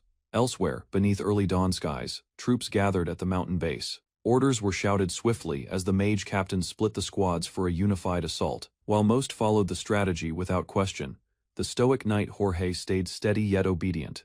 His silence hid discomfort as he examined the captain's plan, noticing the imbalance of group placements. As the final orders rang out, a single soldier lifted his hand, interrupting the rhythm. His request was not refusal, it was an inquiry. Tension subtly shifted. Zeke stood resolute among the allied forces, questioning the chain of command. The mage captain reacted with anger, denying any input. Rank and hierarchy were his defenses, dismissing even recognized knight authority.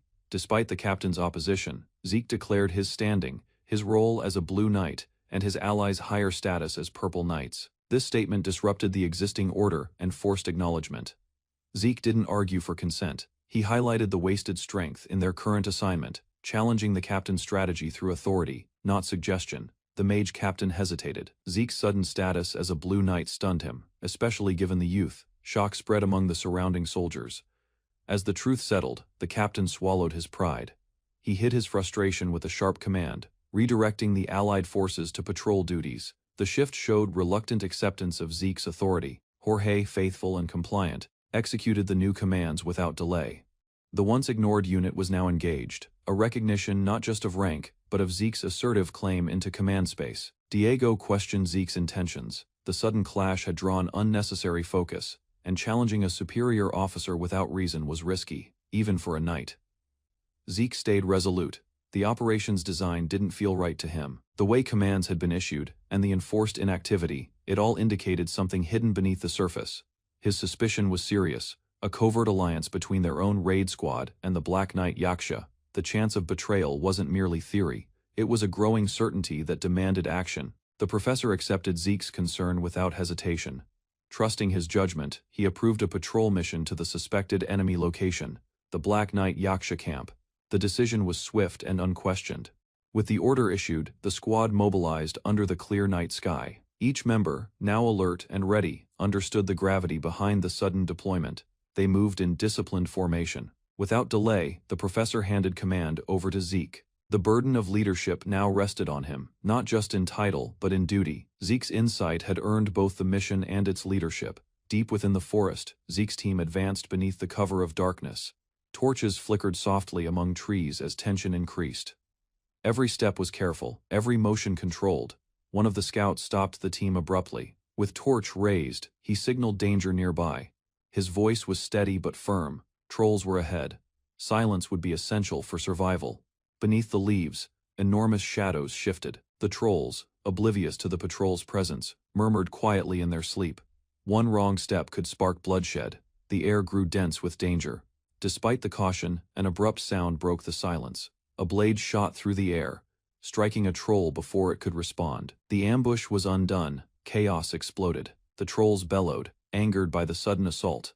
One soldier dropped instantly, his cry echoing through the forest. The mission's stealth was lost.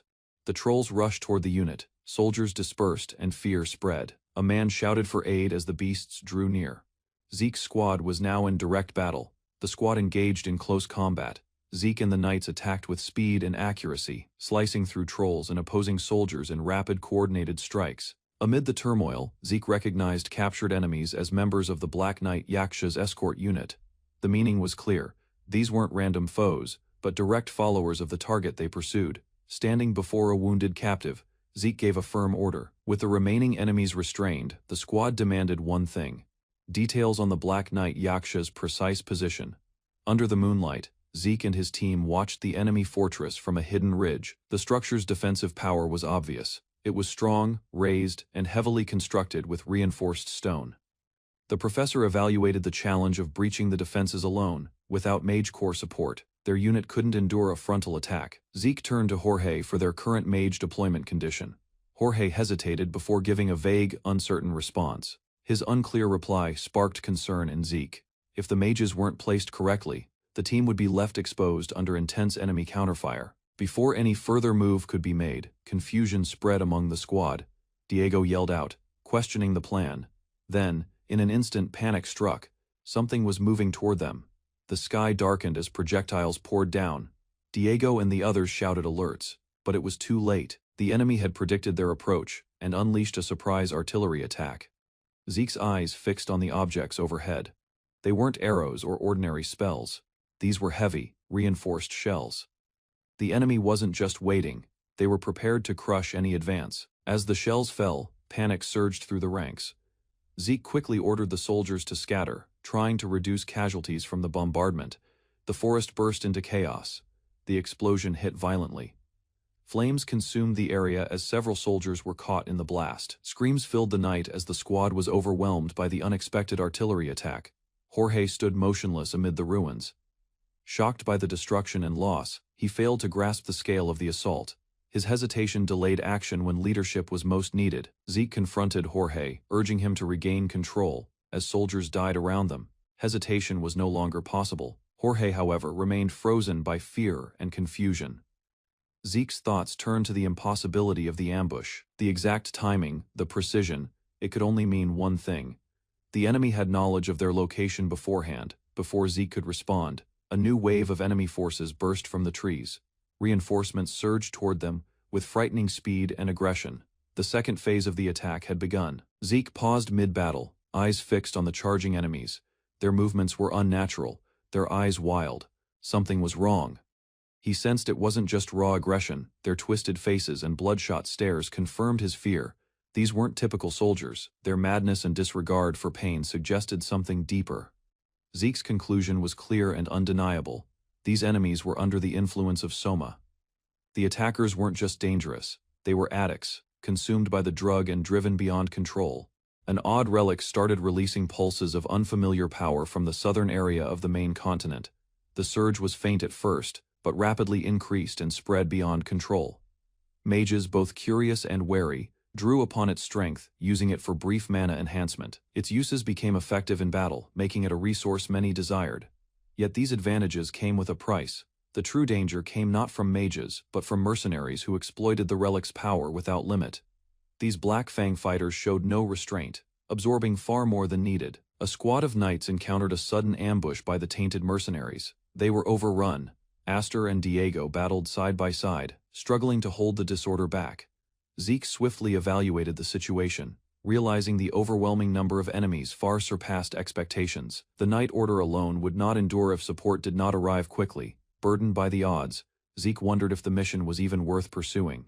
The foes were too many, and the danger was rising. A grim choice approached: destroy everything up to the stronghold, or withdraw. Just as defeat appeared inevitable, a blazing blast illuminated the battlefield. Flames erupted, burning through enemy ranks. A powerful force appeared, their formation slicing through chaos like a blade. It was the Delpoa Mage Corps. Zeke identified their arrival at once. Their entrance was overwhelming, magic erupting from every side, forcing enemies back. Though relief came, Zeke knew this fight was far from finished. The enemy's corruption was deep. Victory would require more than strength. It would demand sacrifice. The battlefield grew silent as a commanding figure ordered a stop. A group of knights turned toward him, tense from the turmoil. Zeke's name was called directly. The officer's words were harsh, blaming Zeke for the mission's failure. His tone made it clear that the current state of the operation, the confusion and losses, came from Zeke's decisions. Zeke stood his ground but was surrounded by judgment. The commanding officer demanded to know if he understood the damage he had caused. The air was heavy with blame, and the entire squad watched Zeke for a response. Zeke, angered, denied the accusations. The situation intensified as the officer insisted on his claims, citing unauthorized actions that provoked the enemy from above. The officer ordered the cadets to retreat immediately. The conflict now was not only tactical, it was political.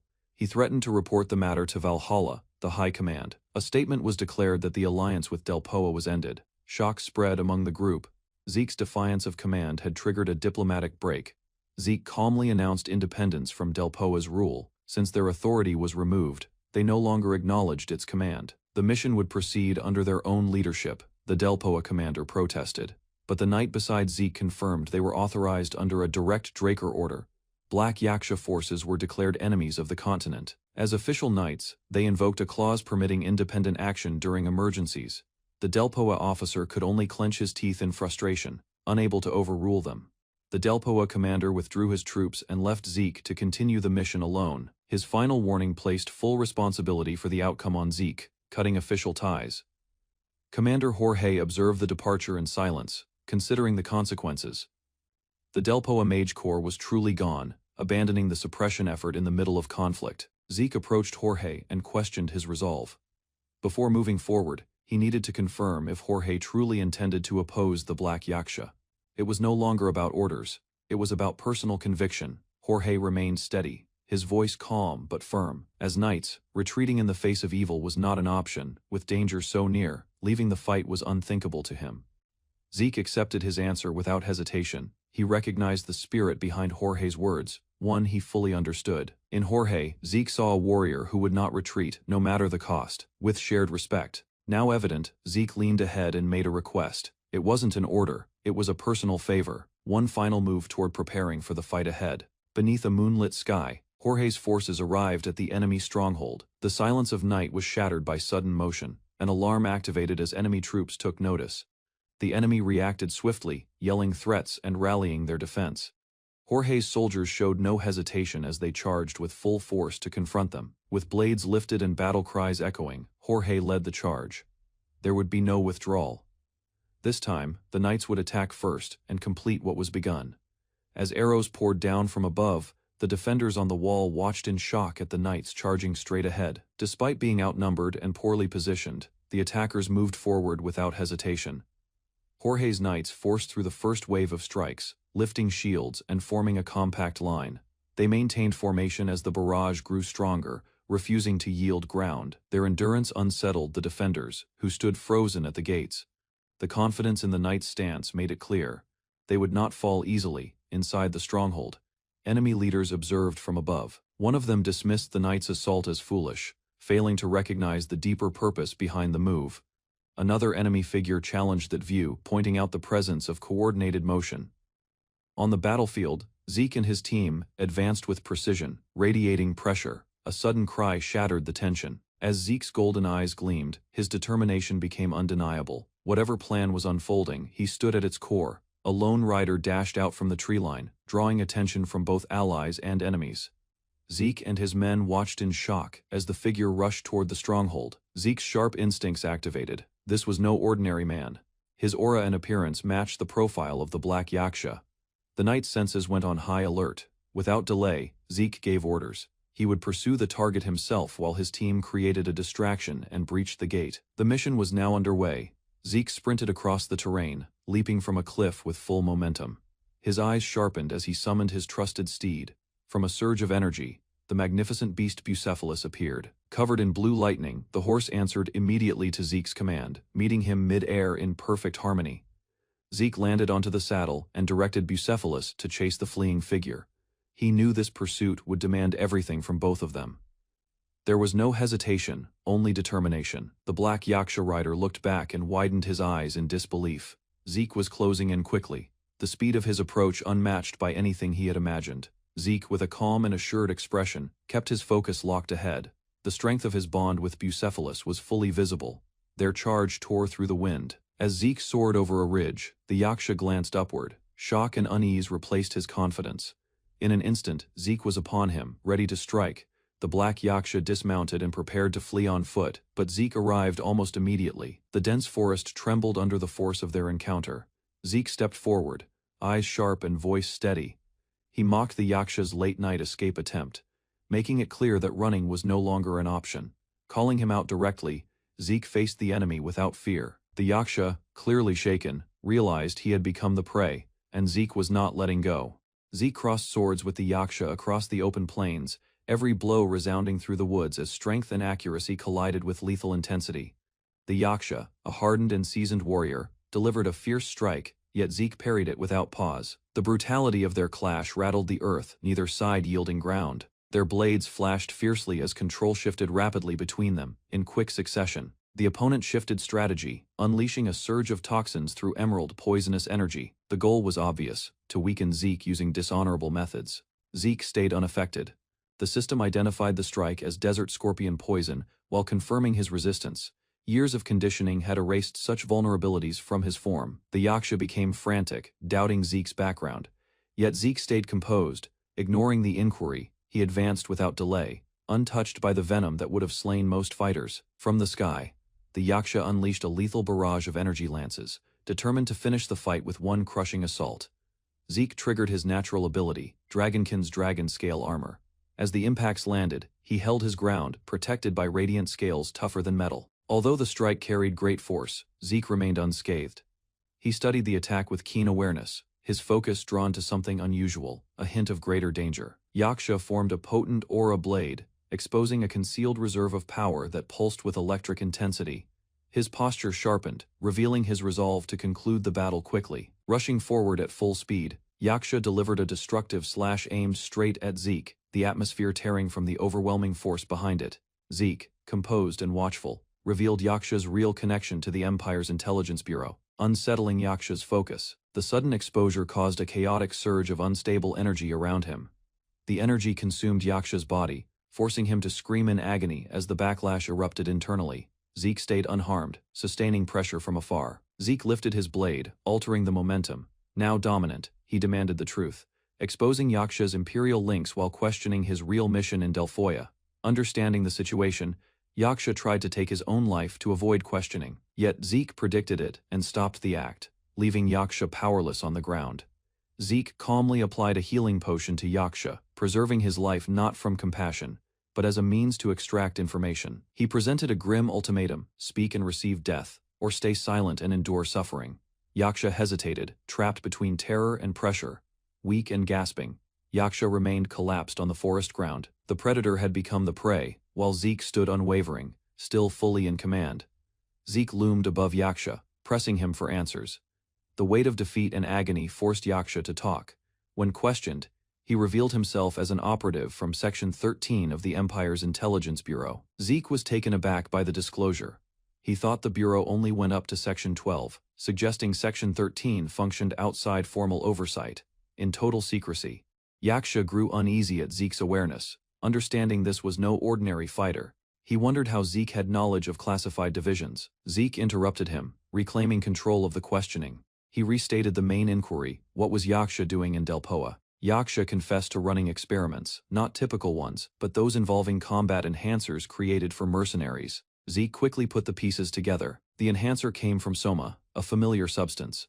The mercenaries were not addicts, but individuals shaped into emotionless, fearless fighters. Zeke grasped the full scale. This was yet another imperial human experiment. Yaksha and his troops were observing behavior, and combat efficiency in real time. The stronghold that sheltered them had taken in criminals to increase its ranks, fully supported by the Empire's concealed influence. Fury rose within Zeke as he understood the depth of the manipulation. Yaksha, knowing his fate, quietly accepted death. He cautioned Zeke that the Empire would eliminate every loose end, including him, and asked for execution now that he had revealed everything. Yaksha hesitated, uncertain about Zeke's meaning, but the idea of survival caught his interest. Still, he believed escaping the Empire was impossible. Zeke proposed something stronger, the protection of the Draker family. The name startled Yaksha, bringing clear confusion and suspicion to his expression. Zeke's aura subtly intensified as Yaksha doubted his identity. Faced with Zeke's certainty, Yaksha suddenly understood the truth. Zeke was a pure-blood, awakened Draker. Yaksha admitted he wanted to live, but also recognized the threat awaiting him if he returned. His loyalty had eroded after years of betrayal. He saw that becoming a witness under Draker protection was safer than dying to guard the Empire's secrets. Still, he asked whether a complete identity change was possible. Zeke responded with a better proposition. Not only protection, but an entirely new role. He would locate a place where Yaksha's abilities could serve a different cause. With a cunning smile, Zeke assured him that someone from the Empire's intelligence would hold value elsewhere. Many powers in the world could make use of such skill. Zeke dashed through the forest once more. His task was unfinished. The Black Yaksha's stronghold still remained. He neared the enemy base, wondering why it had not collapsed yet. As he got closer, something felt wrong. He stopped, sensing a disturbance in the air. Zeke spotted a group of mages gathered in the forest, their energy concentrated and suspicious. Something about their arrangement felt unnatural. One of the mages lifted a glowing staff as if readying an attack. Zeke narrowed his gaze, sensing danger. He stepped ahead and demanded clarification. Perplexed, he questioned why they were targeting allies instead of enemies. A cold voice called Zeke by name. The Delpoa commander approached, his presence heavy with authority and accusation. He accused Zeke of nearly allowing the Black Yaksha to escape, declaring his actions a grave failure. Without giving him a chance to defend himself, the mage ordered Zeke to be taken to the barracks for judgment. Zeke remained silent, his eyes darkened. He knew this was not justice, it was politics. Once again, that same rival was meddling from the shadows. Ingrid confronted Zeke within the forest, encircled by their troops. He interrogated Zeke suspiciously, holding him responsible for the escape of the Black Yaksha during their latest mission. Zeke remained steady while Ingrid's accusations intensified. Ingrid blamed the failure on Zeke's assault plan, labeling it defective, and insisting they had nearly captured the target before Zeke stepped in. Zeke disputed the statement, calmly questioning whether Ingrid had verified the Black Yaksha's disappearance. He emphasized that the stronghold remained tightly protected, suggesting the enemy had expected their approach. Ingrid snapped angrily, yet Zeke refused to yield. He disclosed that someone had exited the stronghold earlier, implying that person might have alerted the Black Yaksha beforehand. Zeke concluded that although the individual might have been just a courier, the timing and situation strongly suggested otherwise. His voice carried a tone of deeper doubt. Ingrid demanded evidence, yet Zeke's piercing look conveyed everything. Internally, Zeke reached a verdict. Someone among their forces had intentionally enabled the enemy's escape. Zeke mentally linked the treachery to a past offense. The culprit had covertly collaborated with the enemy for 3 years, offering protection and intelligence while masking it as legitimate conduct. Although that traitor might have thought he was aiding the Empire's research, Zeke understood the reality. His treason caused deaths and shattered trust, and it could not be forgiven. Ingrid commanded Zeke to accompany him, announcing his plan to report all offenses to higher command. Zeke, unfazed, responded calmly. He had nothing to conceal. Beneath the night's cover, Zeke and Ingrid reached a fortress entrance with their squad. The place was faintly illuminated, but activity at the gate drew Zeke's attention as he saw a group of soldiers detained. Zeke concentrated on the captured individuals. Though restrained and encircled, they were not unfamiliar. Recognition ignited in his eyes as he noticed the known uniforms and exhausted faces. One of the imprisoned men, Jorge, raised his eyes in shock. Despite wounds and chains, he recognized Zeke and whispered his title weakly, overwhelmed by the meeting. Zeke questioned the circumstances, asking why the soldiers were restrained. Ingrid disregarded the question and dismissed Zeke's worry, enforcing silence without giving explanation. Jorge, despite his frail condition, lifted his voice. He proclaimed their loyalty and insisted they had acted with honor, even though it had cost them their freedom. As Jorge attempted to defend his and his men's honor, a sudden surge of energy struck him. The force overpowered him instantly, while Zeke and others witnessed the harsh punishment unfold. Zeke, troubled by the brutality, questioned the fairness of tormenting loyal soldiers. He argued that even enemies would not be treated so ruthlessly, pointing at Ingrid's severe misuse of authority. Ingrid, furious at Zeke's resistance, yelled at him to remain silent. His anger intensified as he threatened Zeke's life if he uttered an third word. Without warning, Ingrid unleashed a destructive magical attack between them. The ground burst violently, shocking everyone nearby as tension reached its peak between leader and subordinate. As Ingrid's violent reaction subsided, a new figure appeared. Diego, commander of another division, stepped forward with authority. Recognizing Ingrid and preparing to confront his behavior publicly, Diego firmly declared that Ingrid's aggression toward Zeke could be seen as a direct death threat. His tone allowed no misunderstanding, and his posture signaled consequences, declaring swift action. Diego stated that Zeke Draker would now be safeguarded under wartime protocol. He raised the situation into a formal conflict between factions, with Delfoa as the opposing side.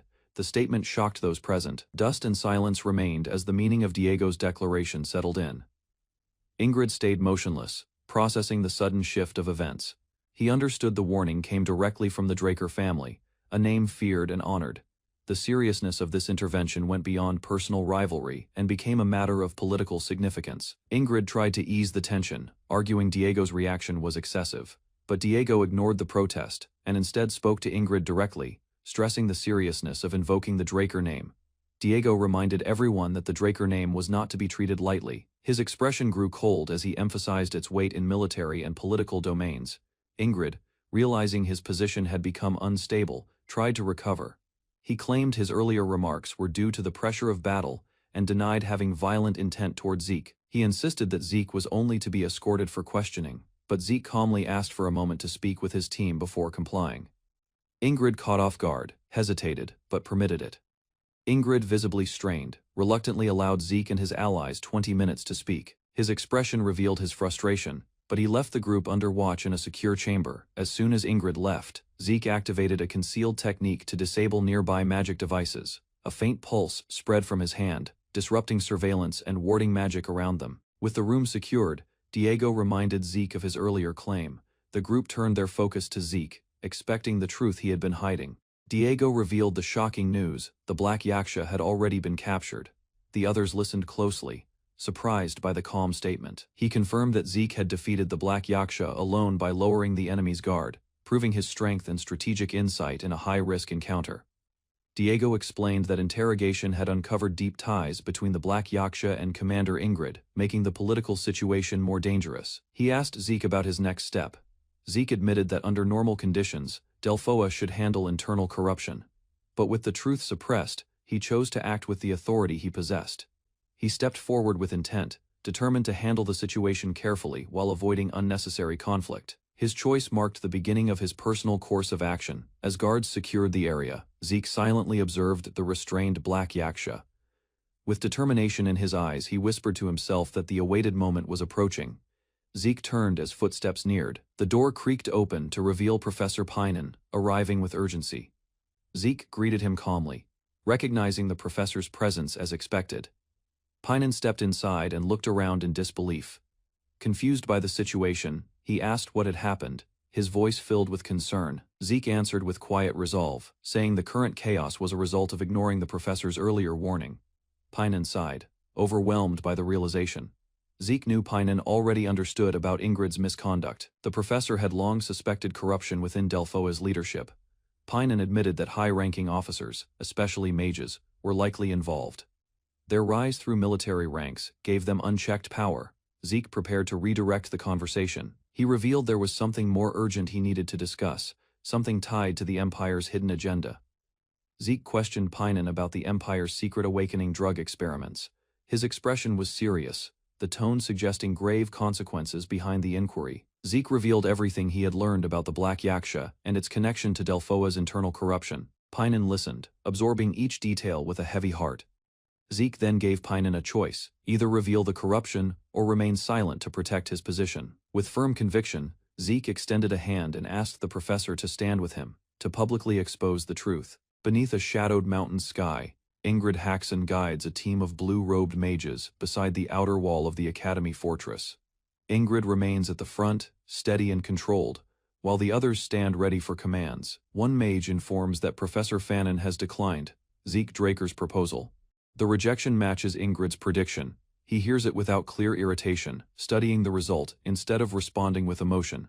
Ingrid determines that Fano prioritizes his own status over alliance. He decides there is no chance of persuading him. With discussion no longer possible, he chooses to initiate the next stage of the strategy. Ingrid orders them to generate noticeable explosions before moving forward, making sure the assault looks convincing and powerful. The aim is not instant ruin, but measured pressure intended to accomplish a broader objective. The mages lift their staffs and direct synchronized magic toward the fortress gate. Power accumulates and releases in unified bursts. Fire and shockwaves explode against the stone walls, illuminating the night sky. The gate is hit repeatedly as magical strikes erupt one after another. The offensive seems direct and hostile, implying a simple siege to anyone watching from inside the fortress. Ingrid observes the assault progress, assessing the outcome. He believes the mission can offset the earlier negotiation failure. Still, he detects something unusual in the enemy's response. Even with the intense bombardment, no retaliation emerges from the walls. Ingrid notices the lack of defensive magic or counterfire. The quiet is strange, since the Academy usually reacts swiftly to danger. Abruptly, the main doors swing inward. The action was not part of her intended plan. Ingrid understands that the circumstances have moved beyond her expectations, and the controlled assault risks becoming an uncertain clash. Ingrid Haxon advances with assurance, expecting surrender from those inside. Instead, Zeke Draker stands before him. Ingrid instantly realizes that events have shifted past his expectations, and control is no longer in his favor. Zeke faces Ingrid directly, revealing that the assault has exposed more than planned. Ingrid's expression tightens, as he recognizes his tactics may have been foreseen. Zeke implies they were ready for this encounter, instead of reacting in fear. Several Academy members step forward behind Zeke, strengthening his stance. Their presence reflects unity and authority within the fortress. Zeke reveals a magical scroll that blocks the surrounding area from external detection. This move confirms that the meeting is meant to settle matters privately before the wider conflict continues. Zeke shifts his focus to Professor Fanon, reconsidering the earlier offer with seriousness. The professor moves forward, clearly conflicted, yet no longer dismissive. Professor Fanon admits that staying neutral is no longer an option. He acknowledges that witnessing growing corruption without action would damage his integrity. His agreement marks a clear change in alignment within the Academy. Zeke cautions that continuing will stop him from keeping a peaceful academic life. The road ahead involves exposing corruption and confronting influential figures. Professor Fano suggests abandoning foolish pride and concentrating on a strategic solution rather than maintaining appearances. He recognizes that the Academy's name must not protect wrongdoing. His position confirms his dedication to justice over personal safety. With the pact secured, Zeke expresses gratitude to the professor and prepares to move. He and his allies return toward the battlefield, ready to use Ingrid's failed assault to break his authority and reveal the deeper corruption behind the attack. Ingrid Haxon yells in rage after realizing Professor Fanon has sided against him. His anger is no longer restrained, as he understands that the Academy leadership has chosen to expose him instead of shielding him. Zeke calmly speaks to Ingrid, revealing that the assault has uncovered more than intended. Ingrid realizes that hidden arrangements were already prepared before his attack began. Officials step forward and formally identify Ingrid, presenting charges connected to corruption and conspiracy. Their appearance confirms that the Academy's reaction was organized. Members of Delphioa's inspection squad appear clearly in sight. Their presence stuns Ingrid, as he claims he never contacted them. The sudden involvement shows that his actions have been tracked and recorded without his awareness. The inspection commander announces that proof has already been obtained, directly tying Ingrid to wrongdoing. The statement eliminates any possibility for denial or postponement. Ingrid tries to reject the claims, yet his doubt becomes apparent. Ingrid insists that he is being set up and denies any contact with the squad. However, the officials stay firm, explaining that the inquiry was carried out independently. The authority of the inspection division surpasses Ingrid's rank and command. Irritation pushes Ingrid to surge forward, attempting to reassert control through violence. His choice marks the breakdown of his composure and the abandonment of tactical restraint. Zeke blocks the strike and delivers a precise counter. The blow sends Ingrid crashing down, ending his resistance in a single clash. The rapid defeat highlights the gap in readiness and determination. With Ingrid restrained, the inspection unit stands over him and completes the arrest. Fanon remains quiet, but unwavering, affirming his position through action rather than speech. The failed attack ultimately leads to Ingrid's public humiliation and loss of power. Zeke states his authority with composed assurance, declaring that he has direct support from a pure-blooded awakened and holds exclusive connections to the Draker family through the Black Knight. He suggests a wager, indicating that power and alliances will decide the result, rather than ego or noise. The move is not reckless, it is deliberate pressure meant to force compliance. Confronted with overwhelming influence, resistance collapses.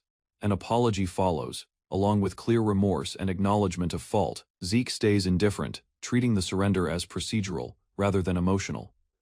Jorge speaks to Zeke with respect, recognizing that the crisis has been resolved through his actions. The nearby soldiers remain in formation, acknowledging the change in leadership balance. It is confirmed that certain individuals were left out of the investigation due to testimony proving their non-involvement. Zeke ensures that accountability is assigned accurately, avoiding harm to neutral parties. However, the disbandment of the 8th Mage Corps means their associated Knight unit will also disappear if left unclaimed. The choice carries structural consequences beyond the immediate arrest.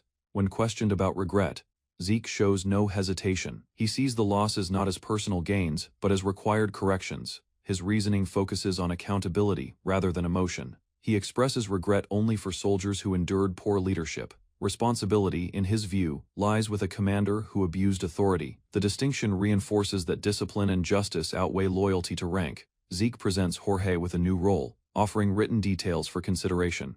The proposal signals rebuilding rather than simple punishment. With leadership reorganized and corruption exposed, he begins establishing a stronger, more accountable force. Jorge and his 2 companions review the written proposal with clear surprise.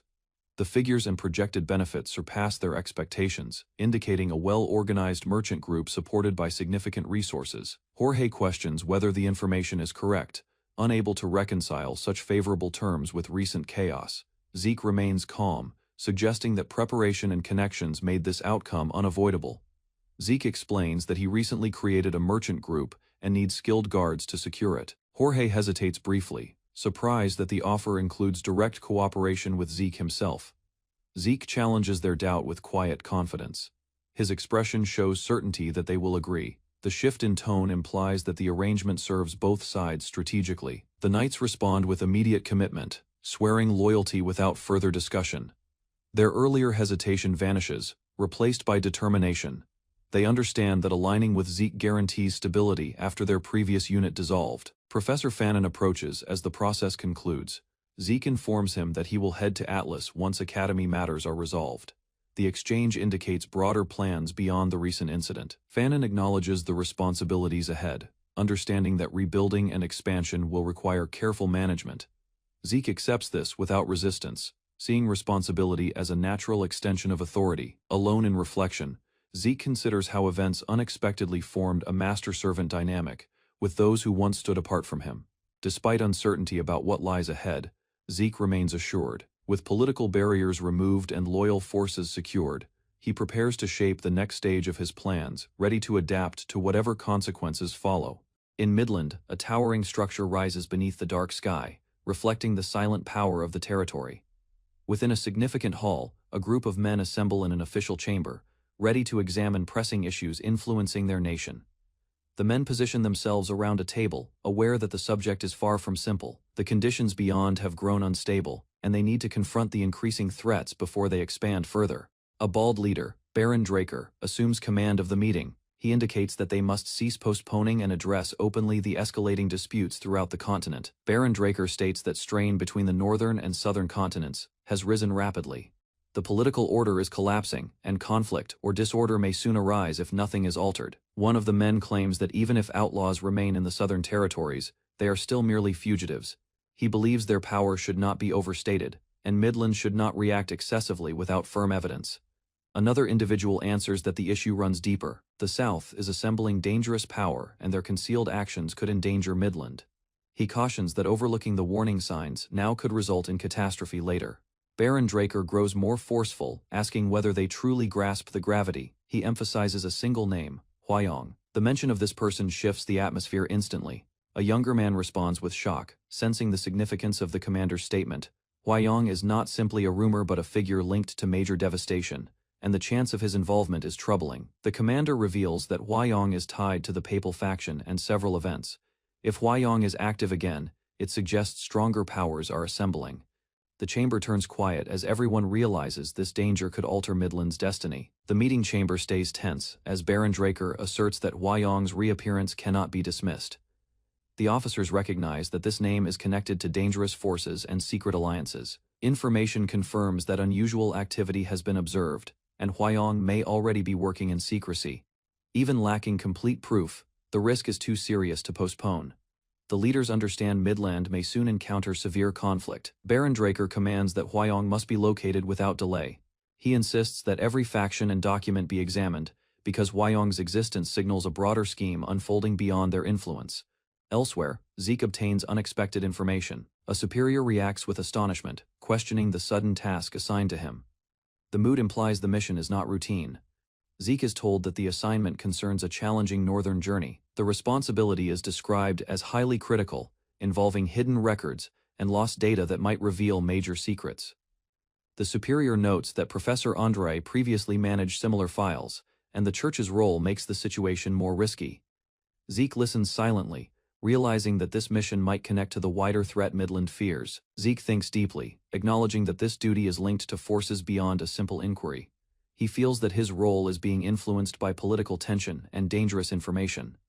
The objective becomes evident. Zeke must head north, uncover what was concealed, and return with answers. The burden is heavy, since failure could permit enemies to operate freely. As Zeke gets ready to depart, the narrative suggests that Huayong's influence extends widely. The search has only begun, and Zeke's journey is now directly tied to the mysteries that may determine Midland's fate. Zeke stands resolutely within the decorated chamber as the High Commander reviews his latest accomplishments.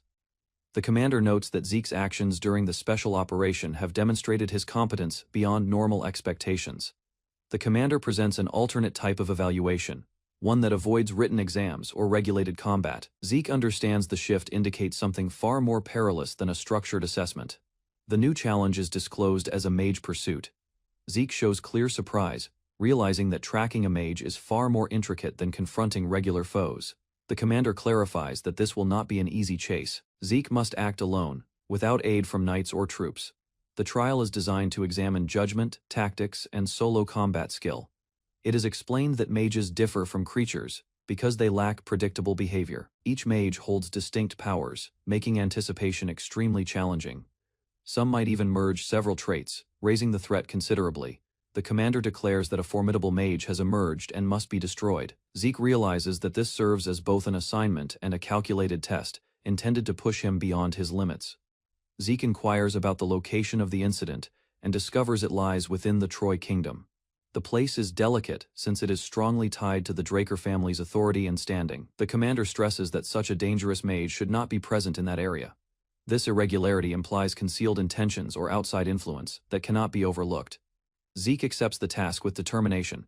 He vows to resolve the matter quickly and defend his honor as a knight. His resolve proves he understands the danger, yet he chooses to confront it without hesitation. Within a luminous hallway of the Draker estate, Zeke is told that a knight assigned to this task has arrived. The man introduces himself as Felix Valencia, formally sent to aid with the mage pursuit. Zeke greets him calmly while examining him closely. As Felix stands politely, Zeke observes his stance and aura. Though Felix seems steady and disciplined, Zeke detects something unusual.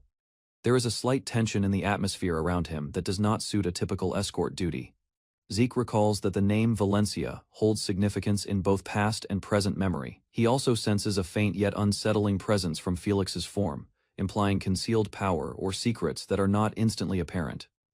Zeke questions whether the event truly happened in the Troy Kingdom. Felix verifies the location and mentions that arrangements are already in progress for departure. The two remain facing one another in the vast hall, briefly discussing plans. Zeke keeps a composed expression, yet inwardly, he analyzes every aspect of the situation and his designated partner. Zeke determines that although Felix seems normal, there is more beneath his exterior. He agrees to move forward, deciding to reveal both the truth behind the mage and the motives surrounding this task. Upon reaching the Troy Kingdom, Zeke and Felix are officially received by local authorities. The town displays signs of anxiety despite the courteous welcome. A senior official conveys appreciation for Zeke's direct involvement and hopes for a quick solution. Zeke replies professionally, concentrating on collecting information rather than formalities. The official explains that the unusual incidents began a few days prior. His grave tone suggests the disruption is serious, indicating that Zeke's inquiry will start immediately under increasing pressure. Zeke discovers that farm animals have been vanishing throughout the region. The assault started abruptly, leaving villagers alarmed and uncertain. Reports mention strange figures moving at night, and the local guards have been unable to prevent the losses. The residents state that even during daytime, a sense of discomfort lingers. The missing livestock are not located nearby, and no ordinary predator could create such an unusual pattern. Zeke understands the situation is tied to the mage threat. As Zeke listens, he detects remnants of unfamiliar energy remaining in the surroundings. The environment feels warped, as if magic has already spread. He realizes that the opponent may be observing from a concealed position. Zeke traces glowing marks that faintly scorch along the terrain. These signs confirm the existence of magical force, rather than an animal. The proof is strong enough that he no longer questions the severity of the task. He examines the traces carefully and realizes that this is not a random incantation. The path indicates intentional movement and precision, meaning the mage is capable and seasoned. Such a pattern reflects planning rather than disorder. Zeke concludes that the mission will be significantly harder than anticipated. The mage's behavior reveals intellect and calculation, not mere brutality. With the sun descending beyond the plains, Zeke readies himself. Zeke sits beside a modest campfire within the woodland, while his partner remains asleep, fatigue apparent, after days spent pursuing a demon across the mountains. Previously, they had scaled steep ridges following faint signs of demonic activity, eventually arriving at a distant forest far separated from any settlement. There they uncovered a body drained of fluids without injuries, its withered form indicating the work of a rare demon that leaves no evidence. Seated near the flames, Zeke examines the situation, recalling a demon able to absorb bodily fluids, unseen, and questioning irregularities in the tracks found earlier. A sudden faraway blast disrupts his focus, and his keen eyes shift as he senses motion somewhere deep inside the forest. Estimating the origin to be 2 kilometers west, he stays calm while verifying the disturbance is unlikely caused by the demon they pursued. Choosing swiftly, Zeke tells his partner to stay behind and prepares to investigate alone before dawn. With a strong leap, he launches himself through the trees, accelerating toward the explosion's source with precise control. As he moves forward, he determines that such destructive power could only come from combat, rather than the subtle methods of the fluid-draining demon. Reaching near the impact area, Zeke observes broken ground and toppled trees, confirming a violent clash has occurred. A red-haired fighter shouts, while swinging an uprooted tree trunk as if it were a weapon, demonstrating immense physical strength. The huge trunk slams forward, with crushing force slicing through the forest in a brutal arc. Watching from above, Zeke evaluates the savage warrior's raw strength and recognizes his exceptional physical ability. Across from the fighter stands a shadowy entity, its presence unnatural and movements warped by dark energy.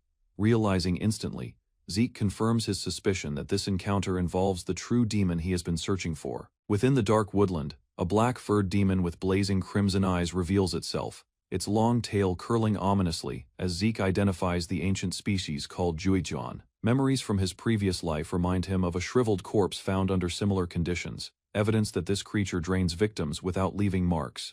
Close observation shows the beast moving with monkey-like agility, leaping lightly between trees while maintaining careful caution before striking. Without warning, the Juiyuan plunges from above, whipping its tail like a living spear meant to pierce flesh and siphon vitality instantly. Standing beneath the attack, the red-haired fighter braces with a massive uprooted trunk, unaware that sheer strength alone cannot counter such predatory abilities. From his vantage point, Zeke connects the clues, concluding that this swift hunter is responsible for the missing villagers and drained animals. In one smooth motion, the demon's tail coils tightly around the barbarian's torso, as violet energy begins draining his life force. Muscles tighten and shake while the warrior resists the parasitic drain, refusing to fall despite the clear weakening of his body. A sharp-toothed smile spreads across the Juiyuan's face, confident that continued contact will soon leave its prey lifeless. Suddenly dropping from above, Zeke strikes downward with precise timing, breaking the demon's grip before the draining can complete. Forced backward by the blow, the creature recoils in shock, its glowing eyes narrowing as it re-evaluates this new opponent.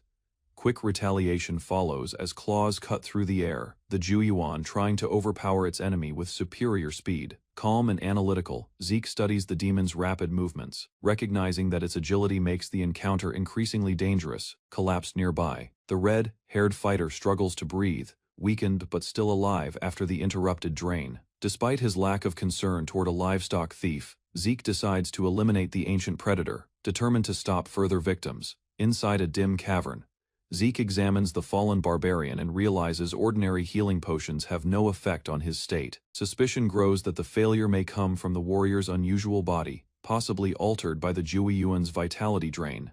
Kneeling beside him, Zeke chooses to try another method, rather than leave him to worsening weakness. Placing a hand over the barbarian's chest, Zeke activates a strengthening ability that releases a concentrated surge of restorative energy.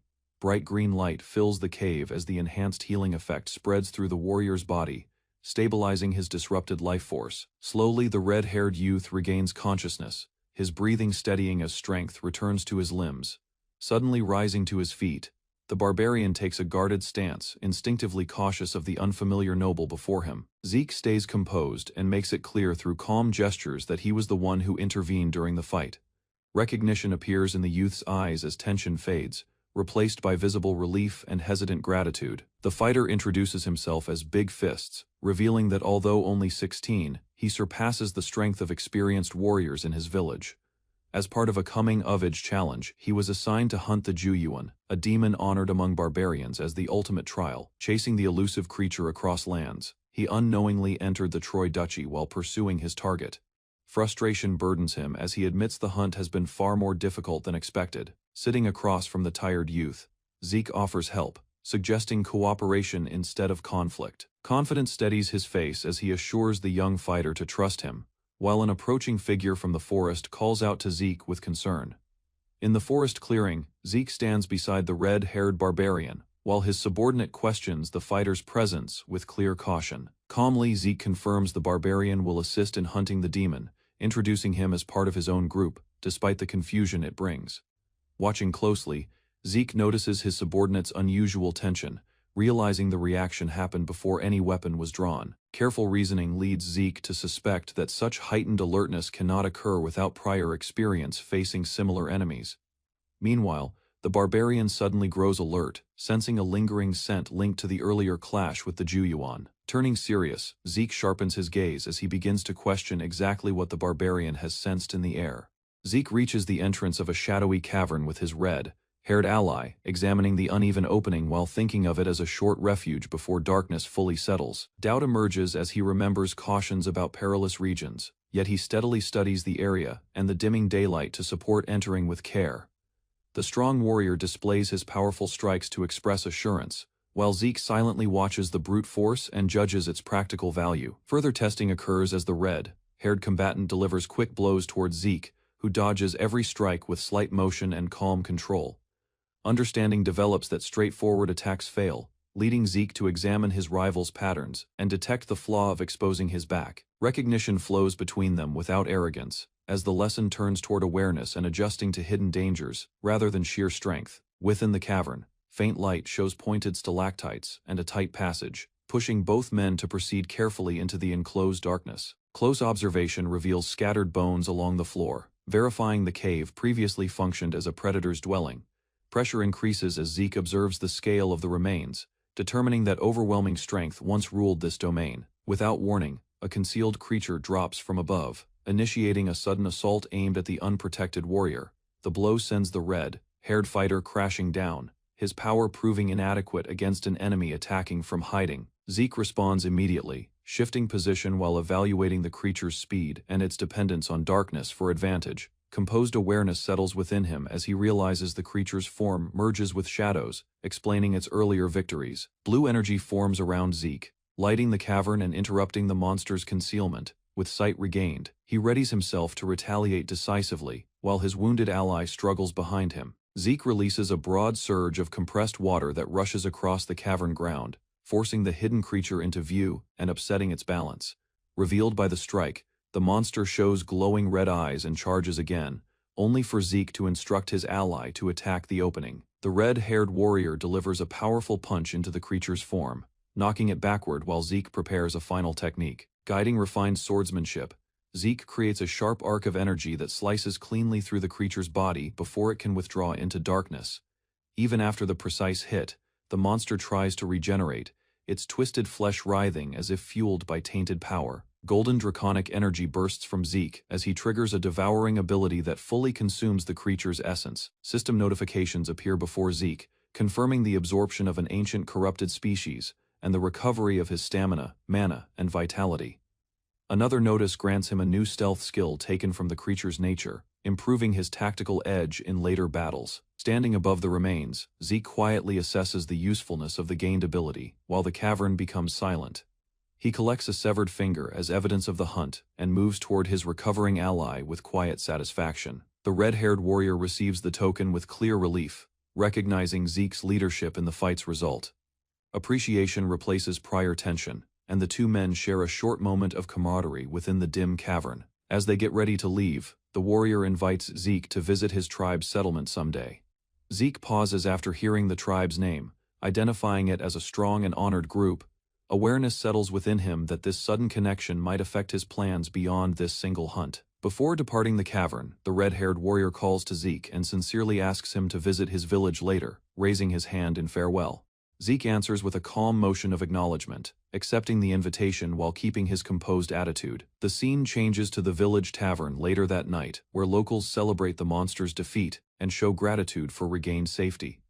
Though he accepts their appreciation politely, Zeke's mind returns to the fight, sensing something strange about the creature's disappearance. He remembers going back to the cave entrance after managing the aftermath, only to discover that Felix had already disappeared from view. Suspicion grows as Zeke considers that Felix might have watched the battle from a hidden place beyond normal perception. Resolved to verify his concerns, Zeke decides to observe Felix for an extended time. Later that night, he walks alone through the dim streets, thinking about the tiring day and planning to collect the prepared food. His steps stop when he spots a familiar figure standing ahead along the quiet path. Zeke identifies Felix and questions his unexpected appearance in that area, instead of his designated quarters. Felix hesitates before respectfully asking to become Zeke's follower, lowering himself in a formal sign of intent.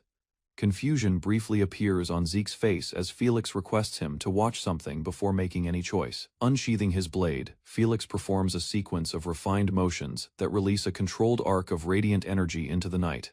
The technique unfolds with strict precision, its stance and execution clearly linked to an elite heritage. Recognition settles within Zeke as he realizes the display as sacred swordsmanship inherited among the Holy Kingdom's paladins. Zeke escorted exhausted Felix through streets beside mountain villages beneath moonlit skies. Felix observed Zeke carefully, while questioning forbidden swordsmanship inherited secretly from paladins. Zeke reacted cautiously because Felix unexpectedly recognized techniques originating from holy orders. Felix explained paladins maintained extensive external connections, despite traditions protecting sacred techniques. He remembered recognizing identical swordsmanship previously demonstrated by warriors serving holy kingdoms. Felix abandoned secrecy completely before revealing connections linking his family toward paladins. Zeke inspected Felix's formal paladin emblem carefully while learning details regarding heritage. Felix revealed his grandfather suffered political manipulation before excommunication destroyed their family. Zeke considered Felix's complicated revelations seriously while investigating conflicts surrounding holy kingdoms. Felix described accusations destroying his grandfather before desperate escape routes carried surviving relatives toward Troy secretly. Hidden beneath crowded cities, Felix's grandfather protected inherited swordsmanship while concealing disgraced paladin origins from authorities. Zeke listened silently while Felix revealed ancestral teachings transferred carefully before his grandfather's eventual death arrived. Zeke questioned Felix carefully regarding inherited aura abilities potentially transferred through unusual paladin succession rituals. Previously, Felix extended trembling hands toward Zeke before mysterious aura currents reacted strongly beneath moonlit village streets. Zeke immediately recognized Felix possessed extraordinary aura conductivity, despite limited combat experience and undeveloped physical abilities. Felix worried nervously, while Zeke praised his grandfather for preserving exceptional paladin bloodline talents successfully. Ancient memories surfaced within Zeke, after recognizing legendary armor associated with powerful arch-paladin warriors. Zeke concluded Felix's grandfather possessed strength comparable toward Black Knights, despite political persecution from corrupt leaders. Zeke explained ancient aura inheritance techniques allowed paladins achieving mastery faster through specialized spiritual training methods. Felix learned his grandfather secretly enhanced bodily aura circuits beyond ordinary paladin inheritance capabilities through experimentation. Overwhelmed completely, Felix struggled understanding hidden talents preserved unknowingly throughout generations within his disgraced bloodline lineage. Zeke questioned Felix seriously regarding motivations behind requesting service beneath his growing household authority and ambitions. Felix remembered witnessing Zeke's dangerous battlefield actions before developing admiration toward his leadership abilities and determination. He sincerely pledged unwavering loyalty toward Zeke while requesting opportunities serving beside future campaigns and conflicts. Zeke silently evaluated Felix carefully while considering possible threats hidden beneath unexpected loyalty and impressive talents. Recognizing Felix's potential usefulness, Zeke accepted cautiously before warning future journeys would remain extremely dangerous. Constantly, Felix expressed grateful determination enthusiastically, while preparing mentally accompanying Zeke toward Atlas during upcoming missions ahead. Zeke arrived inside Valhalla headquarters where the Patriarch welcomed him warmly while reviewing impressive mission reports carefully. The Patriarch praised Zeke for rescuing barbarians and capturing dangerous demonic beasts, alongside surviving companions during expeditions. Zeke responded modestly, while the Patriarch regretted talented warriors remaining isolated within distant northern territories, permanently there. The Patriarch handed Zeke temporary graduation certification permitting unrestricted movement before official academy completion ceremonies occurred. Formally, appreciative Zeke accepted documentation before confirming intentions serving Draker family knights while gaining practical battlefield experience. The Patriarch approved confidently, while anticipating Zeke's remarkable development throughout future military campaigns and political responsibilities ahead. Sudden knocking interrupted discussions before attendants announced seasonal castle representatives, requesting immediate audience with Zeke urgently. The Patriarch questioned unexpected visitors cautiously, while enormous palace doors opened revealing mysterious noble messengers approaching silently. Standing beneath bright hallways, unfamiliar envoys delivered summons, requesting Zeke's presence inside seasonal castles, immediately personally. The Patriarch informed Zeke regarding household leaders already approving graduation before academy ceremonies officially concluded unexpectedly. Zeke respectfully departed the Patriarch's office while castle representatives guided him through elaborate academy hallways silently carefully. Curious cautiously, Zeke questioned mysterious summons while representatives speculated graduation achievements inspired sudden invitations recently. Representatives congratulated Zeke sincerely while discussing extraordinary accomplishments achieved within merely 2 academy years successfully. Zeke remembered exhausted companions previously visiting Decker before hearing unfortunate stories involving northern border snowwork assignments. Representatives joked harsh winter conditions terrified students more severely than dangerous monsters. Roaming wilderness territories regularly, representatives stopped beside enormous doors before instructing Zeke entering summoned chambers, immediately without unnecessary delays alone. Zeke thanked accompanying professors respectfully before rushing quickly toward grand chambers awaiting important discussions inside carefully. Unknown figures observed Zeke's entrance silently while massive meeting chambers reflected tense political atmospheres surrounding nobles. Household leader welcomed Zeke warmly inside private chambers while congratulating successful Valhalla graduation achievements.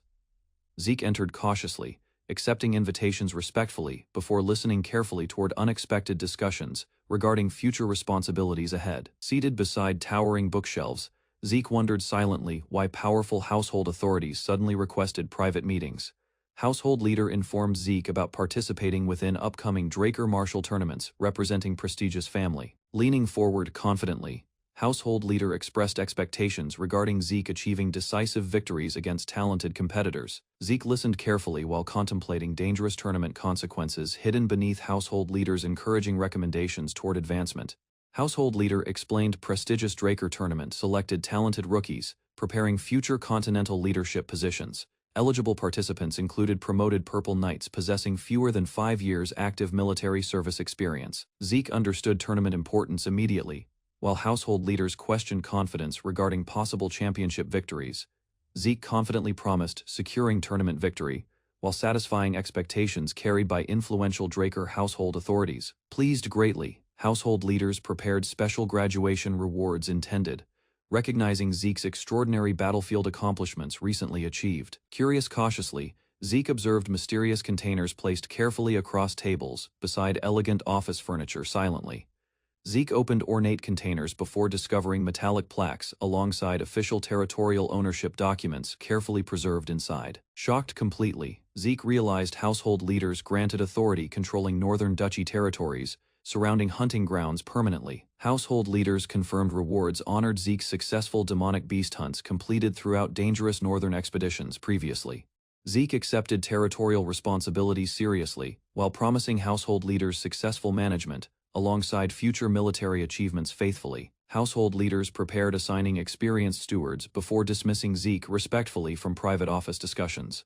Walking silent hallways, Zeke reflected carefully regarding extraordinary rewards normally reserved for senior household knights. Zeke encountered Wandering Master unexpectedly while contemplating responsibilities connected toward newly granted northern territories. Cheerful casually, Wandering Master greeted Zeke warmly before joking regarding hard-working disciples resembling Arthur. Zeke observed eccentric behavior quietly while Master hurried suddenly toward exits, avoiding troublesome household attention. Curious cautiously, Zeke questioned Master's unexpected arrival before hearing amusing complaints regarding interrupted peaceful retirement periods. Master criticized Zeke playfully while encouraging moderate workloads, despite previous years spent resting comfortably without responsibilities. Laughing quietly, Zeke watched eccentric Master escape rapidly through academy corridors, avoiding pursuing household officials. Returning home, comfortably, Zeke reunited peacefully with eccentric Master inside luxurious household reception chambers. Master joked greedily regarding household possessions, while questioning reasons behind Arthur's sudden personal summons recently received. Zeke explained, receiving graduation rewards quietly while Master anticipated ordinary equipment or ceremonial knightly gifts instead. Calmly seated, Zeke revealed household leaders granted northern territories instead of weapons or expensive protective armor. Shocked completely, Master reacted wildly before learning Zeke received valuable Troy territories surrounding northern hunting regions. Speechless momentarily, Master struggled accepting extraordinary rewards granted toward young formal knights possessing limited experience. Master admitted territorial ownership provided tremendous advantages while northern regions produced respectable taxation revenues consistently. Zeke remembered completing missions nearby, while praising honest residents living peacefully throughout northern Troy territories. Master reacted nervously again after learning Zeke additionally received invitations toward prestigious Draker martial tournaments. Zeke questioned tournament difficulty seriously while Master considered hidden dangers beyond ordinary martial competitions. Master admitted Zeke's combat abilities surpassed competitors easily whenever battles depended entirely upon individual strength alone. Curious cautiously, Zeke listened while Master questioned familiarity regarding infamous Draker martial tournament traditions previously established. Master explained Draker tournaments represented brutal family battlefields disguised publicly as honorable competitive martial festivals instead. Countless external influences manipulated tournament outcomes openly, while powerful factions intervened without restrictions during competitions. Zeke realized victories depended beyond strength alone, while dangerous political struggles surrounded participating competitors constantly everywhere. Zeke reconsidered tournament expectations seriously, while understanding household leaders concealed significant political tensions beneath ceremonial competitions. Master addressed Zeke honestly before revealing sponsorships determined survival chances within ruthless tournament structures heavily, without powerful supporting families. Master warned Zeke impossible obstacles prevented tournament champions from emerging independently. Master considered contacting influential families despite lacking political expertise regarding dangerous tournament sponsorship requirements. Zeke admitted political weakness honestly, while searching desperately for alternative solutions, avoiding powerful family dependence. Unexpectedly interrupted discussions, paused immediately after Decker entered chambers, carrying urgent expressions and mysterious intentions. Decker informed Zeke regarding overheard tournament discussions, involving sponsorship difficulties and dangerous political disadvantages recently discovered. Respectfully composed, Decker requested Zeke examining something important before revealing hidden abilities concealed carefully. Curious silently, Zeke observed cautiously, while Decker prepared demonstrating long hidden strengths inside luxurious household chambers. Decker unleashed powerful blue aura energy suddenly, revealing former knight status hidden beneath butler responsibilities.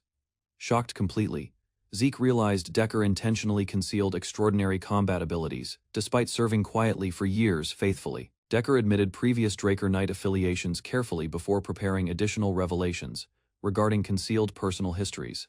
Decker revealed serving previously as Protective Guard Knight beside Zeke's mysterious mother, faithfully before tragedy. Shocked completely, Zeke questioned silently why household members avoided discussing his mother's hidden background and origins. Decker explained secrecy existed because Zeke's mother originated from dangerous Agamemnon household possessing enormous influence. Decker explained Agamemnon previously ranked among Draker's strongest allied bloodlines throughout Central regions historically worldwide. Ancient emblems represented powerful allied households, surpassing modern families controlling enormous political authority previously across continents. Confused seriously, Zeke questioned why influential Agamemnon bloodlines disappeared completely, despite overwhelming historical prestige and authority. Decker revealed horrifying curses plagued Agamemnon descendants through repeated stillbirths and premature childhood deaths continuously. Tragic misfortunes destroyed generations completely until only Zeke's mother survived successfully beyond dangerous childhood years unexpectedly. Somber quietly, Decker explained Zeke's mother represented miraculous survival within cursed Agamemnon bloodline histories previously recorded. Shocked completely, Zeke suspected Decker intended reconnecting him alongside dangerous Agamemnon descendants through sponsorship arrangements. Decker confirmed Agamemnon remained Central Region's strongest hidden force, while recognizing Zeke possessed rightful qualifications. Hesitant cautiously, Zeke agreed, considering Decker's proposal carefully, despite uncertainties surrounding cursed bloodline connections. Decker appreciated Zeke's unwavering trust deeply while discussing concealed Blue Knight identities inside luxurious household chambers. Zeke traveled toward Mycenae alongside Felix while observing magnificent imperial architecture surrounding crowded commercial districts. Ancient histories revealed Mycenae previously belonged beneath Agamemnon authority before devastating curses destroyed political influence. Decades earlier, horrifying tragedies isolated Agamemnon descendants completely while neighboring families abandoned long-standing relationships. Walking bustling streets, Zeke guided Felix toward restaurants before discussing mysterious Agamemnon histories further together. Citizens welcomed travelers enthusiastically, while busy marketplaces concealed lingering fears regarding cursed Agamemnon descendants. Zeke entered crowded restaurants alongside Felix, while curious workers observed unfamiliar visitors entering busy establishments. Felix followed respectfully behind Zeke, while surrounding customers continued whispering rumors involving Agamemnon bloodlines constantly. Determined silently, Zeke prepared uncovering hidden truths surrounding maternal histories, despite dangerous political consequences approaching. Zeke and Felix entered lively restaurants as the owners enthusiastically recommended famous Mycenae dishes immediately upon arrival. Relaxed citizens filled crowded taverns peacefully, while Zeke observed stable public safety throughout bustling commercial districts. Friendly residents welcomed unfamiliar travelers, warmly while proudly introducing popular grilled beef dishes served locally. Appreciative politely, Zeke purchased drinks generously while praising Mycenae citizens for remarkable hospitality toward visitors. Cheerful residents introduced themselves proudly before encouraging travelers asking questions regarding Mycenae histories and customs. Curious cautiously, Zeke questioned local governance after noticing unusual absences involving official administrative buildings nearby. Nervous suddenly, nearby citizens reacted strangely whenever discussions mentioned Mycenae leadership and governmental authorities publicly. Heavy silence spread rapidly throughout crowded taverns while frightened citizens avoided answering Zeke's important questions. Confused. Seriously, Zeke recognized mysterious tensions surrounding Mycenae leadership despite previously peaceful public atmospheres. Nervous citizens avoided discussions involving Agamemnon completely, while encouraging travelers enjoying peaceful tavern atmospheres. Zeke noticed immediate hostility surrounding Agamemnon mentions, while questioning widespread hatred toward cursed bloodlines silently. Leaving Felix resting alone, Zeke explored surrounding establishments carefully, while investigating suspicious local reactions. Zeke entered luxurious bars quietly before confused employees questioned unfamiliar visitors, entering restricted entertainment establishments. Calmly composed, Zeke revealed mysterious membership cards, immediately changing employee attitudes throughout elegant commercial establishments. Shocked instantly, employees recognized influential authority symbols, while realizing Zeke possessed extraordinary syndicate connections. Frightened immediately, employees apologized repeatedly before offering personal guidance toward important branch management offices respectfully inside. Following silently, Zeke realized mysterious membership cards carried tremendous influence throughout underground syndicate organizations everywhere. Strategically thoughtful, Zeke considered future advantages, gained through syndicate connections while investigating Mycenae secretly. Zeke entered hidden corridors quickly while frightened employees apologized repeatedly for previous disrespectful treatment toward distinguished visitors. Curious. Seriously, Zeke questioned terrified workers regarding personal identities and mysterious organizational instructions surrounding influential guests. Trembling nervously, workers admitted receiving strict warnings forbidding offenses against unknown influential individuals entering. Zeke questioned longtime residents carefully regarding Mycenae conditions, while investigating hidden criminal activities operating underground. Frightened workers revealed active stolen goods markets throughout Mycenae before Zeke rejected interest immediately. Calmly composed, Zeke redirected discussions toward Mycenae ownership, while surrounding workers displayed increasing nervousness. Zeke questioned workers directly regarding hidden rulers controlling Mycenae beneath public appearances and political structures. Terrified completely, workers realized Zeke investigated forbidden Agamemnon subjects, while trembling uncontrollably beneath growing pressure. Shocked expressions spread instantly after Zeke openly mentioned Agamemnon names inside hidden underground corridors. Zeke questioned frightened workers carefully regarding terrifying rumors causing citizens fearing Agamemnon names throughout Mycenae constantly. Nervous workers explained Agamemnon bloodlines suffered horrifying curses, causing newborn children dying prematurely repeatedly. Calmly composed, Zeke acknowledged hearing previous curse rumors while continuing investigations regarding hidden Agamemnon truths. Trembling uncontrollably, terrified workers revealed dangerous secrets extending beyond ordinary childhood curses surrounding Agamemnon descendants. Frightened desperately, workers warned anyone approaching Agamemnon castles eventually died under mysterious terrifying circumstances unexpectedly. Shocked completely, Zeke struggled understanding horrifying warnings surrounding abandoned Agamemnon castles hidden throughout Mycenae.